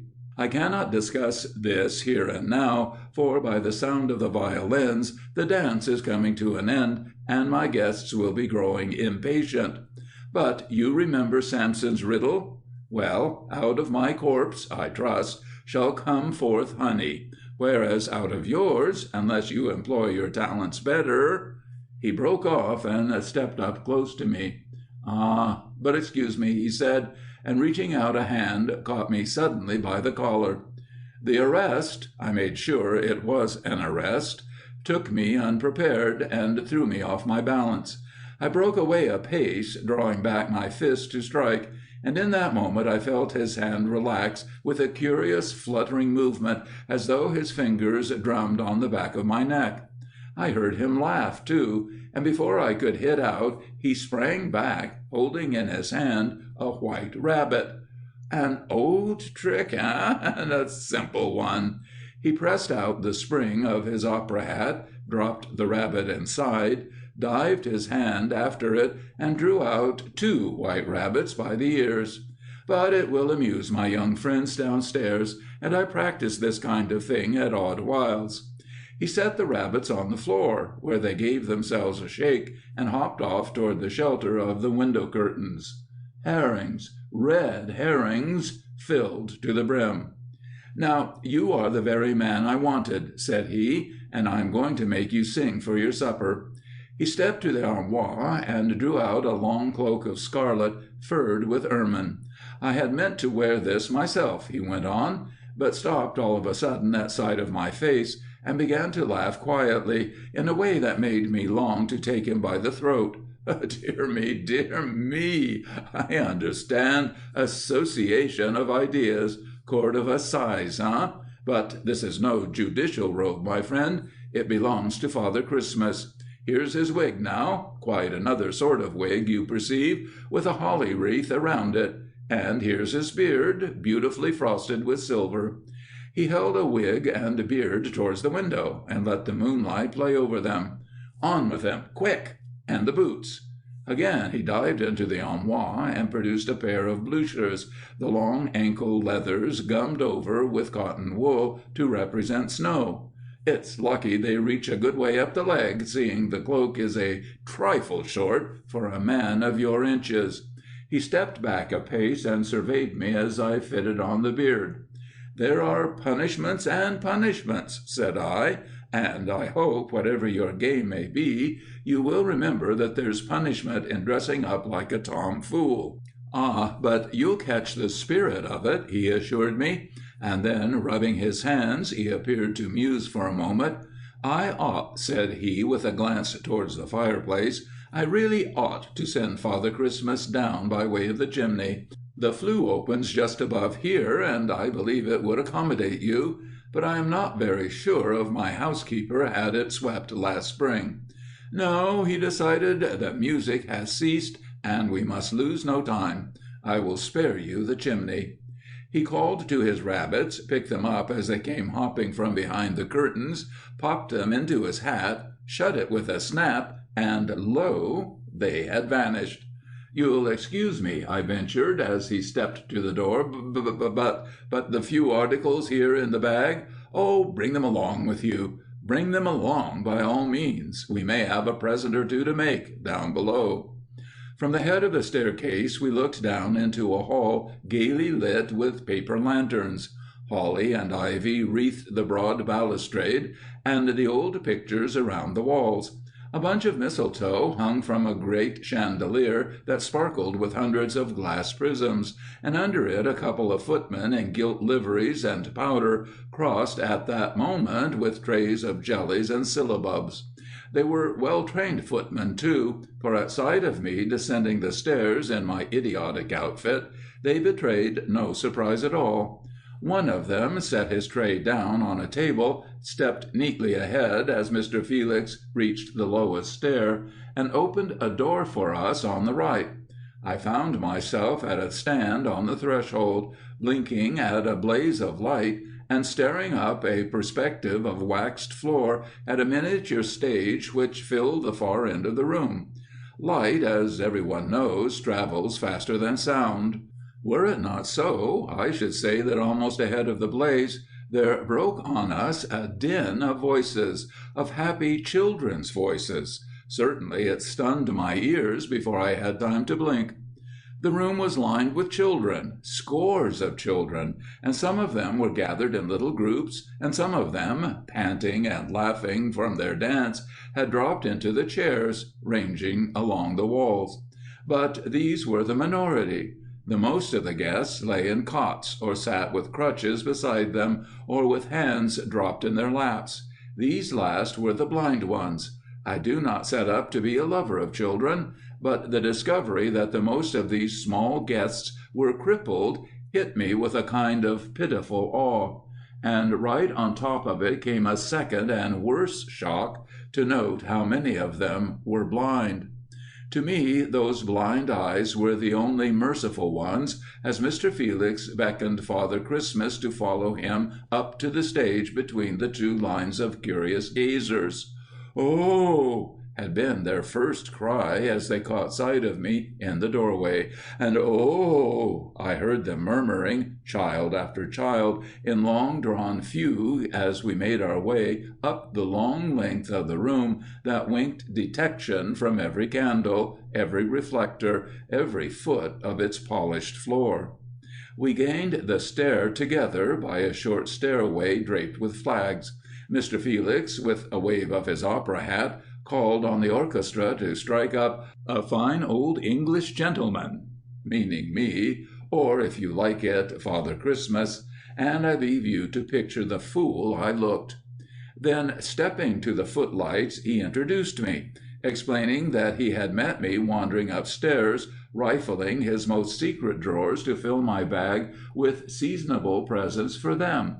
5 or 6 times he interrupted his patter to pluck a cracker or a bonbon out of my beard and toss it down to the audience. The children gasped at first and stared at the magic spoil on the floor. By and by, one adventurous little girl crept forward and picked up a cracker, and her cry of delight as she discovered that it was real gave the signal for a general scramble. Mr. Felix continued his patter without seeming to heed it, but his hand went up faster and faster to my beard and wig, and soon the crackers were falling in showers. I saw children snatch them off the floor and carry them to their blind brothers and sisters, pressing them between the wondering, groping hands with assurance that they were real. Mr. Felix saw it too, and his flow of words ceased with a gulp, as though a flowing spring gurgled suddenly and withdrew itself underground. "I am a sentimentalist," he said to me quickly, in a pause which nobody heeded, for by this time crackers were banging to right and left, and the children shouting together. Their shouts rose to one yell of laughter, as, recovering himself, he dived at my neck, and produced the 2 struggling rabbits. His opera hat opened with a snap, and in they went. A second later it shut flat again, and they were gone into thin air. He opened the hat with a puzzled frown, plunged a hand, and dragged forth yard upon yard of ribbon, red, green, white, blue, yellow ribbon, mixed up with packs of playing cards that, with a turn of the hand, he sent spinning into air, to fall thick as leaves in Val Brambusa. "Your turn," he panted, as at the end of the ribbon he lugged out an enormous cabbage and trundled it down the room. Catching my bag from me, he shook his cloak over it once and returned it to my hands, bulging, stuffed full to the brim with toys, dolls, tops, whips, trumpets, boxes of animals, boxes of tin soldiers. "Father Christmas now! Make way for Father Christmas!" The infection took me, and stumbling down from the stage by the stairway, I fell to distributing the largesse left and right. The first bagful carried me less than a third of the way down the room, for I gave with both hands, and when a blind child fumbled long with a toy, dropped it at his feet, and tried another, and yet another, till his smile suited me.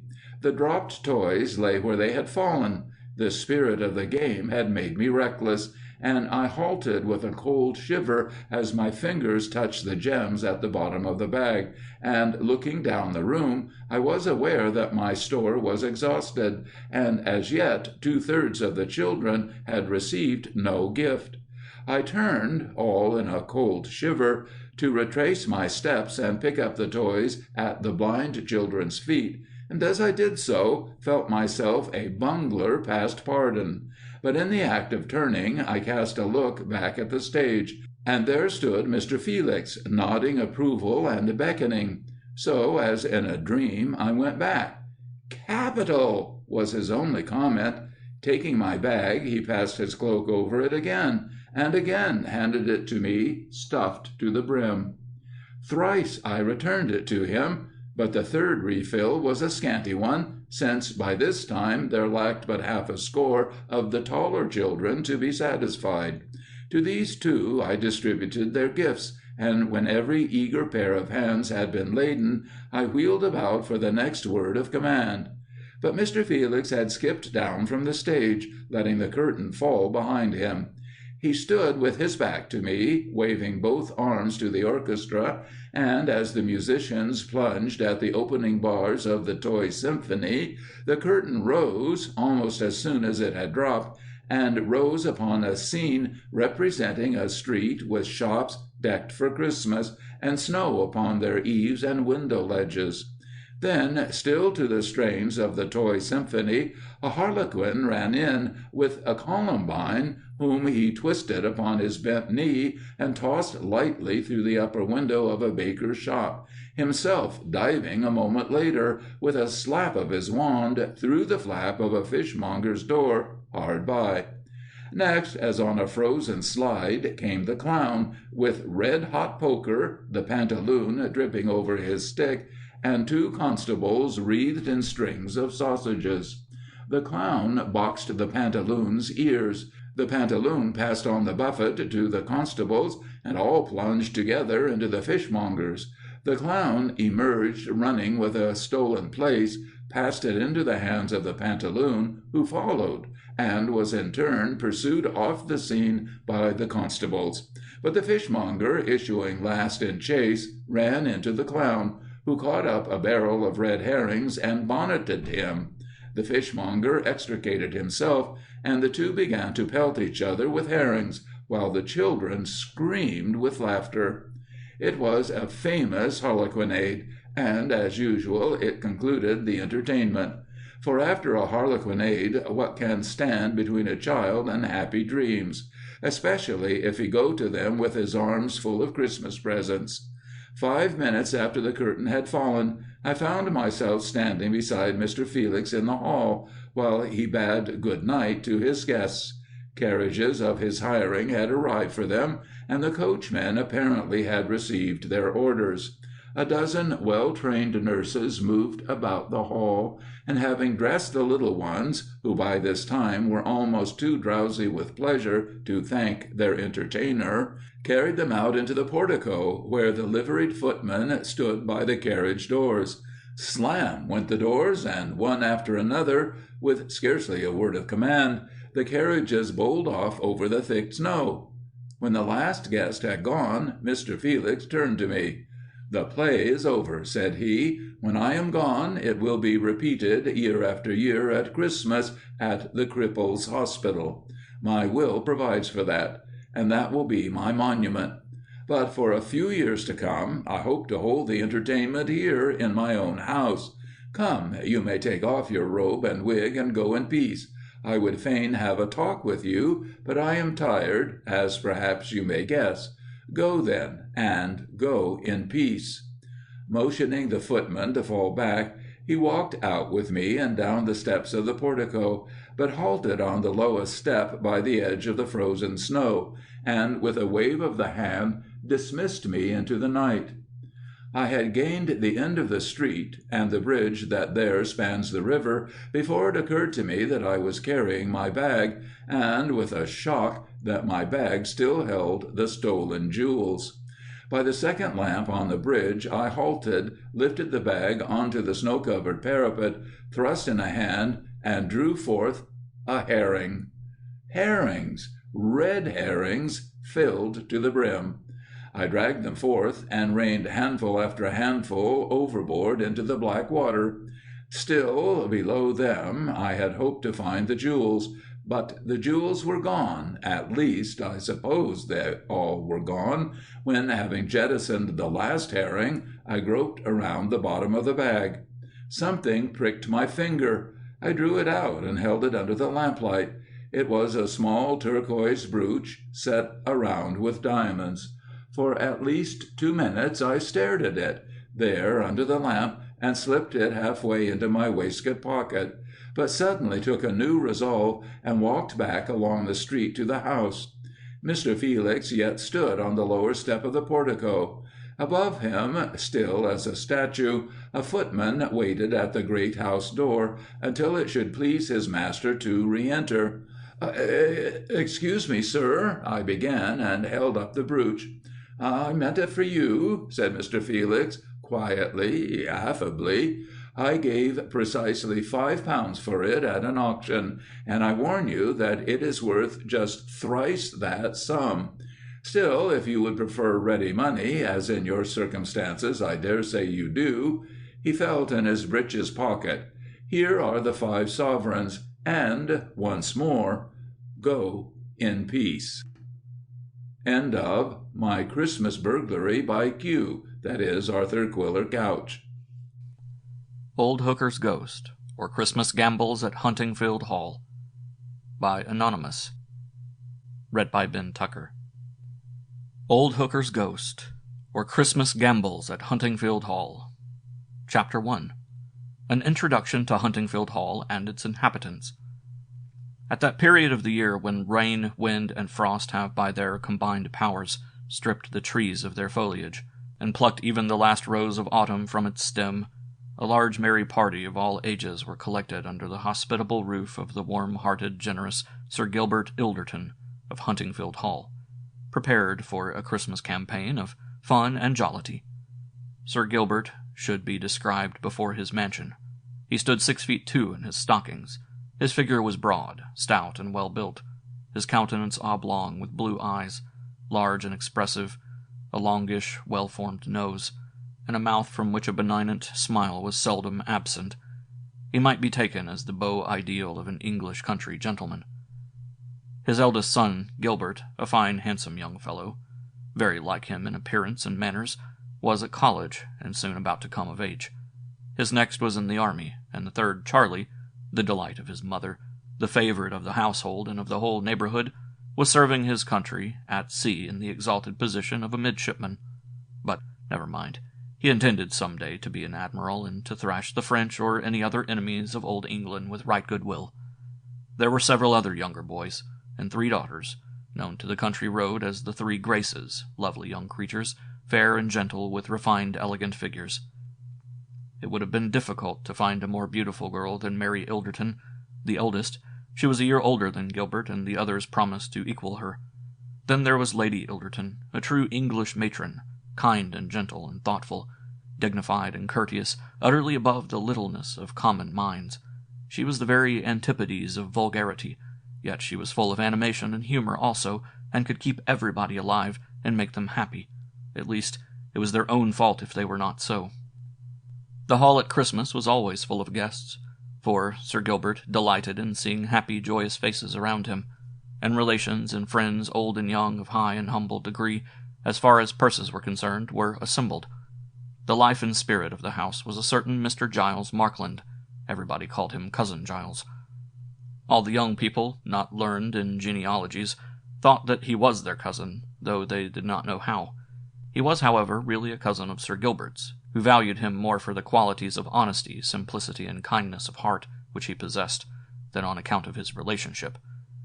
The Miss Ildertons were not looked upon as clever, though there could be no doubt that they were well brought up, and possessed the usual accomplishments of young ladies of the 19th century.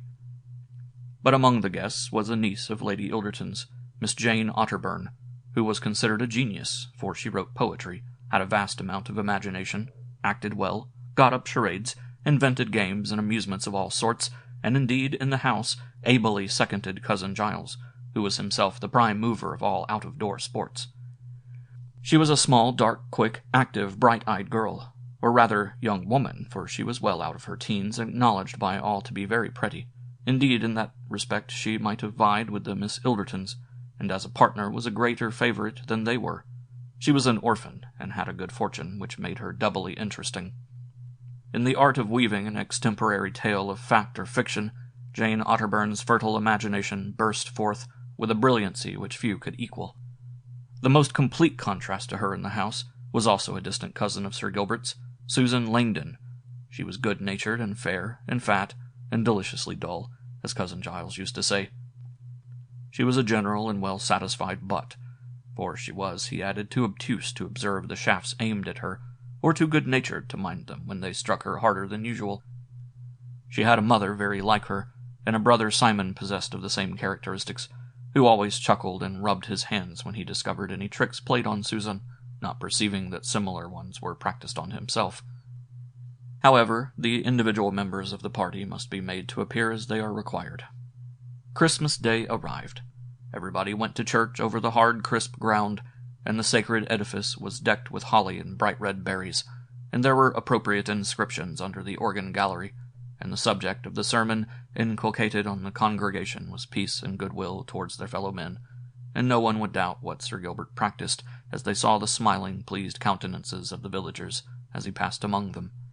Then there was a luncheon and a brisk walk taken by the younger people, Cousin Giles leading, among hedges no longer green, woods denuded of leaves, and by ponds, to judge how soon the ice would bear, and a dozen or more cottages visited, and gifts bestowed on old people unable to move out, he singing joyous carols, and Jane Otterburn discoursing learnedly on the nature of frost and snow, and hibernating animals, and on other topics suggested by the season, and Susan Langdon, laughing she knew not why, except that she felt happy, and Simon trying to play her a trick, but not having the wit to invent one. The Miss Ildertons talked pleasantly, listening to their brother Gilbert's remarks, or conversed with young Lord Harston and Captain Fotheringsale of the Navy, dividing their attentions with praiseworthy impartiality. Then came the dinner, old English fare, but better cooked than formerly, roasted beef and turkey, and plum puddings and mince pies, all decked with holly and lighted brandy to warm the pies and puddings, and no lack of generous wine of the best, and a real grace said by the minister, present with his family, and a blessing asked. Little attendance was demanded from the servants when the cloth was removed, for they too were enjoying heaven's bounteous gifts, bestowed through their kind master's hand, in their hall below, decked with holly one end, with the aid of screens and boughs, forming a tasteful stage. Their repast over, voices outside announced the arrival of the carol singers, and they being speedily admitted, and after partaking of refreshment, arranged on the stage, the whole family from the drawing-room assembled in the hall to hear them, Sir Gilbert sitting in front, with purse in hand giving many an encouraging and approving smile. They gave place to mummers, to the great satisfaction of the younger part of the audience. There was Father Christmas and his attendant sprites, hail, frost, and snow, and heroes innumerable dressed in paper hats, helmets, and armor decked with spangles and ribbons, and swords of wood and long spears, altogether a motley group. The Duke of Wellington and Napoleon Bonaparte, Nelson, Soult, and Blucher, the Black Prince and Julius Caesar, the Duke of Marlborough and Richard of the Lionheart, and numerous other men of renown of all ages, brought together with delightful disregard to historical correctness. They fought with one another and fell mortally wounded, the great Duke of modern days alone surviving, when a new character rushed in, a doctor with a nostrum to cure all complaints, and, applying it to their noses, with some words of cabalistic character, which sounded like, "Take some of this riff-raff up thy sniff-snaff," he set each dead hero on his feet, ready to fight another day. "That gentleman would have wonderful practice if he could be as successful among the public as he has been tonight," observed Cousin Giles, while Sir Gilbert was bestowing his largesse on the performers. "Let's have it all over again."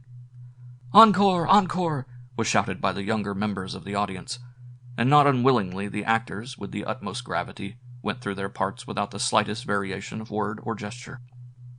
Tea over, the juveniles were invited into the dining-room, where at the farther end of the table a hideous witch was seen presiding over a huge bowl, from which suddenly, as the lights were withdrawn, blue flames burst forth, and the witch, her long brown arms extending over the bowl, grew more hideous still, and a voice was heard inviting them all to partake of the contents. "Hot raisins, sweet raisins, nice burning raisins." And but a few hung back, for the voice was not unfriendly, and was easily recognized as that of Cousin Giles, and when they had seen their own faces turn blue and yellow and green, and the raisins were all gone, the witch sunk down under the table, and Cousin Giles popped up, and the witch was gone. Then came games of all sorts, old and young joining with equal zest, led by Cousin Giles and Jane Otterburn. Now all were silent to listen to, and many to join in, a Christmas carol sweetly sung, and family prayers were held and the scriptures read, and Christmas Day was over, and all retired, with grateful hearts and kindly thoughts of one another, to rest. Chapter 2. A Tale of a Ghost. There is said to be a skeleton in some out-of-the-way cupboard of every house. There was one in Huntingfield Hall. No one liked to speak of it, though. Even the jovial Sir Gilbert shunned the subject. The morning had been spent on the ice. Several of the ladies had put on skates for the first time, and the gentlemen had exerted themselves till all were tolerably tired. Still, games of all sorts had gone on as usual for the sake of the younger members of the party, blindman's buff and hide-and-seek suiting best the taste of most of them, no one thinking of the tale of the old oak chest, or dreading a fate similar to that of the heroine. At length even the most active had had enough of movement, and a general cry was raised for a story from Jane Otterburn. Cousin Giles pressed the point, and Jane was led within a large semicircle formed round the fire, Sir Gilbert taking his usual seat on one side and Lady Ilderton on the other. She took a low seat with one arm resting on Miss Ilderton's chair, her dark locks falling over the light blue dress of her fair cousin, while her other hand held a feather screen to guard her eyes from the fire. "Now, Jane, now, Miss Otterburn, your story, your story!" cried several voices, old and young. Jane waited a moment in silence, gazing at the fire, and began. There was an old family, whose ancestors were among the Norman conquerors of Britain, and who had ever since owned the same estate in the centre of England. The ladies were fair and virtuous, the men brave and upright, but proud of their birth, and somewhat haughty withal. They had fought for King Charles, and sided with James to the last, though they became loyal subjects of William of Orange, and, whatever their sympathies having sworn to acknowledge him, they took no part with the supporters of the Pretender. At length, a certain Sir Hugh Oswald became the head of the house. He had a son and daughter, of whose good looks, manners, and general bearing he was justly proud. He was proud indeed of all things belonging to himself, and it would have been difficult to persuade him that they were otherwise than perfection. It was on a dark night in November. The wind was howling and whistling through the trees, and the sleet and rain came pelting down with a fury which drove even the most hardy under shelter. That young Hugh Oswald left the hall by a side door, and took his way across the park towards the keeper's cottage. At his tap the door opened, and a young girl, fair and beautiful as a houri, who had been sitting reading by a lamp, stood ready to receive him. "Dearest Hugh, you know I love to see you, but what a night for you to come out, and leave the gay party assembled at the hall." "The very reason that I came, as no one will suspect, even if I am missed, that I have left the hall, my own sweet May," answered Hugh, folding her in his arms. What more was said I need not describe. This was only one of many stolen visits to the keeper's lodge, strange as it may seem, known of and suspected by no one at the hall. At length Hugh obtained leave from his father to travel. He had seen little of England, nothing of the Continent. He was absent for some time, and then he wrote to say that he had taken a step he hoped his father would forgive, though he had acted without first seeking his sanction. He had married a girl, young, lovely, and amiable. It was only necessary to see her to love her. He entreated forgiveness, and hoped that his father would receive her as his bride. The answer Sir Hugh sent was more favorable than might have been expected. Still, he remarked that his forgiveness must of necessity depend on circumstances. Hugh, on one pretence or another, delayed returning home, not trusting apparently to the circumstances on which his forgiveness depended. At last, Sir Hugh, losing patience, or suspecting that all was not right, peremptorily ordered his son to return. The young couple came.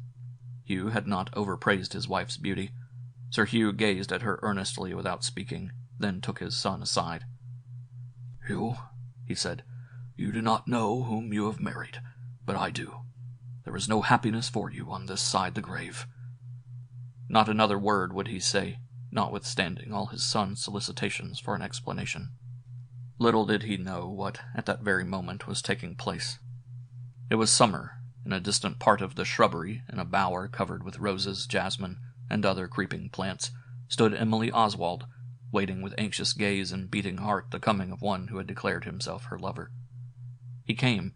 His dress was rustic, but his figure was refined, his countenance eminently handsome, and his bearing manly. He showed no timidity as he approached the young lady, for he was evidently confident of her love. He urged her to fly with him. He pleaded his devoted love and affection. He told her that he knew her father would never consent to their union, and that it would be better to marry without his sanction than after he had refused it. She listened credulously and too readily. She fled with him. Her subsequent history I will not detail. She had believed that the peasant youth, the keeper's pretended son, was a noble in disguise. She was not missed till late at night, and when sought for throughout the house and grounds, no trace of her could be found. Not till 2 days afterwards did Sir Hugh discover that his only daughter, the beautiful child of whom he was so proud, had fled with the keeper's son, the brother of the girl his own boy Hugh had married, and thereby entailed, as he conceived, eternal disgrace on his family. Yet, as if that were not enough, Emily, his trusted child, must commit an act to increase the stigma tenfold. He suspected, too, that the wound to his feelings had been premeditated, and he knew, too, the foe by whose machinations it had been accomplished. The baronet took his gun and wandered forth into the grounds. Such was his constant custom. He seldom went out without his weapon. It was said that he met the keeper, a man who had strangely come to the place and sought for employment in that situation, that Sir Hugh had charged the keeper with acts of villainy and treachery, that the other had insultingly retorted, that a fierce struggle had ensued. 2 days afterwards, the body of the keeper had been found, shot through the breast, in a remote part of the grounds. Rumor pointed to Sir Hugh as the murderer, but he was never accused openly. It was further asserted that the dying man had foretold that his spirit would haunt the hall for 10 generations, and that during that time the eldest son should never succeed to his inheritance. Sir Hugh appears to have been severely punished, at all events. The fate of his beautiful and beloved daughter was a sad one. The keeper's son, though talented, was utterly unprincipled, and she died young from a broken heart. His sister, too, did not turn out as well as her young husband had anticipated. As she grew older, and more was expected of her, tastes and manners became apparent which had been overlooked in a young and pretty girl. Hugh died before his father, and Sir Hugh lived long, a sad and childless old man, and his estate descended to a brother's son. "Where did you get that story, Jane?" asked the baronet, in a tone of annoyance, very unlike that in which he usually spoke. "My dear Jane, where could you possibly have heard that tale?" exclaimed her aunt. "That is more than I can tell you," answered Miss Otterburn. "I thought that I had invented it, and I certainly drew on my imagination for the names, but I confess that it is possible I may have heard it somewhere. I often, when I fancy that I am inventing, find that I have heard the outline of the tale before." Neither Sir Gilbert nor Lady Ilderton said anything more on the subject, though both were unusually grave. Other tales were told, in many of which ghosts and goblins played a prominent part. During the course of the evening, Cousin Giles took an opportunity of drawing Miss Otterburn aside. "What in the name of wonder, my dear Jane, induced you to tell that story?" he exclaimed. "Don't you know that it is connected with this house and Sir Gilbert's ancestors? You gave even the right Christian names of father and son. There can be no doubt that Sir Hugh really did shoot the keeper, old Hooker, as he was called, and it is asserted and believed that his ghost haunts, as he threatened, the mansion of his murderer." "What? This very house?" exclaimed Jane with a look of astonishment, and it might have been terror or some other uncomfortable feeling in her countenance. "Yes, if old women, housekeepers, and superannuated butlers can be believed, old Hooker's ghost has appeared more than once or twice, stalking through the hall at midnight, no one daring to speak to it or attempt to stop it. You must understand that the family gives a different version of the story. They say that old Hooker committed suicide in consequence of his daughter running off with young Hugh, who, they state, did not marry her, and of his son, of whom he was very proud, being transported for the abduction of Miss Ilderton. With regard to the son, it is difficult to say who was most to blame. The young man had, I believe, raised himself by his extraordinary talents far above his former position, and he might have supposed that a marriage with her would have advanced his ambitious projects, or he might have run off with her, and treated her as he ultimately did in retaliation for the way his sister had been treated by young Hugh. Still, I suspect that, at the best, he was an unprincipled fellow, and that not much can be said in favor of any of the parties concerned. However, they are all long ago dead and buried, and waiting to be tried by a tribunal which will measure out even justice to all men. So, do not let us condemn them undefended. Chapter 3. Preparations for Twelfth Night. The story of old Hooker's ghost was not again alluded to in the presence of any of the Ilderton family, as the subject was evidently distasteful to them, but it formed the subject of conversation among the guests when only 2 or 3 were together, and at length, through 1 or 2 of the ladies' maids, the story reached the servants' hall, where, of course, it was eagerly received. Lampett, the butler, however, shook his head when he heard it, and advised that it should not be talked about. "It may be true, or it may not be true, but there'll be no harm come of letting it alone," he observed. Notwithstanding the wisdom of this remark, neither in the servants' hall nor above stairs would people let it alone, till at length many began to feel uncomfortable as night drew on, and preferred having a companion when they had to traverse the long passages and corridors which led from wing to wing of the mansion. Jane Otterburn found that she had indeed raised a ghost of a character she had little anticipated. All this time, none of the family knew what was going on, as, after it had been understood that Sir Gilbert and Lady Ilderton disliked the subject, when any of them approached it was instantly dropped. In time, even the costume old Hooker had worn was minutely described, a hunting frock of Lincoln green, with leathern belt, a cap with iron bands, shaped somewhat like a Mambrino's helmet, or the hat of a policeman of modern days, a powder horn at his back, high leathern boots, and a huge spear which it must have required 2 hands to wield. This showed that he was a head-keeper, a person of no little consequence, and one who must have proved a formidable opponent to deer-stalkers and poachers of all descriptions. That he was above the ordinary keepers accounted for the superior education he had managed to give his son. Jane had talked so much and thought so much about the story that she was not quite comfortable herself, and more than once, when going somewhat late to bed, her door having suddenly burst open as she went to shut it, she thought she saw, the moonlight streaming through a window, a strange figure moving along the passage in the distance. She was a courageous girl, though imaginative in the extreme, so she watched the figure, wondering if it would turn, but it vanished apparently through the window at the farther end of the passage. She told no one what she had seen, believing that her senses had deceived her. But 3 nights afterwards, when under precisely the same circumstances, the figure again appeared and disappeared, she was, to say the least of it, extremely puzzled and secretly agitated, though she still determined not to mention the occurrence. By the morning she had recovered her equanimity, and was as lively and agreeable as usual. The gentlemen thought her especially so, and the light-hearted, merry Captain Fotheringsail, whose breast, when in uniform, was covered with orders, seemed to have ears and thoughts for no one else. Jane liked him, but had a fancy that he had come to the hall as a suitor for the hand of one of her cousins. She was one of those happy beings who think so little of self that she always fancied that, if attentions were paid, they must be intended for some other person present. It might have been very stupid in the captain not to make his intentions more clear, but so it was, and Jane thought herself heart-free. It should have been mentioned that, on Christmas Day, Sir Gilbert and Lady Ilderton had their hearts made glad by the announcement that their sailor son Charlie was on his way to England, and as he would soon get leave, might be expected shortly at the Hall. Several of the proposed amusements were put off till his arrival. Among them was a fancy ball, or masquerade rather, which it was settled should take place on 12th night, should he write word that he would come in time. "Hurrah! Charlie is coming!" cried Gilbert on opening a letter at the breakfast table.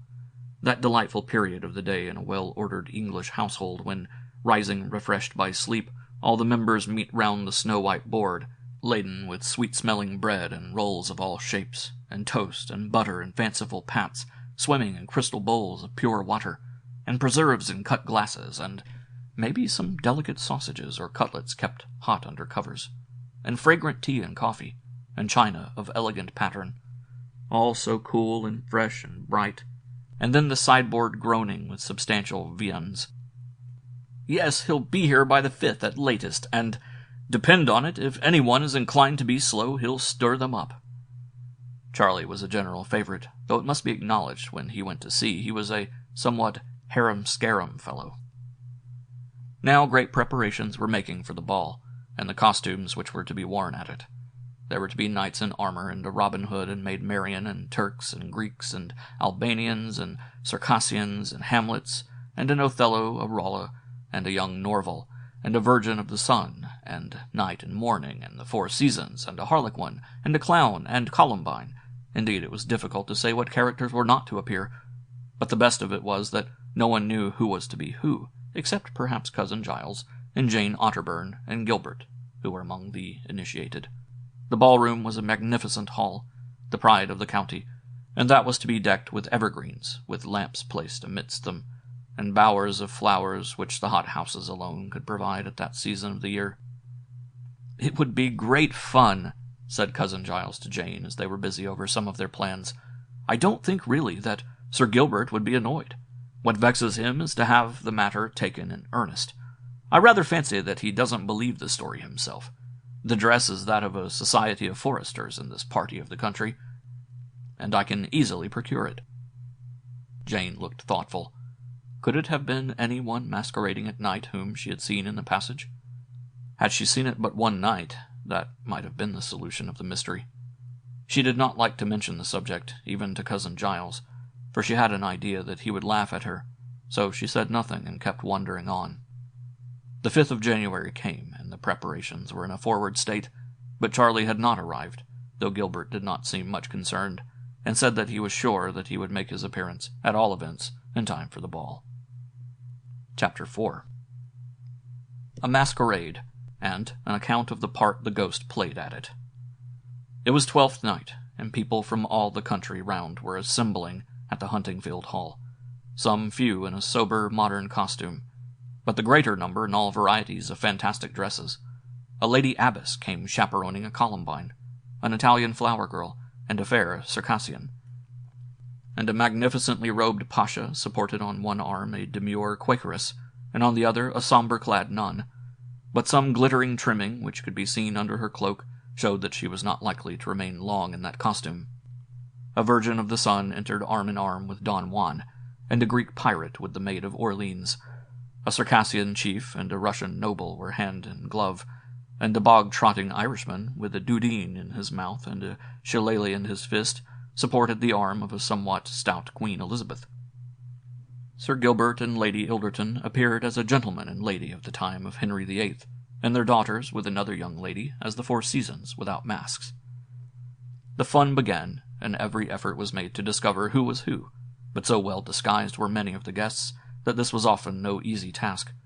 Not only animals, but even senseless objects were represented, and among other things a huge cask glided into the room. Remarks not over-complimentary to the talent of the occupant were made as it circled its way on, as if moved by human hands outside in the usual fashion of making a cask progress.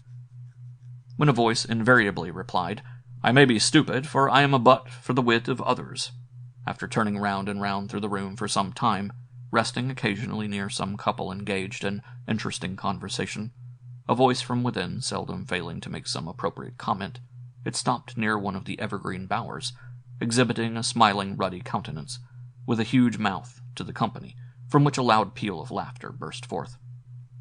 From that moment it remained stationary, and when soon afterwards a clown, who had been inquisitively prying into every corner, began to knock at it, and at length attempted to get in, it was found to be empty. He, on this, set to work to trundle it away, and as if fatigued, stopped again near the wall to be out of the way. A Columbine passing engaged his attention, when, to his apparent dismay and the astonishment of the guests, the tub began to move on of itself, he following and pretending to be unable to overtake it, while he shouted, "Hello, you mesmerized butt! You... Stop! Stop! Hello, you spirit of a ton, a pipe, a cask, or whatever you are, or call yourself! Stop, I say, stop!" But the butt would not stop till it reached a deep recess, when he overtook it, and, pulling away at it, upset it, when, as before, it was seen to be empty.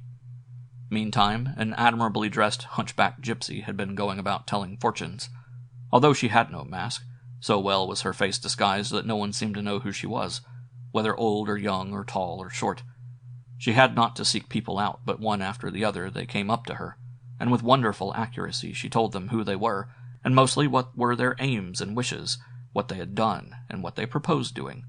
Among others, a jovial sailor rolled up, pipe in mouth, and asked to what part of the world he should next be sent, how long he should remain, and when he came back whether he should find his black-eyed Susan faithful and true. To the answer he got to the first question he paid little attention.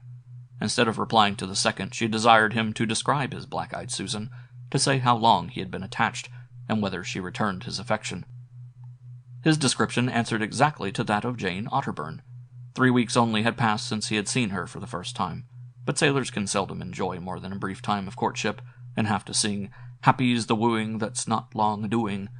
The point in truth about which he was most anxious was the return he might expect to his affection.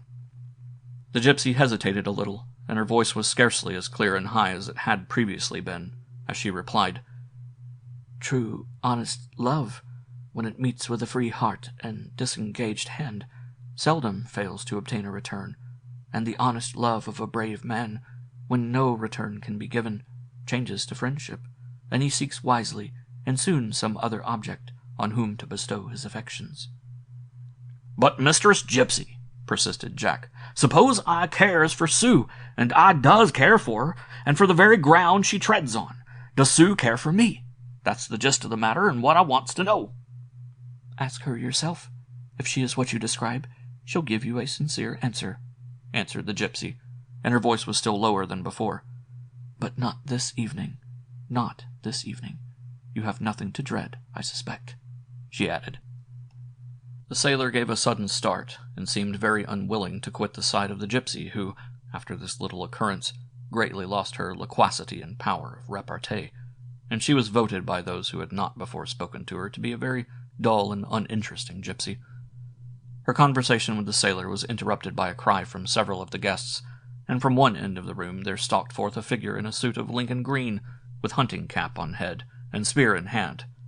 The face of the figure was properly whitened, but there was a jauntiness in the walk and a twinkle in the eyes, as the ghost moved along among the crowd, which soon betrayed the true character of the supposed visitant from the grave. He had not, however, reached one end of the hall before the eyes of the guests were turned toward the other end, where there appeared a figure in a similar costume, but more worn and stained, with what was evidently a winding sheet trailing behind.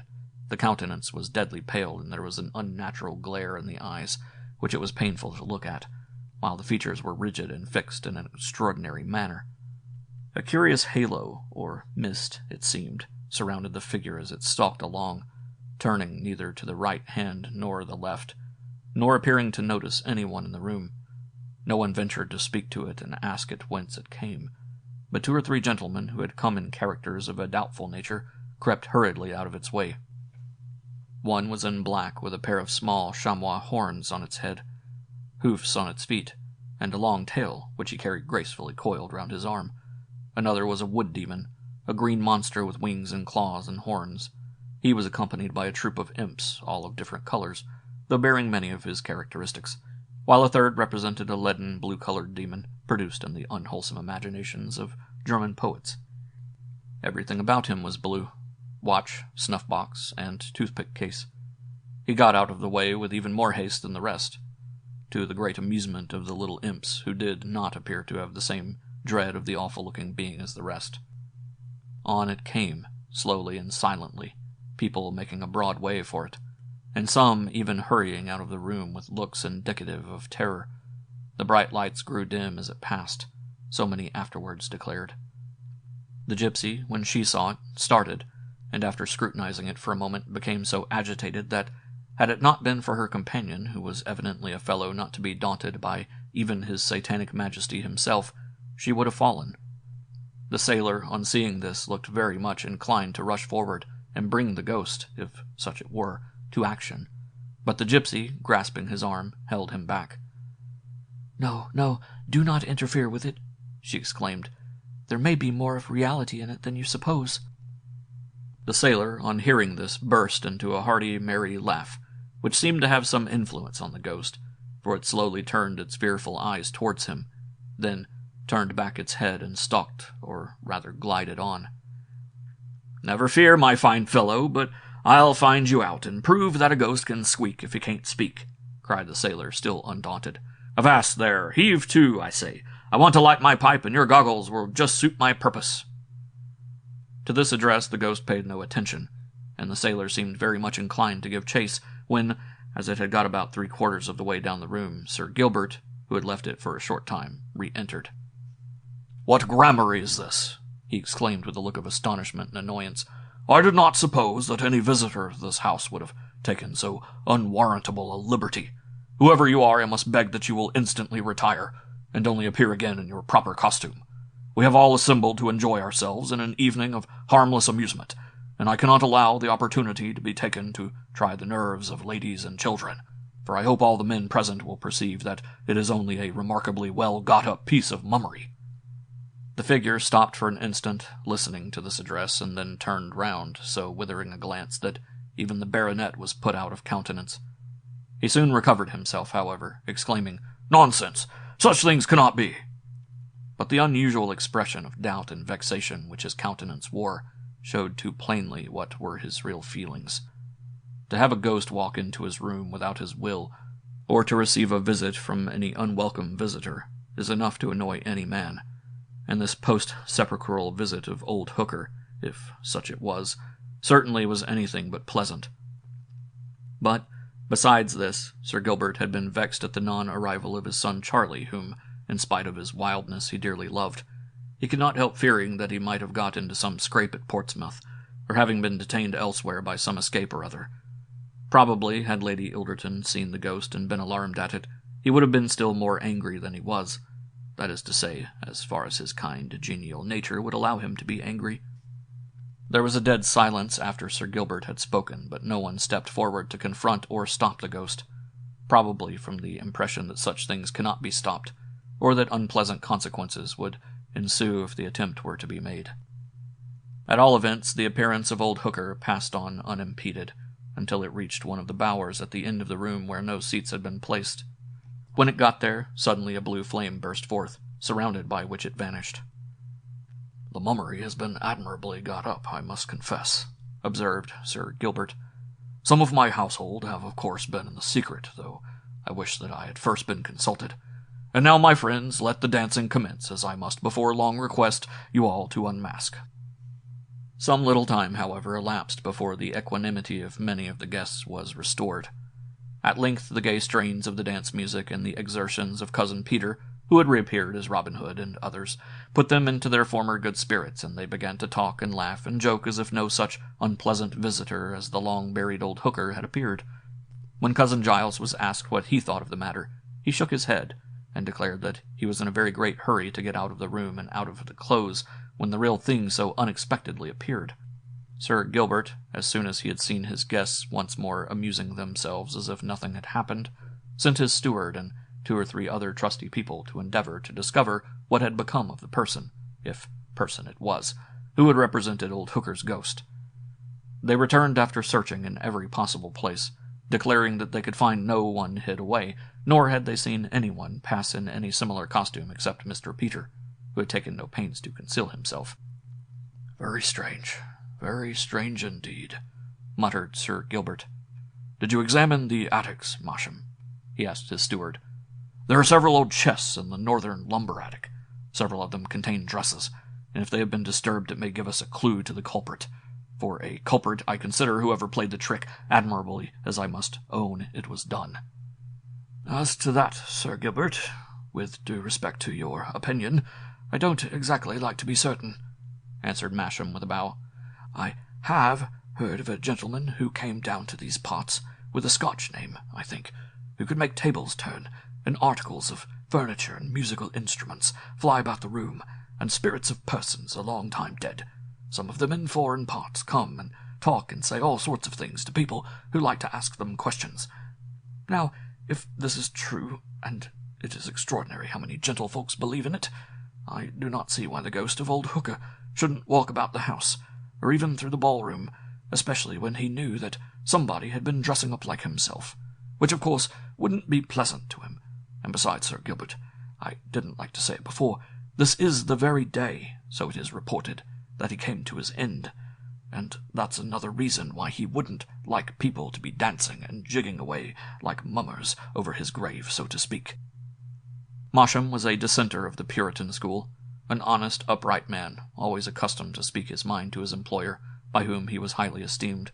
In this instance, however, he went a little too far, and he acknowledged afterwards that he had never before seen his master in such a taking.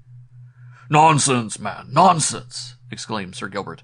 "The fellow you speak of is an impostor, an arrogant humbug, and the people are geese who believe in him. Whatever their station in life, more shame to them if they are well educated. That is a poor reason for believing that old Hooker's ghost should haunt the hall. Go and search again. I am resolved to have the trick discovered before the guests leave the house." They shall not go away and spread all over the country the story of its being haunted. Look first into the north attic. Take care, Masham, that none of the servants set the place on fire by letting a candle fall in their fright, should a cat jump up or a rat move. I conclude that you know the chests I mean. Oh, yes, Sir Gilbert. I helped Master Charles to overhaul one of them 3 years ago, when he wanted to collect some dresses for a play. I went up with the housekeeper, and we put them all safe back again the day after," answered the steward, hurrying off. Sir Gilbert was joined soon afterwards by Lady Ilderton, who came to ask them the particulars of the strange story of which she had heard rumours, but which no one had ventured directly to tell her. "Merely, my dear lady, that someone has walked through the ballroom in a hunting costume to represent the old keeper Hooker, and because no one spoke to him or tried to stop him, they have taken it into their heads that what they saw was no living being, but a ghost or spirit." "How extraordinary! And that it should have taken place during the few minutes we were both together out of the room," observed Lady Ilderton in a low voice. "I am disinclined to believe in such things, and yet this is more than I can well account for." "Oh, nonsense, nonsense, Lady Ilderton!" exclaimed Sir Gilbert, and yet his tone was not quite so firm as usual. "Depend on it, Masham will find it all out before long, and if he does not, Cousin Giles will tomorrow, though, of course, I would rather the trick had not been played. And now let us go back into the drawing-room." Not long after this, 2 most riotous sailors rushed into the room, insisting on playing leapfrog, tumbling over each other, and committing a variety of eccentricities unheard of in a ballroom. At last one of them rushed up to Lady Ilderton, and, throwing his arms round her neck, gave her a hearty kiss, when his mask falling off, displayed the well-bronzed merry countenance of her son Charlie. He introduced his companion as a brother officer whom he had invited to spend a few days at the Hall. He was heartily welcomed by his father, who loved him in spite of his occasional wild proceedings, and of course his mother and sisters doted on him, and fully believed that he would turn out a second Nelson if he had the opportunity. The ball went off with the greatest possible spirit, and without any other contretemps, could the incident which had been described to be considered one. Masham came back and reported that the old chests had undoubtedly been opened and the contents tumbled out, as there were marks where the dust had been disturbed, but that he had discovered no trace of the person who had represented old Hooker's ghost. Chapter 5. More of the ghost's pranks and how he was finally laid. Sir Gilbert had allowed the adornments of the ballroom to remain undisturbed, that his tenants and others might see them, a favour which was sure to be highly prized. The following evening a large party were assembled in the ballroom, for the young people had declared that they should be far too tired to do anything but dance, and musicians were therefore retained, and all the people in the immediate neighbourhood invited to come back. Lord Harston was glad of it, because he had made up his mind to propose to Miss Ilderton, and, as other young men have done, fancied that a ballroom was a very good place for the purpose. Captain Fotheringsail might possibly have had some similar ideas on the same subject with regard to Jane Otterburn. Charlie and his brother midshipman declared that they were ready for a dance every night of their lives. Jane had gone to her room after dinner, which was in a wing of the house away from the ballroom, and at this time as silent as at midnight. The evening guests had not yet arrived. A cheerful fire was burning, the flames from which sent at times a flickering and uncertain light through the room, but were generally bright enough to enable her to dispense with the light of her candles, as she sat down in an armchair to meditate pleasantly, as young ladies who have made a satisfactory conquest are apt to do. Though reveries of that description are pleasant, realities are pleasanter, and so she was about to get up to go down into the ballroom when a feeling that she was not alone made her turn her head, and there, standing at the open door, was the figure of old Hooker the keeper, exactly as it had appeared on the previous evening. She was a courageous girl, but her heart beat quick, and she felt that she would very much rather it had not been there. She rose from her seat determined to confront it, when, with a sound which might be described as a plaintive cry, it glided from the door. She bravely hurried after it, exclaiming, "Stop! Stop! I must insist on knowing who you are!" But the passage was in total darkness, and the figure had disappeared. She had heard of the phantoms of the imagination to which some few people are subject when out of health, but she felt perfectly well, and had never had any visitation of the sort. And so, discarding all idea of a supernatural appearance, she felt convinced that somebody who had played off the trick on the previous evening had again dressed up to carry it on further. Still, therefore, undaunted by what might have frightened some ladies into hysterics, She lighted her candle, and drawing a large shawl over her shoulders, for the passages were cold, she prepared to descend to the ballroom. It would be too much to say that she had no uncomfortable sensation, or that she did not peer into the darkness ahead, and occasionally take an anxious glance over her shoulder, or that she altogether felt sure that she should not see old Hooker gliding before her, or noiselessly coming up behind her. She could not help allowing all the ghost stories she had ever heard to pass in ghastly review through her mind. Still, she tried not to walk faster than she should otherwise have done. Indeed, she foresaw that if she attempted to run, the wax taper she held would most probably be blown out. This, strong-minded as she was, she would very much rather should not happen. The keen wind of Christmas was blowing outside, and blasts here and there found their way along the passages, in consequence of one or two doors which ought to have been shut having been left open. Huntingfield Hall was an old edifice, and the same attention to warming the passages and shutting out the wind had not been paid when it was constructed, as is the case in more modern buildings. The young lady saw before her a door partly open, but which seemed at that moment about to close with a slam. To prevent this, forgetting her former caution, she darted forward, when the same blast which, as she supposed, was moving the door blew out her candle. She knew her way, and remembered that a few paces farther on there were 2 steps, down which she might fall if not careful. A creeping feeling of horror, however, stole over her when, as she attempted to advance, she felt herself held back. It must be fancy. She made another effort, and again was unable to move forward. Her heart did, indeed, now beat quickly. She would have screamed for help, but she was not given to screaming, and her voice failed her. Once more she tried to run on, but she felt herself in the grasp of some supernatural power, as a person feels in a dream when unable to proceed. Her courage at length gave way every moment she expected to hear a peal of mocking laughter from the fiend who held her, for her imagination was now worked up to a pitch which would have made anything, however dreadful, appear possible. At length, by an effort, she cried out, "Help me! Help! Pray come here!" The words had scarcely left her lips when a door in the passage opened, and she saw a person hurrying with a light towards her. "Thanks, Henry!" she exclaimed, giving way to an hysterical laugh as she sank into the arms of Captain Fotheringhaysail, feeling now perfectly secure against all enemies, either of a supernatural or natural character. "What's the matter, dearest?" he asked in a voice of alarm. "Oh, nothing. My candle went out, and I felt myself unable to move on," she answered. "I see you could not, for the skirt of your dress and your shawl have both caught in the door," he exclaimed with a merry laugh, which did more than a dose of sal volatile or camphor would have done to dispel her fears, and taking his arm she accompanied him to the ballroom. Should she tell him of the reappearance of old Hooker, or some living representative? Why not?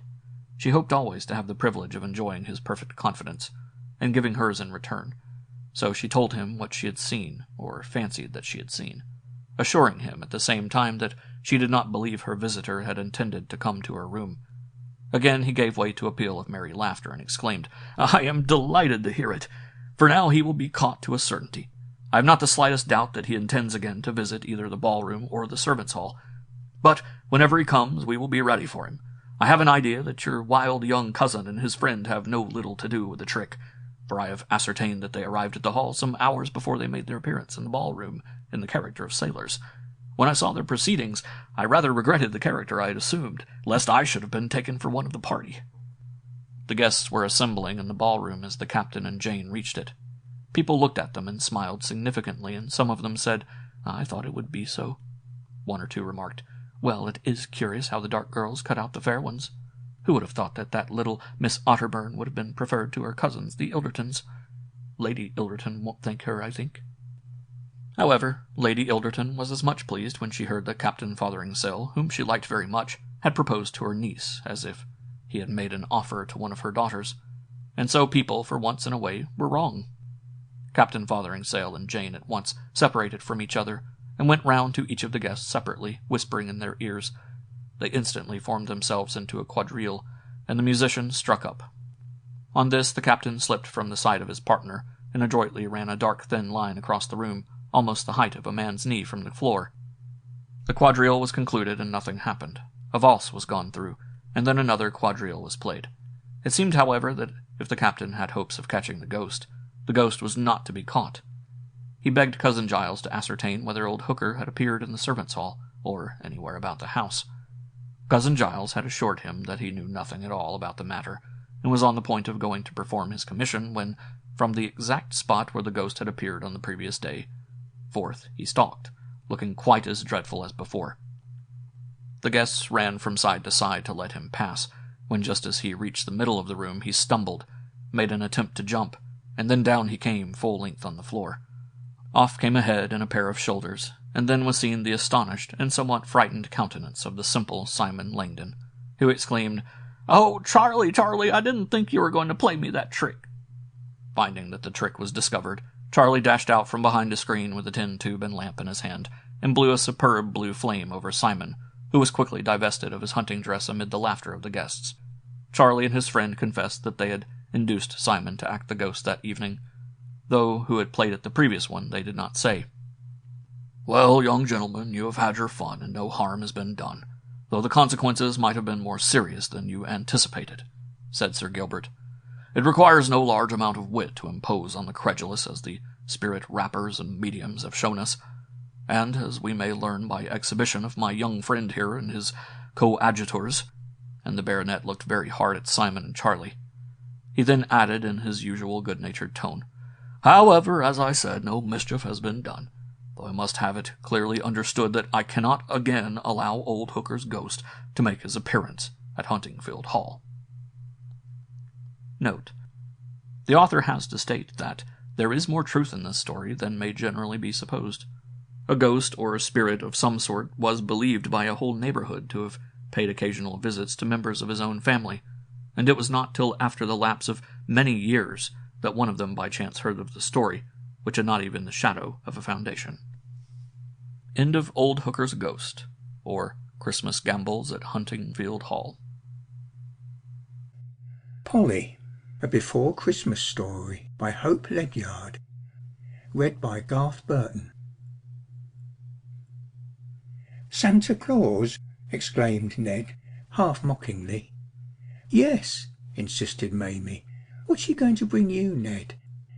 "I don't know, and I don't care much," he answered, "for there isn't any Santa Claus." "Why, Ned!" cried Mamie in astonishment. "Even my big brother Harry believes in Santa Claus. He's coming home from school tonight, and we're going to hang up our stockings." "Phew!" said Ned. "I must go home. Goodbye." Merry little Mamie stood in amazement, and then ran indoors to her mother with her perplexity. "Why, mother," she cried, "Ned Huntley said there wasn't any Santa Claus, and he was real cross about it too." "Well, Mamie," said her mother, "I wouldn't take any notice of Ned's being cross about Christmas time. The Huntleys don't keep Christmas." "Don't keep Christmas?" exclaimed Mamie, astonished beyond measure. Seeing that her mother was busy, she took her doll, Helena Margaret Constance Victorine, in her arms, and talked the matter over with her. "What do you think, my dear?" said she. "They don't keep Christmas at Ned Huntley's house. I don't know just what mother means by not keeping it, for you know Santa Claus comes down the chimney, and so he can get in during the night and leave Christmas there. Oh yes, but they don't keep it. They turn it out, I suppose, just like mother told me they acted about the dear little baby Saviour. They hadn't any room for him, and I guess Mrs. Huntley hasn't any room to keep Christmas in. I wonder what she does with the Christmas things Santa Claus brings. I wonder if she throws them away. I mean to go and ask her." And putting her child carefully in its cradle, Mamie started. There was some truth in what Mrs. Gaston had told her little daughter. The Huntleys did not keep Christmas in a loving, hearty way. They kept it in so far that on this very afternoon Mrs. Huntley was busy making the mince pies, dressing the turkey, and doing all she could to be beforehand with the extra Christmas dinner. Mr. Huntley had just stepped into the kitchen for a moment to say to his wife, "What have you settled on for Ned's Christmas?" "I bought him a pair of arctics. He needed 'em, and if you want to spend more than common, you might get him half a dozen handkerchiefs." "Well, wife, I was thinking that perhaps—" The farmer tried to be particular about his words, for Mrs. Huntley did not seem in a very good humour. "I was remembering how you used to enjoy giving the young ones candies and toys, so, perhaps—" "Now, Noah Huntley, I'm surprised at you. Buy candies and toys for a great lumbering boy like Ned? Why, you must be crazy, man. The next thing will be that you'll want a Christmas tree yourself." "Well, and it wouldn't be a bad idea," thought the father. "There's my man, Fritz. He has been to the woods and cut a little tree for his children, and he seems to get a heap of pleasure out of it. Ah, if only little Polly had lived!" Strangely enough, the wife was thinking the same thing, as she sliced and sifted and weighed. If little Polly had lived it would have been different, but we can't throw away money on nonsense for Ned. A little red cloak flashed by the window, a little bright face, just about the age of our little Polly's, peeped in at the door, and Mamie asked, "May I come in, Mrs. Huntley?" "Certainly, child. Here's a fresh cookie. I suppose you're full of Christmas over at your house?" "Oh, yes, ma'am, and I'm so sorry you don't keep it. What's the reason?" "Don't keep it?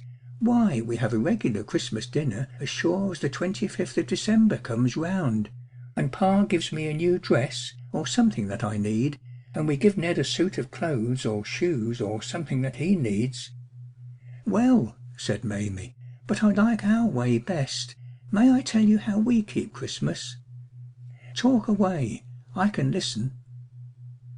"Well, you see, a good while before Christmas my mother begins to get ready, and I often see her hide up something quick when I come in, and then she laughs, and I think, 'Oh yes, something's coming,' and then mother takes me in her lap and tells me how Jesus is coming, and how he did come. Do you know, Mrs. Huntley?" "You can tell me, child." "You see, he came a long, long time ago as a little baby. Mamma says that he began at the beginning so that no little child could say, 'I can't be like Jesus, for Jesus never was so little as me.' That first birthday of his, there wasn't any room for him at the tavern, and when the dear little baby Jesus was sleepy, they laid him right in a stable manger, and the shepherds found him lying there. Christmas is his birthday, and I suppose they give all the children presents because Jesus loved little children. And then Santa Claus— Oh, Mrs. Huntley, that's what I came about, and I most forgot. If you don't keep Christmas, I mean as we do," she added, as Mrs. Huntley frowned, "and if you don't use the things that Santa Claus leaves here, can't I come over and get 'em? Only I'd rather Ned should have 'em." "Child alive, how your tongue runs! Here now, take these cookies home with you. I guess Ned's too busy to play with you." "Thank you, ma'am. And you'll remember about Santa Claus?" said little Mamie, as she walked away with her cookies. Mrs. Huntley worked on for a few minutes longer, and then, leaving her dishes, she went to her own room and opened a bureau drawer. There lay a bright little dress and pretty white apron, Polly's best things, the little clothes in which she used to look so lovely. There were the last Christmas toys the mother had ever bought. Only a little tin bank, a paper cornucopia, and a doll, but she remembered that Christmas so well. Could it be that it was only 3 years ago? How Polly had laughed and chattered over her stocking.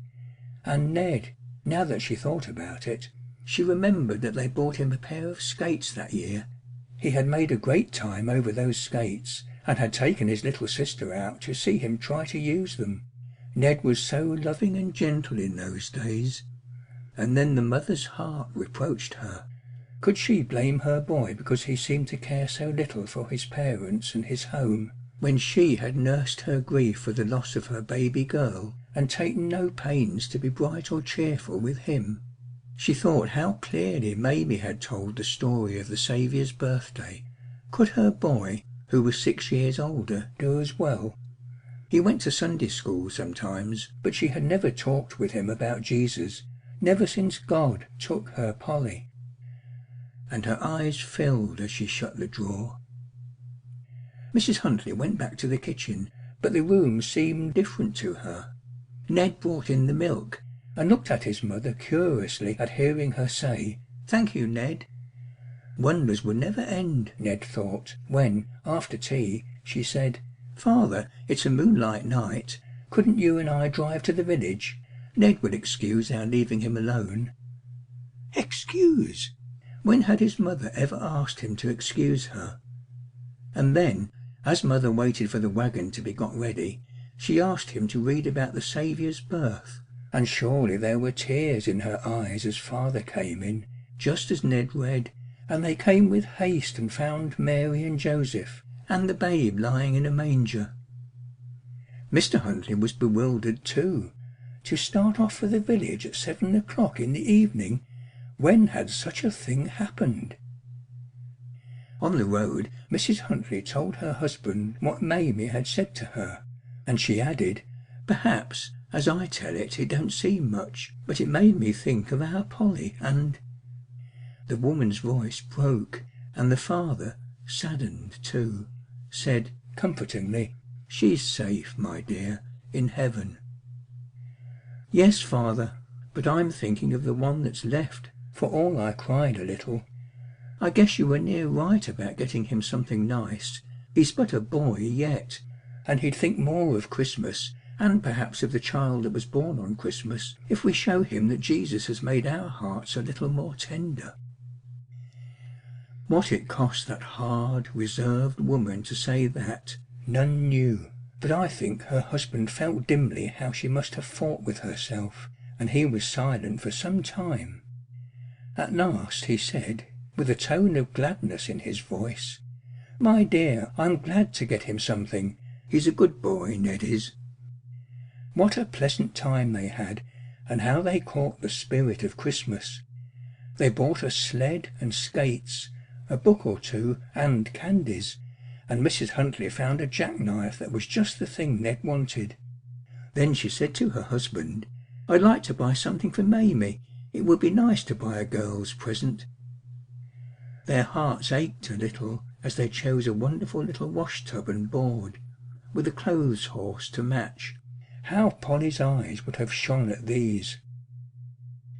Meantime, Ned mused over his mother's tears and her strangely kind tones, and thought, "I wonder if she's going to be as good to me as she was to Polly. I hated to hear Mamie talk about Santa Claus. Polly used to talk just that way, and we did have such good times. I used to get skates and things at Christmas, but now I get some handkerchiefs or a lot of shirts. It makes me mad." Then Ned fell asleep, and so the mother found him. She woke him gently, and he went off to bed, bewildered by more kind words. Morning dawned, and Ned hurried down to light the fire in the kitchen, but he went no further than the sitting room. There was a sled, a splendid one, a pair of skates, and books. He put his hands in his pockets to take a long stare, and felt something strange in one of them. Why, there was a beautiful knife. Mother came in and watched his face, but at sight of her the boy fairly broke down, laying his head on her shoulder. "It's like Polly coming back," he said. And so it was, and so it continued to be. End of Polly, a Before Christmas Story by Hope Ledyard. Pop Gun plays Santa Claus. From Tales from the X-Bar Horse Camp by Will C. Barnes. Salute your partners, let her go. Balance all in do-si-do. Swing your gal, then run away. Right and left and gent sachet. Whoa, Mac, there's a letter in the Widow Miller's box. The pony sidled gingerly toward the mailbox nailed to the trunk of a pine tree, his eyes and ears watching closely the white sheet of paper that lay on the bottom of the open box, held by a small stone, which allowed one end to flutter and flap in the wind in a way that excited his suspicions. When the Widow Miller wished to mail a letter, she placed it properly stamped, in her box, and the first neighbor passing that way took it out and mailed it for her, she being some miles off the regular mail route. Gents to right, now swing o'er cheek, on to the next gal, and repeat.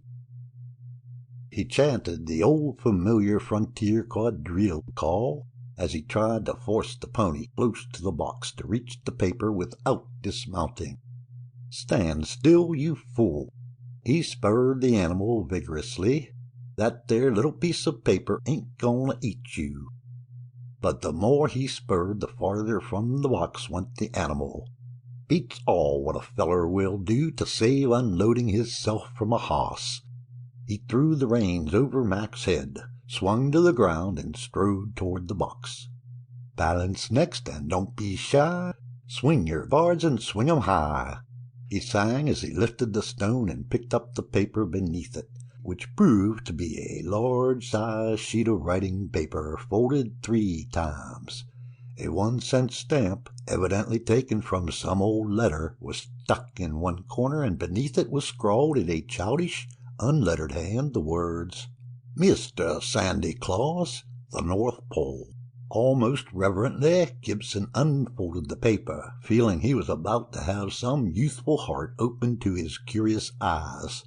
"Dear Sandy Claus," it began, "please bring me a train of railroad cars, and a pair of spurs, and a .22 rifle to shoot rabbits with, and a big tin horn. And Sandy, Mary wants a big teddy bear, and a real doll what shuts her eyes when she lays down. And Minnie, she's the baby, Sandy, so please bring her a picture book and a doll and a woolly lamb, and bring us all a lot of candy and apples and oranges and nuts. For since Daddy went away, we ain't had none of them things much. Mother, she says you know just where we live, so don't forget us, for I've tried to be a good boy this year. James Simpson Miller, 7 years old." Gibson felt a lump rising in his throat, and took refuge in song to hide his embarrassment.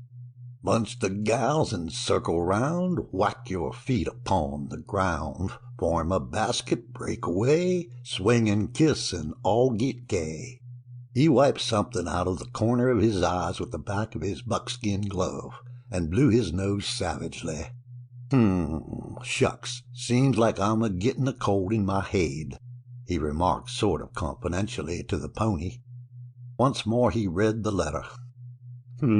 Shucks, wants a railroad train, eh? And a gun-chester to kill rabbits, and a tin horn, and Mary wants a teddy bear, does she? And apples and oranges and candy for all of 'em. Say, Bill Gibson, it's up to you to play Santy Claus for these kids, and if you handle the job right, maybe you can convince their Aunt Nancy that she'd ought to say yes to a man about your size and complexion. Again he broke into song.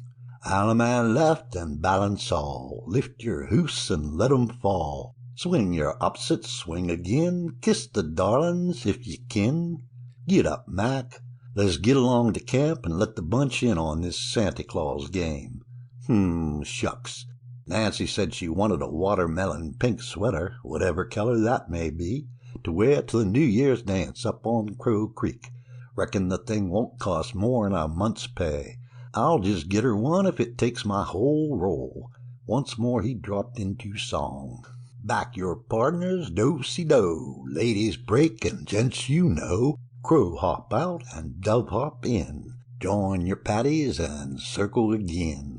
Salute your partner, let her go, balance all and do-si-do. Gents salute your little sweets, hitch and promenade 2 seats."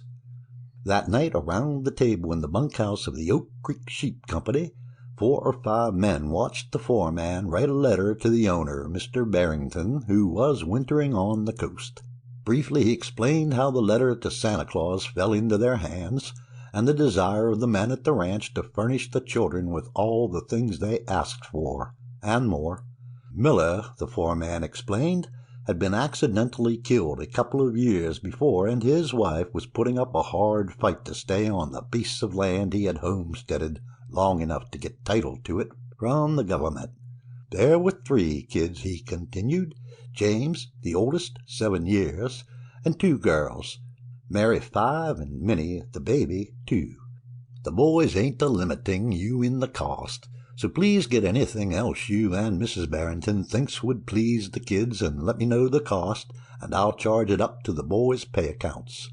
Also, Bill Gibson wants that Mrs. Barrington should pick out what he says is to be a watermelon pink sweater for Mrs. Miller's kid sister, Nancy. Bill says Nancy is just about Mrs. Barrington's size, and what'd fit her will fit Nancy all right. Bill, he says he reckons Mrs. B will savvy what a watermelon pink sweater is, which is more than any of us do. 3 days before Christmas, Bill Gibson set forth for the railroad, 25 miles away, to bring back the expected Christmas stuff. There was 2 feet of snow on the ground, and the roads were impassable for wheels, so Bill took with him 2 pack animals, a horse and a mule. He figured he would be 1 day going and 1 coming, and that on Christmas Eve, after marking and arranging all the presents, someone would ride down to the cabin and leave the whole business on the porch of the widow's cabin, where she would be sure to find it early Christmas morning. At the railroad, Gibson found the trains all tied up with snow to the west, and the packages had not arrived. Shucks, was his terse comment. Now wouldn't it just be hell if the plunder didn't come in time for them kids to have their Christmas tree? But late that night a train came through which brought the package he had come for. By unpacking the stuff from the box in which they were shipped, Gibson managed to get everything in the 2 yaks carried by the mule, while upon the horse he packed a load of provisions for the camp. Barrington and his wife had added liberally to the list of toys, and, knowing well the conditions at the sheep ranch, had marked or tagged each article with the name of the child for which it was intended. Even Mrs. Miller had been remembered generously. The sweater was there, packed carefully in a fancy box. Bill loosed the ribbon that fastened it and slipped a card into the box on which he had laboriously written, "To Miss Nancy, from her true friend, Bill." But the storm broke out again, and it was long after noon the next day before he dared start, for the wind blew great guns and the air was filled with icy particles that no one could face. Leading the pack-horse with the mule tailed up to him, Gibson started for home, but made poor progress through the drifted snow. It was almost 2 o'clock the next morning when he passed the letter-box at the trail to the widow Miller's place. The moon had gone down behind the trees to the west, and it was quite dark, but here the wind had swept the ground bare of snow, and his progress with his rather jaded animals was much better. Sleepy and tired from his long ride, Gibson reached the ranch and rode into the warm stable to unsaddle. There, to his great surprise, he found he had but 1 animal behind him, the rope which had been around the mule's neck still dragging at the pack-horse's tail, a mute evidence of what had happened. Shucks, he commented grimly. Won't them there boys in the bunkhouse give me particular hell for this night's work? Wearily he unsaddled and unpacked the horses. Still more wearily he dragged himself up the path to the house, stirred the fire in the fireplace into a blaze, and when the coffee was hot drank a cup, ate greedily of the food which the cook had left for him, crawled into his blankets, and in 10 seconds was dead to the world. In his dreams he was swinging a rosy-cheeked girl through the steps of an old-fashioned quadrille, she being attired in a most gorgeous watermelon pink sweater. Swing your partners, swing again, kiss the darlings if ye kin. He essayed the kiss, only to be awakened on the verge of its attainment by a heavy hand on his shoulder, followed by a voice which demanded in no soft tones, "Where's your Christmas plunder?" He sat up in bed, half dazed by his night's experience. "Come alive, Bill, come alive, and tell us about the things for the kids. We can't find them nowhere." Gibson yawned and rubbed his eyes in a vain attempt to delay the catastrophe which he knew would encompass him when he told of the loss of the pack mule. Before he dropped off to sleep he had planned to get an early start in the morning back on his trail to try to find the lost animal. Popgun had been bought from the widow soon after her husband's demise, and he shrewdly guessed that the tired, hungry mule would most likely strike direct for his old and nearby home. He sprang from bed and grabbed his clothes. Shucks, he began. I reckon I done lost the mule comin' home, had him tailed up to old Paint, and just about the time I passed the trail into Widow Miller's place, Paint set back on the lead rope and like to pull the saddle off an old back, me having the rope tied hard and fast to the nub. He let up in a minute and come along all right, and I'm a-figuring 'twere just about there that Popgun gets loose. He probably having been leaning back on the pack horse's tail a right smart, causing Paint to pull back hisself. Popgun likely stripped the rope over his head, and being about all in, turned off down the trail to the widder's, and it's dollars to doughnuts he's a-eatin' hay in her shed right now. Me being tired and sleepy, I never sensed the loss till I gets here with the mule's rope a-dragging along, still tied to Paint's tail. Shucks, I'll find him or bust a shoestring. And to think they have to go all the way back to Afriky to get ivory when there's such a lot of it to be had nearer home, was the sarcastic comment of the foreman. From the windows of the Widow Miller's cabin the whole world seemed wrapped in a mantle of white. Down along the creek in the meadow the rose bushes and willows poked their heads above the snow.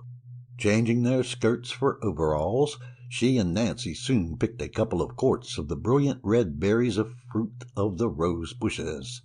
That night, as soon as the children were safely in bed, they started in on their Christmas tree preparations. Several days before, Nancy had slipped out into the timber and cut a small spruce, which she dragged to the stable and hid under some loose hay. And with an empty canned goods case and some stones, they managed to make a very satisfactory base for it. Over the coals in the fireplace, they popped a huge dishpan full of corn, and worked late into the night stringing popcorn and the roseberries with which to festoon the tree. "I've seen my mother use cranberries for the same thing," she told her sister, "but these roseberries look quite as well, I think." From the pages of a mail-order catalogue they cut figures from the brilliantly colored fashion plates which, pasted upon stiff cardboard and hung to the tips of the branches, made famous decorations. Festooned with the long strings of roseberries and popcorn, with these gaily painted ladies of fashion dangling from every bough, it made a very satisfactory Christmas tree. After placing upon it the presents for the children which they had been able to buy or make, together with a few apples and oranges, some stick candy, each done up separately in paper, just to make it seem more, Nancy said, the two women retired for the night. How long she had slept or what awakened her, Mrs. Miller could not tell, but as she strained her ears for the slightest sound, she imagined she could hear outside the footfalls of some heavy animal. She knew it could be no bear, for whatever it was, the snow was crunching under its feet, nor was it a human, for the steps were those of a four-footed object. The moon, that earlier in the evening had flooded the valley until it was almost as light as day, was now just dipping behind the mountain to the west, throwing the stable into deep shadow, from which the sounds now seemed to come. There was a bare possibility of its being some range cow, although they had all long since drifted down into the lower country, but she finally decided it must be one of the big bull elks which regularly wintered on the wind-swept sides of the mountain above them, and sometimes came down to the ranch seeking feed during times of heavy snow. Shivering with the cold, she crept back to bed, realizing that daylight would soon come. Rudely her dreams were broken by a sound that at first froze the very marrow in her bones, but which, with immense relief, she instantly realized could come from the throat of but one animal, and that a mule. Fortunately, the children slept through it all, and dressing as quickly as they could, she and Nancy started for the stable, Mrs. Miller armed with her automatic. No sooner had they stepped from the porch than the mule that had been hanging about the stable trying to get in spotted them and greeted their coming with a series of brays and nickerings that showed his joy at seeing some human being. It was Popgun, the pack still on his back. Leading him to the cabin, the women quickly loosened the diamond hitch took off the canvas pack cover and piled the cacks upon the porch, after which he was placed in a vacant stall in the stable and fed. To the women versed in frontier ways and signs, the solution of the visit from their long-eared friend was simple, and they sized up the situation almost exactly as it had occurred. Therefore they felt certain someone would be on his trail before very long. The rattle of the pack rigging on the porch aroused the children, and when the women returned from the stable, the two older ones were investigating the pack. Bidding them not to meddle with the things, Mrs. Miller and her sister went inside the house to get breakfast, leaving the kids on the porch. Childish curiosity could not well be stifled, especially on such a day as this. They had been told stories of the coming of Santa Claus, and while Jimmy had learned that a reindeer looks very much like a bull elk he had once seen, he also knew that all sorts of things could be packed in a pair of cacks, and knew no reason why Santa should not have availed himself of that means of transporting his gifts under certain conditions. To loosen the straps that held the cack covers was an easy matter. To lift up the heavy canvas covers was still easier, and the first thing that met the eager eyes of both children was a long tin horn nested down in some excelsior. As he pulled at it, a fluttering tag caught his eye. On it he read, "For James, Merry Christmas." One wild shout of delight, and he gave a blast on the toy that brought both women to the door, just in time to see Mary drag from the cack a huge teddy bear. On this was another tag marked, "To Mary, Merry Christmas." Before his scandalized mother could collect their senses enough to stop him, Jimmy had dropped his horn and gone on a voyage of exploration into the depths of the two cacks. One of his first discoveries was the box containing the sweater. The tag tied to it cleared up in a measure the doubts which Mrs. Miller had had as to the propriety of thus making free with other people's property, and that Santa had been sent by the men at the sheep camp. An hour later a man rode down the trail back of the house and quite out of range of its windows. Tying his horse at the side of the stable away from the house, he crept to the corner of the building and cautiously peeped out. The smoke was curling briskly from the cabin chimney, and in the tense stillness he could hear noises which indicated very plainly that the letter to Santa Claus had borne fruit. For the most ear-splitting sounds were coming from the cabin, sounds which he knew to be the natural results of 3 tin horns in the mouths of 3 delighted kids. As he stood there, a door slammed, and a girl stepped out on the porch, arrayed in the most gorgeous sweater he had ever imagined. On her head was a jaunty cap of the same color and material as the sweater, while in her hand she held a tin bucket, in which most unquestionably was the breakfast for the chickens, which were making loud demands for release from their log coop near the stable. In his inmost heart Bill Gibson knew that if ever a man was blessed by the gods with the one opportunity of his life, it was facing him at that very moment. Nancy came tripping down the snowy path, a perfect picture of girlish beauty and happiness. Gibson drew back so she could not see him until she had turned the corner of the stable. As she did so and met his eyes, the song turned into a maidenly shriek. Her cheeks were blazing like 2 peonies. She tried hard to speak, but the words died on her lips. Mechanically she set the bucket of feed on a small shelf where the chickens could not reach it. Bill interpreted the move as meaning either a fight or complete surrender. He believed it was the latter, and took a step toward her. "Christmas gift, Nancy," he said. His voice had an odd quaver in it. "Old Santa seems to have brung you the sort of sweater you wanted." He was gaining confidence. "He sure did," she replied, striving in vain to keep her eyes from meeting his. "Nancy," he demanded, "ain't you got nothing for me this grand Christmas morning?" "What you wanting mostly?"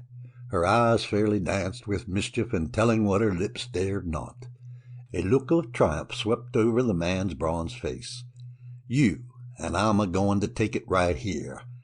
He took a step toward her. She turned to run, but with one bound he was at her side, caught her in his arms, and fairly smothered her with kisses. He drew back his head and looked deep into her eyes. "How about it?" he demanded. About what? Very archly. He kissed her a dozen times before she replied, nor did she seem to object to the action. You know the Christmas present I most want, Nancy. He drew her close to him. Her arms found their way about his neck. Bill, she whispered in his ear, you're an old darling. Let's go up to the house and tell the news to sister. End of Popgun Plays Santa Claus by Will C. Barnes. The Three Kings by Henry Wadsworth Longfellow. Read by Devorah Allen. The Three Kings. 3 kings came riding from far away, Melchior and Gaspar and Balthazar.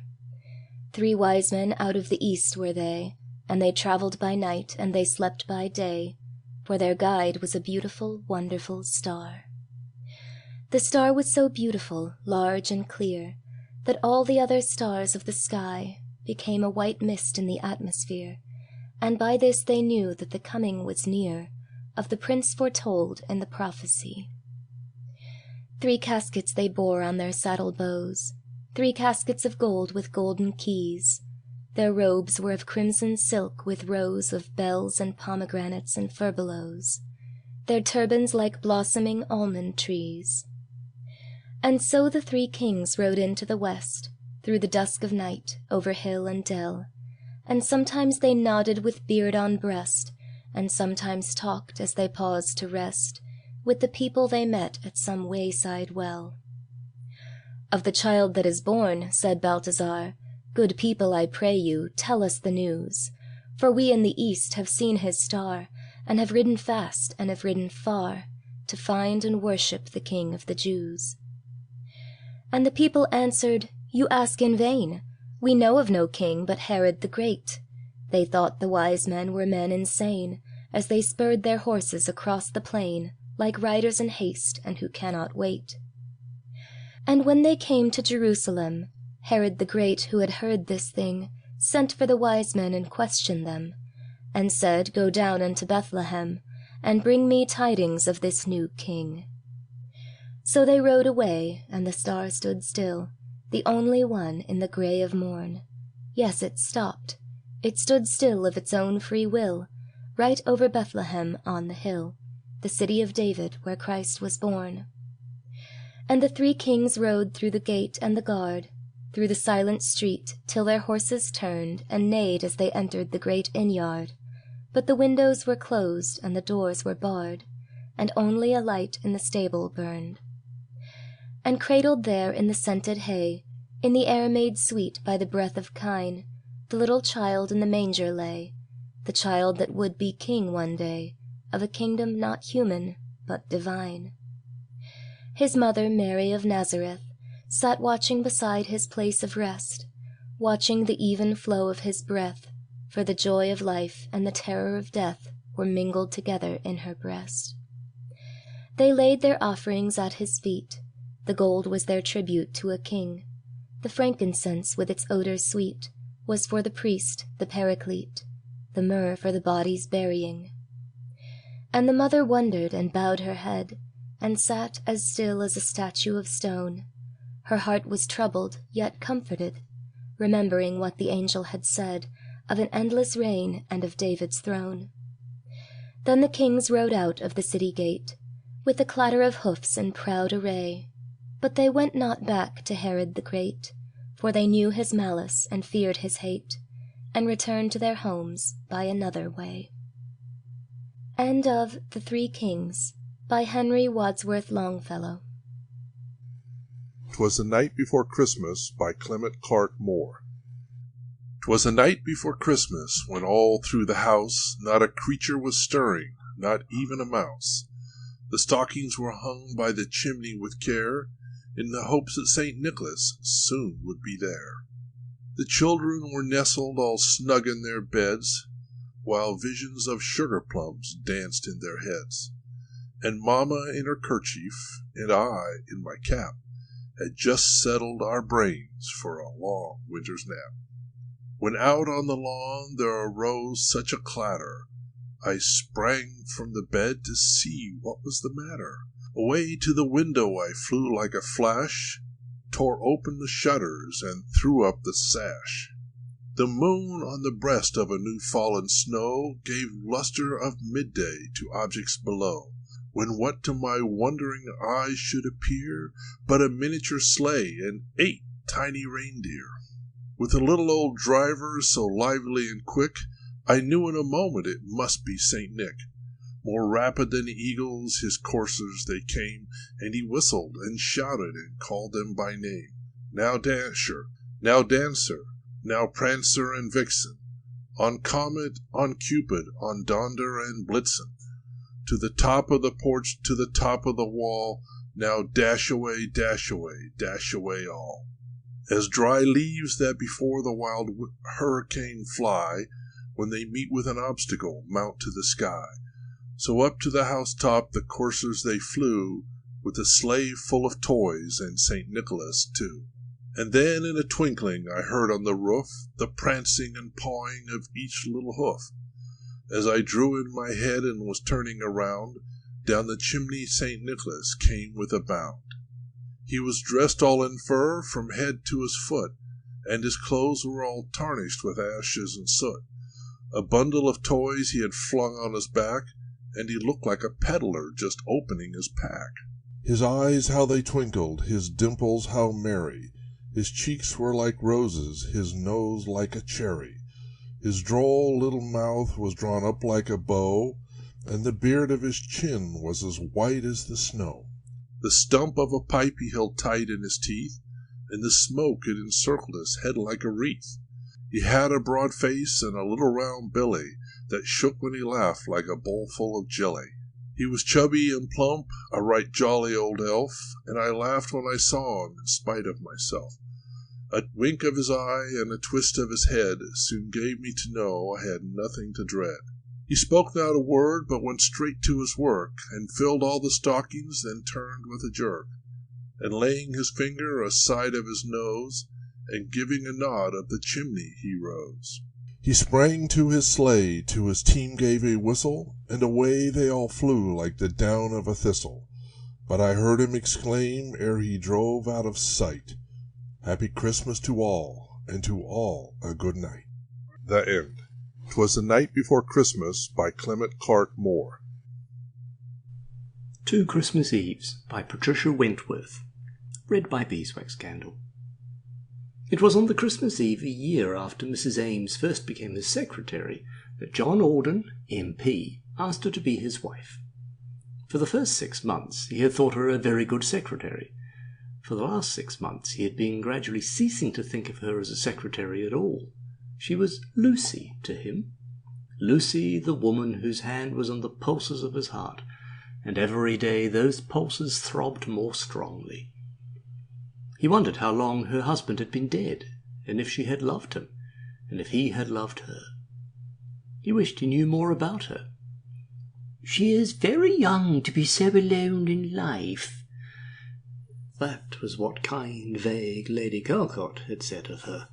Then he had cared too little to ask more. Now he cared far too much. Thoughts that he could not utter burned in him continually. But when, on that first Christmas Eve, he tried to give them voice, the halting words turned traitor, and all the happy flow of language which filled the house when Alden was up deserted him. He stammered out, he hardly knew what, saying he loved her, calling her by her name, and their dead silence fell. And through it Lucy Ames stared at him with eyes unnaturally wide and dark. It was the horror in them that gave him words at last, and "What is it?" he said, and made an abrupt movement that sent his chair over with a crash. A little sighing breath came between Lucy Ames's white lips. Her left hand, the hand with the wedding ring on it, relaxed, and the papers it held came fluttering down and lay about her feet. "What is it?" repeated John Alden. At the insistence in his voice she shivered a little and looked at him, but strangely, or as if he were a stranger. What are you asking me?" she said, all on one low whispered tone. Lucy!" His voice shocked her back to full consciousness again. "Lucy, what did you think? What could you think? To be my wife, my dear wife." She trembled a little more, and her eyes widened. "Oh, but you know I can't," she said, and put out her hand as if to keep him away. But in that moment he knew she loved him, and he laughed aloud, the deep, pleasant laugh that told of a warm, sound nature. "Why can't you, Lucy, dear?" he said. "Are you so sure you can't? I think you can. Won't you try? Won't you try if you can like me well enough, my dear?" And he took the small, groping hand and kissed it very gently. Lucy Ames snatched her hand away and rose to her feet with a sob. She stood there shaking all over, and there was something in her face that stopped John Alden's laughter and stopped his tender words. You don't know," she cried almost wildly. "You really don't know. Oh, how is it possible?" "Lucy, what is it?" asked the man. "My husband," said Lucy Ames, in a whisper that seemed to fill the room and shake it. "You are a widow," he spoke almost roughly. "No," in that same whisper. "Oh, God! Lucy, are you sure?" She gave a wild little laugh that sobbed itself into a groan. "Sure? Oh!" There was a long pause. Then John Alden moved a few paces and caught the edge of the mantelpiece in a grip that left a red line across his palm. "He deserted you," he said at last. "No. Where is he? You don't live with him?" His voice was full of horror. All this time, while she was in his heart, while he had been thinking of her as his wife, had she been going home each day, not to the lonely room he had fancied, but to another man, to a husband's arms? The thought sickened him right through to the core of his clean love for her. But her answer came quick and breathless with the thought. No. Oh, I thought you knew. He is in an asylum. He is mad." The revulsion filled his voice with warmth. "Oh, you poor child," he said. Then Lucy gave a little cry. "Oh, don't. What must you think? I thought you knew. Oh, I did indeed. You didn't ask any questions, and I thought it was because you were so kind, because it was such a dreadful thing to speak of. I thought Lady Calcott had told you." John Alden gave a short, hard laugh. "I suppose she thought she had. You know what she's like, her sentences that never finish, and her stories that trail off into something quite different. And I wasn't so interested then. She said you were alone in the world. I thought it meant the usual thing. I was a fool." There was another silence. Then he swung away from her and spoke again, looking into the glowing fire, both elbows on the mantelpiece. "How long ago was it? Do you mind telling me? I should like to know a little more." She made a half-step toward him, and then drew back, clasping her hands and standing with her head bent, her eyes on his averted face. I should like to tell you. You should have known. I thought you did know. I never thought it possible you didn't. You do believe that?" Yes. "Oh, thank you." She paused, bit her lip, and began to speak in a low, hurried way. "There isn't very much to tell. I can't remember my father and mother. Some cousins brought me up. They weren't very kind. You see, there was no money. When I was 17, Mr. Ames wanted to marry me. He had a good appointment at the Admiralty. I suppose they thought it would be a provision. They told me I ought to marry him and not be a burden, so I did it. They didn't tell me that his father had been mad, or that he had a brother in an asylum then. John Alden smothered an oath. Lucy's simplicity had always been one of her chief charms for him. He realized now how it had been used to destroy her. He hoped the curse about the millstone and the depths of the sea applied to her cousins. From the bottom of his heart he hoped it and believed that it did. "What happened?" he said, and bent his head upon his arms. A shudder ran all over Lucy's slim figure. "At first I thought he was just strange," she said. "And then his brother Gerald came out of the asylum. They said he was all right, but he wasn't. Not really. I never thought he was. He frightened me so.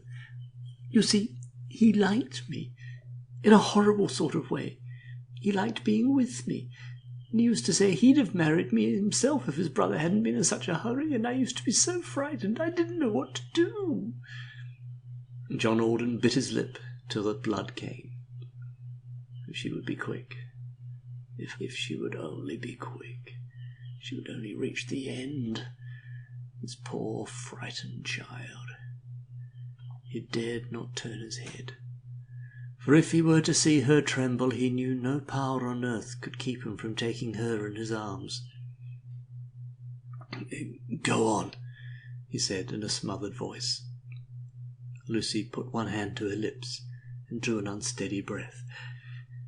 "One night," she said in a whisper, "one night they quarrelled, the brothers, about me.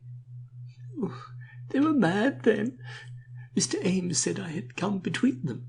I didn't want to. He said he didn't want me any more. His brother could have me, or anyone. I was to go away. And Gerald said, 'No, come here to me, Lucy.' I saw that they were mad, and I ran right out of the house, and there was a policeman there, and I told him, and he fetched a doctor, and they took them away. Everyone was very kind. Lady Calcock came to see. She had known my mother, and she had me taught typing and shorthand so that I could earn my living. You see, there was very little money. They're still in the asylum. At least Mr. Ames is. His brother died last year." John Alden half turned his head. "Is that where you go when you ask for a day off? To the asylum?" He had the instinct that drives a man to ask the thing which, answered, will be salt on the raw wound. "Yes," she said. "You see him, then?" "No. They say it would be very bad for him. He is so excited if my name is mentioned. So I don't go in. I just see the doctor and come away." "How long has he been there? What do they say? Is he likely to get better?" "I don't know. They say you can never tell. He's been there 5 years. It was on my 18th birthday that it happened." There was a very long silence. Then Lucy bent down and began picking up the scattered papers she had let fall.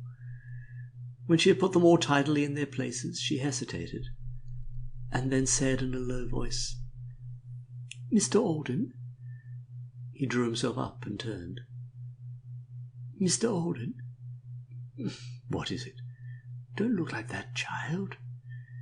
"Mr. Alden, I ought to leave you." "Do you want to?" "Oh, please. You know it is not that, but you know I ought." "Because of what I said just now?" She nodded, unable to speak. Perhaps when Eve, her paradise forbid, looked back and saw the angel's flaming sword, her eyes also dazzled with sudden tears. Her voice, too, refused to answer the will's summons. Poor Lucy Ames had never lived in Eden at all. All her life had been spent in a place of stones and thistles, of hardness and sharp pricks. She had just one little glimpse inside the sheltering walls, had seen that the sun shone there, that there the fruit of happiness ripened, and the waters of comfort sprang. And then the angel with the sword and the shut gate, the gate that she ought not only to close but to lock, the gate that she was locking and closing now. Her Adam walked up and down for a moment without replying. Then he came close to her and took her hand. "Lucy, look at me," he said. And she looked up with brimming eyes. "Lucy, tell me, which is the best thing for you? If you stay here, you can trust me. I'll not say a word, nor touch your hand, nor so much as look. I can do it, but if it's better for you to go, you shall." Here was reprieve. A good woman always thinks that love may very well wear friendship's dress and conform to friendship's rules. She throws herself with utter trust upon the man's self-command, and tries it in most unconscious temptation with the whole weight of his love for her.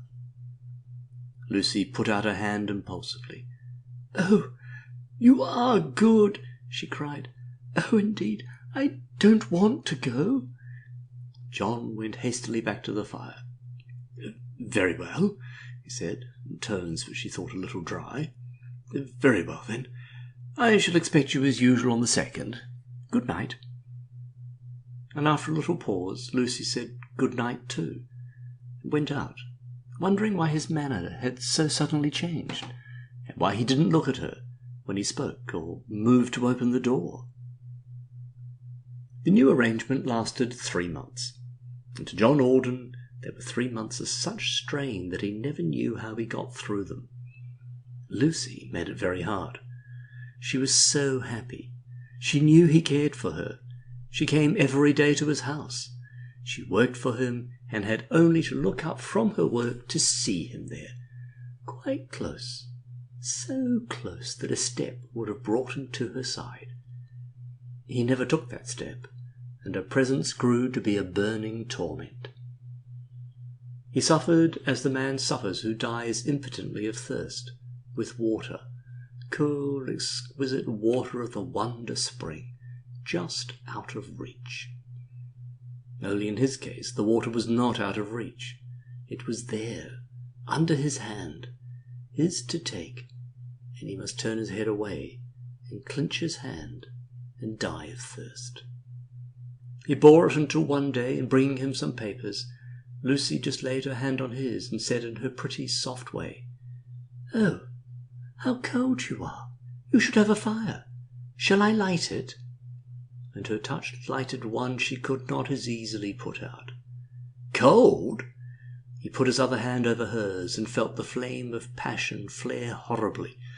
The noise of its roaring was in his ears. He gripped her wrist and looked at the marks his fingers made, looked as a man looks at something terrible. And then with a wrench that shook his whole being, he turned from her and strode to the window and flung it up. "Oh, you hurt me!" cried Lucy, bewildered, and he leaned far out and filled his lungs with the east wind before he turned and answered, "Yes, and you must go, Lucy, or I shall hurt you more." She cried like a child when he made his meaning plain. The pleasant game of make-believe was over. She had thought him a god, and he was only a man after all. Reality seemed incredibly ugly, inconceivably cruel. She was very forlorn and alone, and she was only 23. John Alden never knew how he let her go, but she went, and he found her work with the philanthropic lady and got a man secretary for himself. He went to see Lucy once a month, and every time he found her a little whiter, a little lonelier, a little dearer. She didn't like the philanthropic lady, who was much too philanthropic to consider a secretary as anything but a machine. She missed John terribly. It was dreadful to forget and look up from her work and see the philanthropic lady's sharp nose and cold grey eyes instead of John's nose, which was such a comfortable shape, and John's eyes, which were so full of kindness for her. She felt as if she were in a world without a sun, and there wasn't even starlight or firelight to take its place. With a woman's cruel sweetness she let him see it all, and every time he left her it was harder to go. till at last it was too hard, and he asked her if she would brave the world with him. His career didn't seem to matter. Nothing seemed to matter except Lucy, and the fact that Lucy was fretting her heart out. She looked at him with piteous, bewildered eyes. She had not meant to make it hard for him or tempt him. He seemed so strong. She had not known that he was suffering so. She began to cry like a child, but the burden of her sobs was still the same. "Oh, no, no. Oh, they mustn't do anything wicked. And, oh, please, please, John, won't you go away now?" And he went, cursing himself. It was another Christmas Eve before he came again. He had a good grip on himself once more, but it cost him so much that he did not notice how silent Lucy was. She was dressed to go out, and she had her back to the light, and sat quite still, with her hands lying limply in her lap, while he told her he had been offered a colonial governorship, and thought he'd better take it. "We can't go on like this, Lucy," he said, and waited for her to speak. Only she sat still. At last he noticed that her face had a frozen look, that there was no expression in her eyes. "Lucy," he said sharply, "have you been listening? Did you hear what I told you?" And her eyelids just flickered as she said, "No." "Why, Lucy," he exclaimed, and came across the room to her. "What is it? What is the matter? Lucy, child." She moved one of the limp hands then, and he saw a folded letter on her knee. "Lucy," he said, and took it. Then he read it and understood. The letter was from the doctor at the asylum. Mr. Ames was very much better, was in fact restored to health. He desired to see his wife. He wanted to go home. There was no reason why Mrs. Ames should not fetch him away. He wanted to spend Christmas with his wife. John Alden crushed the letter in his hand. "Is this the first you've heard?" She shook her head mechanically. "No. A fortnight ago they wrote. They said he had been improving steadily ever since I was there last. His one desire now is to come home." "And you? You, Lucy?" She looked up at him, a heart-rending look. "What can I do? He is ill, they say. He has nowhere else to go. They had no relations. He wants to come home. To come here. For Christmas." Her breath failed her on the last word. John Alden looked at her and spoke harshly. "I won't have it. You're not fit. There are nursing homes. Let him go to one. You can visit him." She shook her head again. "There's so little money." "Lucy!" No, I couldn't let you, John. You know I couldn't let you. I've got to do it. I'm going now. Oh, John, can't you help me?" He did forget everything then but her need. "Yes, my dear, yes," he said, and put his arm around her quite steadily and gently. They went together. She wondered afterward whether she could have gone alone. She did not think she could. They did not speak at all, but when the cab drove up and they got out, Lucy caught his arm and kept her hand on it, holding so tight that she bruised the flesh. Then they were shown into a room, and still neither of them spoke. There were Christmas decorations about, sprigs of holly over the pictures, and whitened sprays of ivy framing a Christmas motto. "Peace and goodwill," were the words, and Lucy read them over and over, quicker and quicker, with a desperate feeling that if she could keep on and never stop or falter, it would keep the silence from being broken and keep her from screaming aloud. There were steps outside, and still she read the meaningless words over and over and over again. Her lips were quite white and stiff. She wondered how she should speak and what she should say. She wondered if he would kiss her, and how she should bear it if he did, and John there to watch. Oh, had she ever been very, very wicked to be punished in such a dreadful way as this? The steps were at the door. Her pulses beat time to them. She thought they would never stop treading on her heart. Then the handle of the door turned, and and she put her hand quickly to her lips with a little gasp, a breath of sheer panic terror. The door opened so slowly that she thought it would never stop, and two men came in and stopped just inside the door. One was the grey-haired doctor of the asylum, and the other, who hung limping on his arm, the other white-faced, furtive-eyed. "Oh!" said Lucy Ames on a long, shaking breath. "Oh!" And she began to tremble and to catch her breath and laugh. "Now, Mrs. Ames," said the doctor sternly. The white-faced man let go of his companion's arm and put out his hand. "Lucy," he said in a queer, weak voice. "Lucy, my wife." But Lucy was clinging to John Alden and fighting for breath and words. "Oh, I'm not... He's not..." she gasped, and John Alden's hand closed on her wrist like a vice. "Be quiet," he said roughly. "Lucy, stop. Stop, I say. Pull yourself together. No, you can if you try. No, stop at once. At once." She obeyed, panting. "Now, what do you mean? Isn't this your husband?" And Lucy answered, "Oh, no, no, no. Oh, what does it mean? It's Gerald. My husband's brother Gerald." The doctor started and looked from the trembling lady to his cringing patient. "What's this?" he said in a sharp voice, and John Alden asked, "You're sure, Lucy? You are quite sure?" "Oh, yes, yes. Oh, John!" "Hush, Lucy. Dr. Clark, there's been a mistake somewhere. You've two brothers here. Mrs. Ames says this is the wrong one. Where's the other?" Dr. Clark coughed. "Dead," he said shortly. "Died 18 months ago." "Oh, yes," said Lucy. "But it was Gerald who died. You said it was Gerald." The white-faced man looked over his shoulder at the doctor and edged towards Lucy. "It's all right," he said in a low voice. "It's all right, I tell you, Lucy. We changed names and all, and he threw you in. He got tired of you, and I wanted you, and you're my wife now. Tell her it's all right, doctor. Tell her she's my wife Lucy, that I'm going home to spend Christmas with. Come and give me a kiss, Lucy. Isn't it funny, doctor? She's my wife, and I've never even kissed her yet. I think she might give me a kiss, and Christmas Eve and all."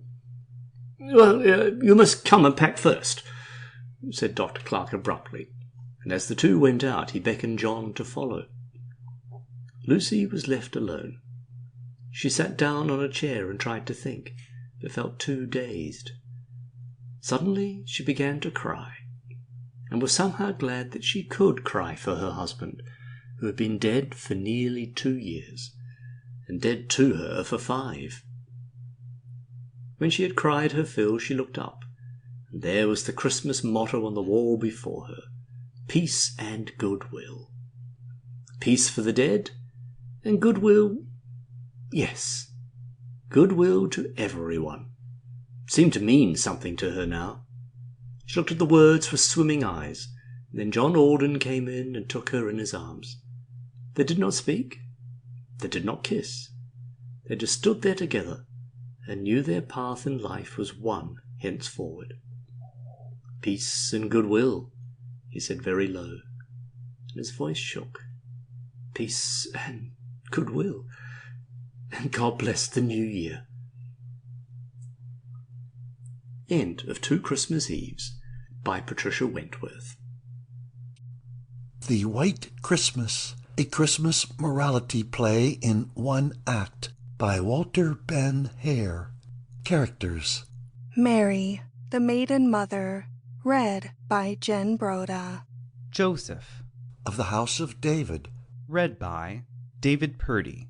Simeon, an old shepherd, read by Alan Mapstone. Isaac, a young shepherd, read by Brian Fulham. Timothy, a shepherd, the husband of Anna, read by Larry Wilson. Anna, the wife of Timothy the shepherd, read by Lynette Calkins. Thomas, son of Anna and Timothy, read by Red Run. Ruth, daughter of Anna and Timothy, read by Nora Nelson. Deborah, Hostess of an Inn at Bethlehem, read by Agnes Robert Bear. Rachel, a Maiden of Bethlehem, read by Nicole Wright. Melchior, a Wise Man from the East, read by Brian Fullen. Gaspar, a Wise Man from the East, read by Tricia G. Balthasar, a Wise Man from the East, read by Ed Lambert. A Concealed Choir, vocalists. Tricia G. Nicole Wright. Alan Mapstone. Nora Nelson. DC. ALG 1001. Brian Fullen. Verla Vieira. Musical accompaniment by Beeswax Candle. Unseen Angel's Voice, sung by Jen Broda. Prologue, read by Beeswax Candle. Narration, read by Brian Fullen. Scene 1. Before the play begins, the prologue steps in front of the curtains and addresses the congregation.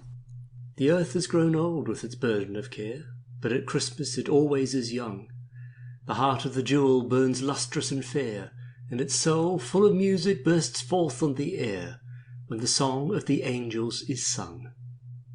It is coming, old earth, it is coming tonight. On the snowflakes which cover thy sod, the feet of the Christ-child fall gentle and white, and the voice of the Christ-child tells out with delight that mankind are the children of God. On the sad and the lonely, the wretched and poor, the voice of the Christ-child shall fall, and to every blind wanderer open the door of hope that he dared not to dream of before, with a sunshine of welcome for all. Phillips Brooks. And it came to pass in those days that there went out a decree from Caesar Augustus, that all the world should be taxed. And this taxing was first made when Cyrenius was governor of Syria, and all went to be taxed, every one into his own city. And Joseph also went up from Galilee, out of the city of Nazareth into Judea, unto the city of David, which is called Bethlehem, because he was of the house and lineage of David, to be taxed with Mary his espoused wife.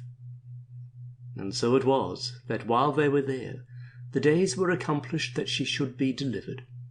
And she brought forth her firstborn son, and wrapped him in swaddling cloths, and laid him in a manger, because there was no room for them in the inn. Exit prologue.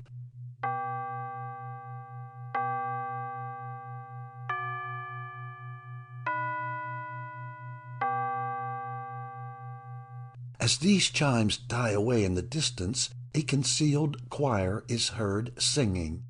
Oh, come, come away from labor now reposing. Let busy care a while forbear. Oh, come, come away. The front curtains are drawn, showing a winter street in Bethlehem. No one appears on the stage, but the choir continues singing outside at right front. Come, come, all social joys renew, and let with trust and friendship true, let true hearts welcome you. Oh, come, come away. Rachel and Priscilla enter from the inn at right front, arm in arm. They go to the center, then to the rear of the stage, turn and face the inn, pause a moment or two, listening to the choir, and then go out at rear left. The choir continues. From toils and the cares on which the day is closing, the hour of eve brings sweet reprieve. Oh, come, come away. Oh, come, where love will smile on thee, and round its heart will gladness be, and time fly airily. Oh, come, come away. While the choir is singing the last three lines of the song, Simeon and Isaac enter from the rear left, leaning on their shepherd's crooks. They pause at rear center and listen to the singing. Simeon. Make haste, my son, the hour is waxing late. The night is cold, methinks our sheep await. Isaac. Nay, grand'ther, I would liefer tarry here. The town is gay, the inns are full of cheer. Simeon points to rear right. But there our duty lies, the winds grows cold. Come, let's away and put the sheep in fold. Starts off right. Nay, Simeon, wait. What means this crowd of men and women here in peaceful Bethlehem? Simeon comes to him. Herod the king hath issued a decree that each and all his subjects taxed be, and every one who in this town saw light must here return and register tonight. From all Judea, from the distant land, each Bethlehemite must come at his command. Isaac comes to the doorway of the inn and peers in. The town is full of people, great and small. Each inn is crowded to its very wall. Simeon comes down center and takes his arm. But come, we're wasting time, 'tis very late. Make haste, my son, I know the flocks await. Thou speakest true, though I would rather stay. Our duty calls, so to the hills, away. They go out at rear right. Oh, come away from labor now reposing. Let busy care a while forbear. Oh, come away. After a slight pause, Deborah enters from the inn. Deborah coming down to right front. My inn is crowded to the doors. The heat is stifling, but out here the air is sweet. Looks upward. The bright stars twinkle with mysterious light.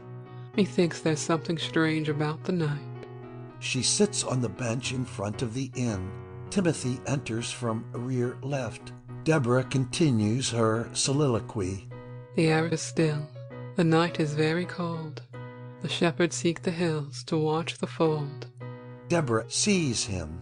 Timothy goes out at rear right. Some strange unearthly voice seems calling me. Methinks this night portends great things to be. Enter Rachel and Priscilla from rear right, then come down center and address the hostess. Rachel. Hail, hostess of the inn. My cousin here hath lodgings at your inn. We'd seek its cheer. Deborah rises. Enter within. My guests tonight are gay, and fain would turn this winter's night to day. Rachel and Priscilla enter the inn, followed by Deborah. After a slight pause, enter Anna from rear left. She leads Ruth and Thomas by the hand. Thomas at rear center. Oh, mother, hark! There's music in the inn. Anna. 'Tis not for us their noise and merry din. Ruth. Our little town is crowded, joyous, gay. So many travelers came this way today. The night is chill and cold, I much do fear. The little sheep will shiver by the mere. Too cold it is for thee, I fear, in truth. Return and get thy cloak, my little Ruth. We'll wait for thee upon the little hill. Anna points off right. But speed thy steps, the cold will work thee ill. I'll fly, dear mother, like an arrow home. Ruth runs out at left. Anna. We must not tarry. Come, my Thomas, come. She leads him out at rear right.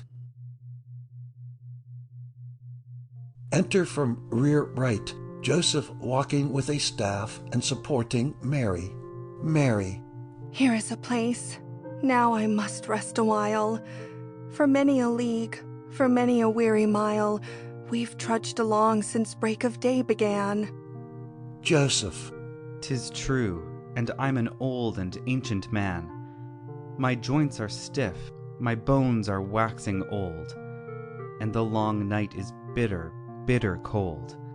Here, take my cloak and keep thee warm within, and wait thee here while I search out an inn. He wraps his cloak around her and seats her on the bench or stool in front of the manger. He goes out at rear left. Mary sings. My soul doth magnify the Lord, and my spirit hath rejoiced in God my Saviour.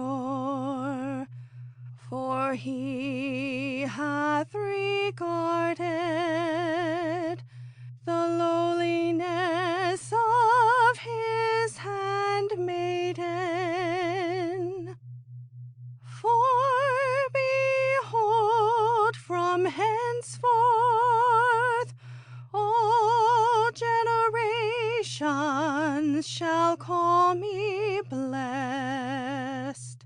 For he is mighty hath magnified me, and holy is his name, and his mercy is on them that fear him throughout all generations. He hath showed strength with his arm. He hath scattered the proud in the imagination of their hearts. He hath put down the mighty from their seat, and hath exalted the humble and meek. He hath filled the hungry with good things, and the rich he hath sent empty away. He, remembering his mercy, hath holpen his servant Israel, as he promised to our forefathers, Abraham and his seed forever. Enter Joseph from rear left. For hours I've trudged the street in fruitless quest. Here is an inn, mayhap at last we'll rest. Enter Deborah from the inn, Mary. Husband, I'm faint. I can no farther go. Methinks I'll rest here upon this low. Mary sits in front of the manger, Joseph assisting her. Have courage, Mary. Here's the hostess here. Joseph comes to Deborah at right. We'd lodge with thee tonight. Deborah. Alas, I fear my inn is crowded to the very wall. Soldiers and scribes, the rich, the great, the small. Is there room for us? My wife is ill. My heart is sad, and it is not my will to send you hence, but naught is left to do. Perhaps some other inn will shelter you. Alas, the other inns are all the same. Never was seen the like in Bethlehem. Laughter and music at right. My guests are merry, hear the jovial din. Deborah goes to right. I pity you. There's no room at the inn. Deborah exits into the inn. Mary. Our last hope gone. Now what shall we do? My strength is leaving. Mary bows head. Would I could succor you. I'll wrap thee warm. Now rest thee here a while. We've traveled far, full many a weary mile. Enter Ruth from rear left, hurrying along. Joseph. Maiden, I fain would stop thee in thy flight. Canst tell where we could lodge this winter night? Ruth. That inn is crowded. There's one upon the hill. I've tried them all. My wife is very ill. That little stable there, upon the low. Ruth points to left front. 'Tis snug and warm. 'Twill shield thee from the snow. Mary rises. God's blessing on thy little head, sweet child. Come, Joseph, for the wind now waxes wild. Mary exits at left front. Joseph leads her to exit left, then turns and looks off right. O little town of Bethlehem, how still we see thee lie, above thy deep and dreamless sleep.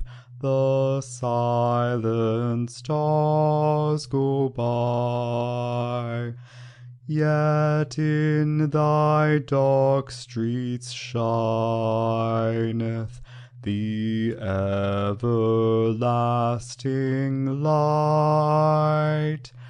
The hopes and fears of all the years are met in thee tonight. Ruth stands at rear center, watching him. The curtains slowly fall. End of Scene 1. Scene 2. Hymn by the congregation.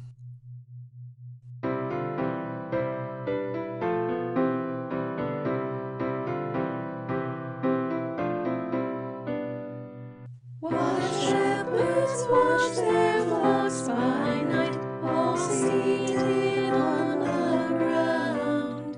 The angel of the Lord came down, and glory shone around, and glory shone around. Fear not, said he, for mighty dread has seized their troubled mind. Glad tidings of great joy I bring to you and all mankind, to you and all mankind. To you in David's town is born of David's line, the Savior who is Christ the Lord, and this shall be the sign, and this shall be the sign. The heavenly babe you there shall find, to human view displayed, all gaily wrapped in swaddling bands, and in a manger laid, and in a manger laid. Thus spake the seraph, and forthwith appeared a shining throng of angels praising God, who thus address their joyful song, address their joyful song. All glory be to God on high, and to the earth be peace. Goodwill henceforth from heaven to men, begin and never cease, begin and never cease. The prologue appears before the curtains and speaks. There's scarlet holly on the streets and silver mistletoe. The surging, jewelled, ragged crowds forever come and go. And here a silken woman laughs, and there a beggar asks. And oh, the faces tense of lip like mad and mocking masks. Who thinks of Bethlehem today in one lone winter night? Who knows that in a manger bed there breathed a child of light? There's a fragrant scent of evergreen upon the chilling air. There's tinsel tawdriness revealed beneath the sunlight's glare. There's wanton plenty, greed and pride, 100,000 souls, and oh, the weary eyes of them like dull and sullen coals. Who knows the town of Bethlehem once gleamed beneath the star, whose wondrous light the shepherds saw, watching their flocks afar? And yet above the city streets, above the noise and whir, there seems to come a fragrant breath of frankincense and myrrh. I saw a woman bent and wan, and on her face a light, the look that Mary might have worn that other Christmas night.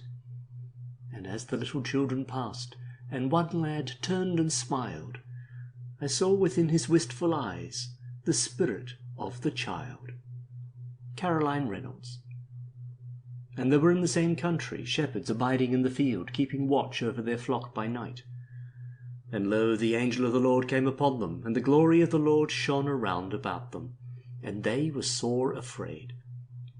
And the angel said unto them, Fear not, for behold, I bring you good tidings of great joy, which shall be to all people. For unto you was born this day in the city of David a Saviour, which is Christ the Lord. And this shall be a sign unto you. Ye shall find the babe wrapped in swaddling clothes, lying in a manger. And suddenly there was with the angel a multitude of the heavenly host, praising God and saying, Glory to God in the highest, and on earth peace, goodwill toward men. And it came to pass, as the angels were gone away from them into heaven, the shepherds said one to another, Let us now go even unto Bethlehem, and see this thing which is come to pass, which the Lord hath made known to us. And they came with haste, and found Mary and Joseph, and the babe lying in a manger. Exit prologue at left.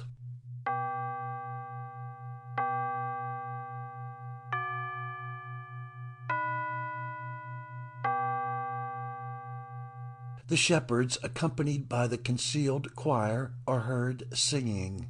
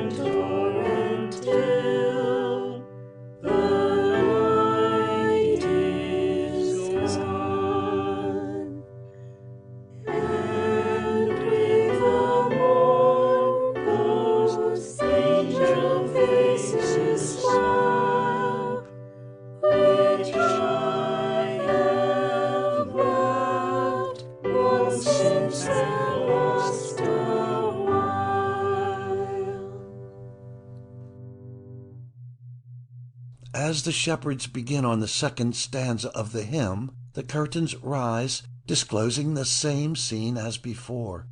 Simeon, Timothy, and Isaac discovered seated in a group at rear center singing. Thomas stands by his father. Simeon. Me thought I heard a whir of wings on high. Timothy. I see naught save the snow and a starry sky. Isaac. We've come a long and mighty step today, from o'er the frosty hills and far away.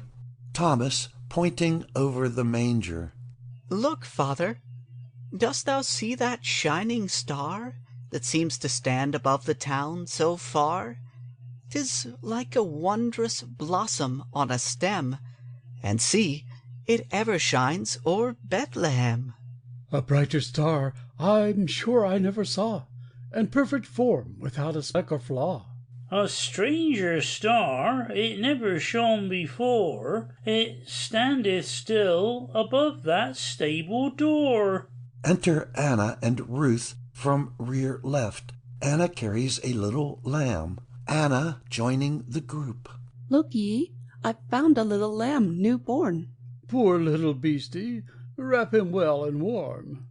An ill night to be born in, frost and snow, naught but cold skies above, cold earth below. I marvel any little creature should be born on such a night. I found it all forlorn, crying beside its mother in the storm. Simeon comes down a little to right front. Hark! I thought I heard a sound of mighty wings. Listen! Is it the winter sky that sings? Isaac with the group at rear center. Nay, grand'ther, I heard not. You're old and gray, and weary with the miles you've walked today. At noon I met a man who tarried in the shade. He led a mule, and riding it a maid. A maiden with a face I'll ne'er forget. A wondrous face, I seem to see it yet. Lit with an inward shining, as if God had set a lighted lamp within her soul. Many have passed all day, but none like these, and no face have I ever seen like hers. Belike the man and maid were strangers here, and come to Bethlehem at the king's command. Ruth comes down to Simeon and takes his hand. Methinks I met that very man and maid, a maiden with such wondrous dove-like eyes. I saw them near this place, all tired and worn, trudging about the town seeking an inn. And did they find one? Nay, not so, for every inn was crowded to its doors. Hard by Deborah's inn there is a little barn, all full of cattle, oxen, cooing doves. I showed it to them, and they went therein. Thomas standing at rear left with Anna. Mother, that star, that wondrous, wondrous light. Thomas points up. It turns the night to day, it shines so bright. I'm afraid it cannot be that any star, only a star, can give so great a light. It frightens me. All things are strange to-night. The very sheep are restless in their fold. They watch the star and do not mind the cold. Simeon puts hand to right ear, bends toward right and listens. Again I heard a singing in the sky. You heard the tinkling bell of some stray sheep. The night grows late. Come, let us all to sleep. Yea, all ye lie down and take your rest. I'll keep the watch alone. This night is blessed. The others recline at the rear. Anna comes to Simeon. Here, take the little sheep and keep it warm. Anna lies down. Poor little newborn beast, I'll guard from harm. Again I marvel that you should be born on such a night, poor little lamb forlorn. Simeon walks toward the manger with the sheep in his arms. The others sleep. The Lord is my shepherd, I shall not want. He maketh me to lie down in green pastures. He leadeth me beside the still waters. He restoreth my soul. He leadeth me in the paths of righteousness for his name's sake. Yea, though I walk through the valley of the shadow of death, I will fear no evil, for thou art with me. Thy rod and thy staff, they comfort me. Thou preparest a table before me in the presence of mine enemies. Thou anointest my head with oil, my cup runneth over. Surely goodness and mercy shall follow me all the days of my life, and I will dwell in the house of the Lord forever. Hark! There is music in the wind, and that strange light there in the east, it brightens all the night. I seem to hear again the whir of wings. Awake, awake! It is an angel sings. He arouses the others. They listen wonderingly, standing or reclining. Glory to God in the highest. Fear not. For behold, I bring you glad tidings of great joy. For unto you is born this day In the city of David a Saviour, which is Christ the Lord. And this shall be the sign unto you. Ye shall find the heavenly babe wrapped in swaddling clothes, lying in a manger. Glory to God in the highest, and on earth peace, goodwill toward men.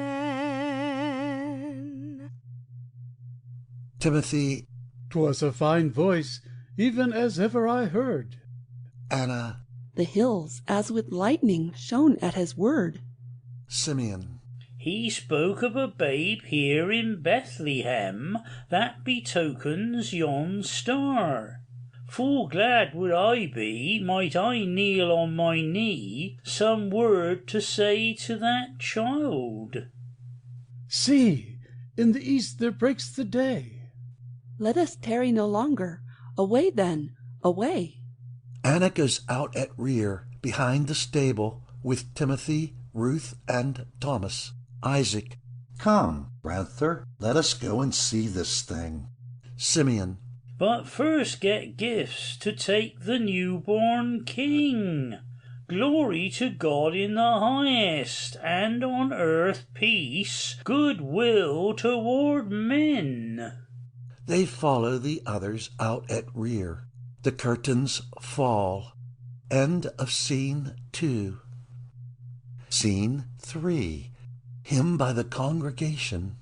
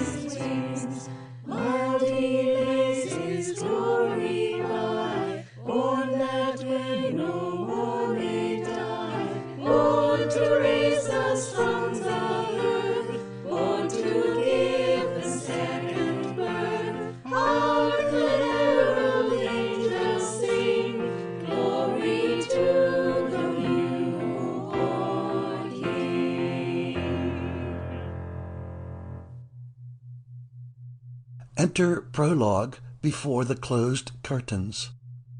Now when Jesus was born in Bethlehem of Judea, in the days of Herod the king, behold, there came wise men from the east to Jerusalem, saying, Where is he that is born King of the Jews? For we have seen his star in the east, and are come to worship him. When Herod the king had heard these things, he was troubled, and all Jerusalem with him. And when he had gathered all the chief priests and scribes of the people together, he demanded of them where Christ should be born. And they said unto him, in Bethlehem of Judea. For thus it is written by the prophet, And thou, Bethlehem, in the land of Judah, art not the least among the princes of Judah, for out of thee shall come a governor that shall rule my people Israel. Then Herod, when he had privily called the wise men, inquired of them diligently what time the star appeared. And he sent them to Bethlehem, and said, Go, and search diligently for the young child, and when ye have found him, bring me word again, that I may come and worship him also. When they had heard the king, they departed, and lo, the star which they saw in the east went before them, till it came and stood over where the young child was. When they saw the star, they rejoiced with exceeding great joy. And when they were come into the house, they saw the young child with Mary his mother, and fell down and worshipped him. And when they had opened their treasures, they presented unto him gifts, gold, and frankincense, and myrrh. The White Christmas. As the 3 wise men rode on that first Christmas night to find the manger-cradled babe of Bethlehem, they bore gifts on their saddle-bows, gifts of gold, frankincense, and myrrh. And so the spirit of Christmas giving crept into the world's heart.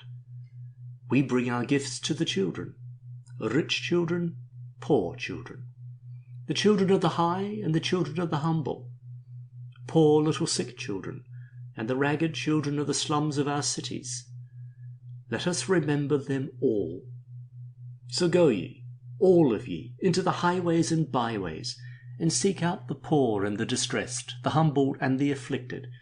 Seek out the ragged children and the outcasts and the aged ones, and in the name of him who was born on Christmas Day, carry some sunshine into their hearts. Give unto the poor and the afflicted, and your hearts shall glow with that inward peace that passeth all understanding. Then, and only then, will you be able to sing with all the company of heaven, Glory to God in the highest, peace on earth, goodwill toward men. And this will be your pure white Christmas.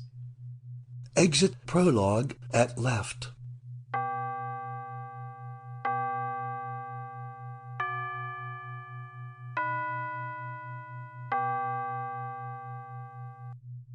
The curtains are drawn, disclosing the same scene as before.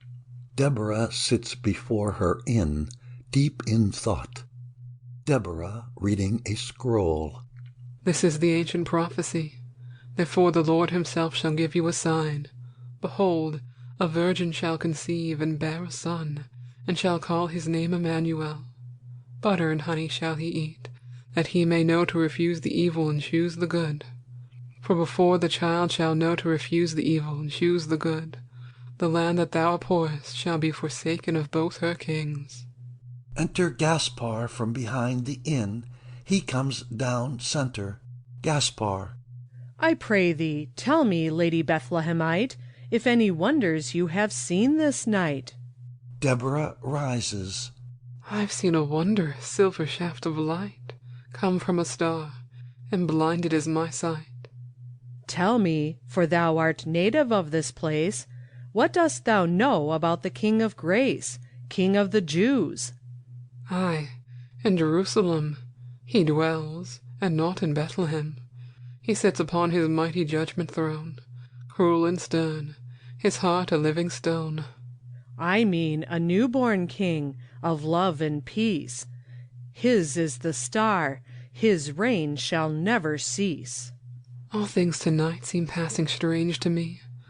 I have just read an ancient prophecy, that this, our Bethlehem, King David's town, shall be the birthplace, heir of great renown, of one called Counselor of King David's line, whose coming is foretold in words divine. And now you come with words of mystery.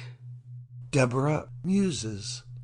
Why should thy questions, which are dark to me, cause me to think of him? The star, the star! No more it moves about the heavens afar. It standeth still. O hostess, kneel and pray, for Jesus Christ the Lord is born today. Gaspar hurries out right. His words are fraught with mystery, all within, and seek protection in my humble inn. Deborah exits right front. After a short pause, Melchior, Gaspar, and Balthazar enter from rear right. Melchior.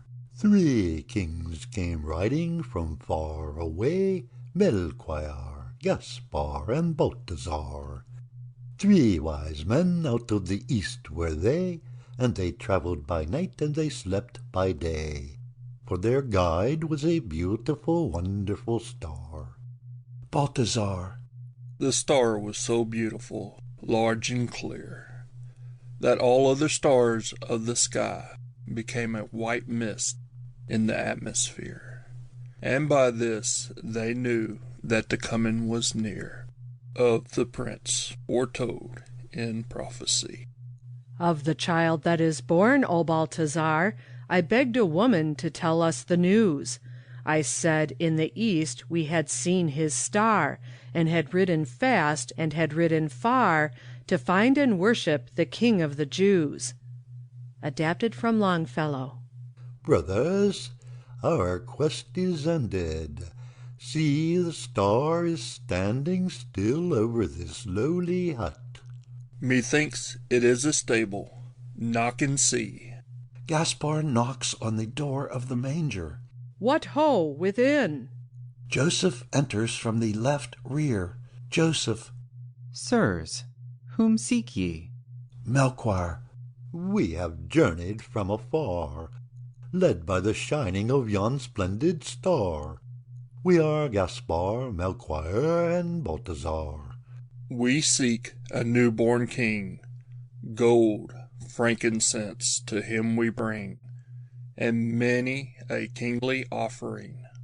Joseph draws back the curtain and reveals the interior of the manger.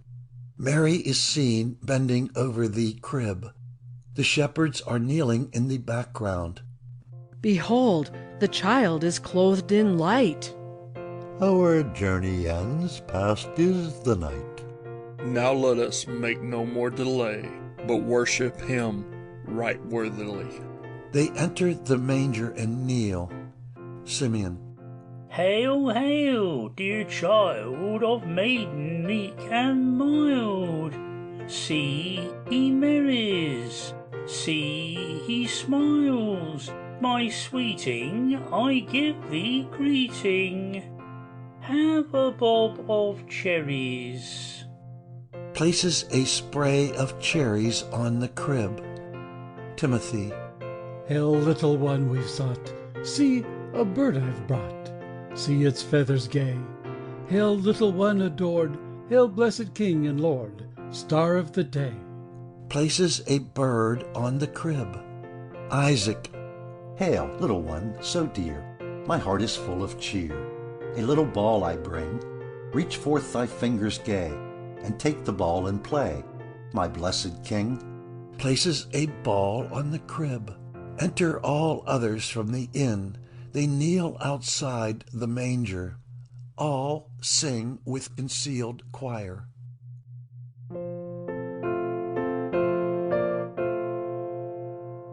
Christ was born on Christmas Day. Wreath the holly, twine the bay. Light and life and joy is he, the babe, the Son, the Holy One of Mary. He is born to set us free. He is born our Lord to be. Carol Christians joyfully, the God, the Lord, by all adored forever. Let the bright red berries glow everywhere in goodly show. Life and light and joy is he, the babe, the Son, the Holy One of Mary.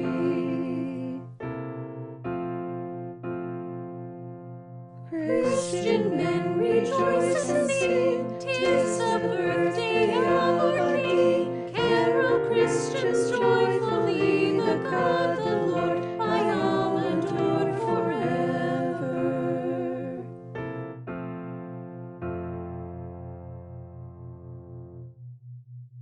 the three kings. Hail, King of Kings! Gaspar. I bring thee a crown, O King of Kings, and here a scepter full of gems, for thou shalt rule the hearts of men. Places crown and scepter on crib. Melchior. For thee I bring sweet frankincense. He swings a smoking censer. Balthazar. And I bring myrrh to offer thee. Places casket on the crib. The greatest gift is yet ungiven, the gift that cometh straight from heaven. O heavenly King, heart's love we bring. Nor gold nor gems from land or sea is worth the love we offer thee. And lowly folk who have no gold, nor gift to offer, that is meet, may bring the dearest thing of all, a loving heart and service sweet. All join in singing joy to the world.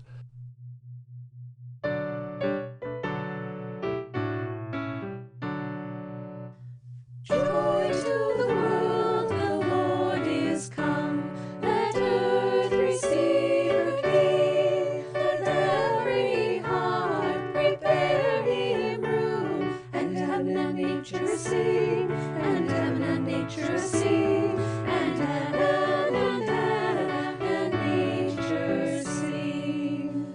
Joy to the world, the Savior reigns. Let men their songs employ, while fields and floods, rocks, hills, and plains repeat the sounding joy, repeat the sounding joy, repeat, repeat the sounding joy. He rules the world with truth and grace, and makes the nations prove the glories of his righteousness, and wonders of his love, and wonders of his love, and wonders, wonders of his love. The curtain falls. End of Scene 3. End of The White Christmas, a Christmas morality play in one act by Walter Ben Hare.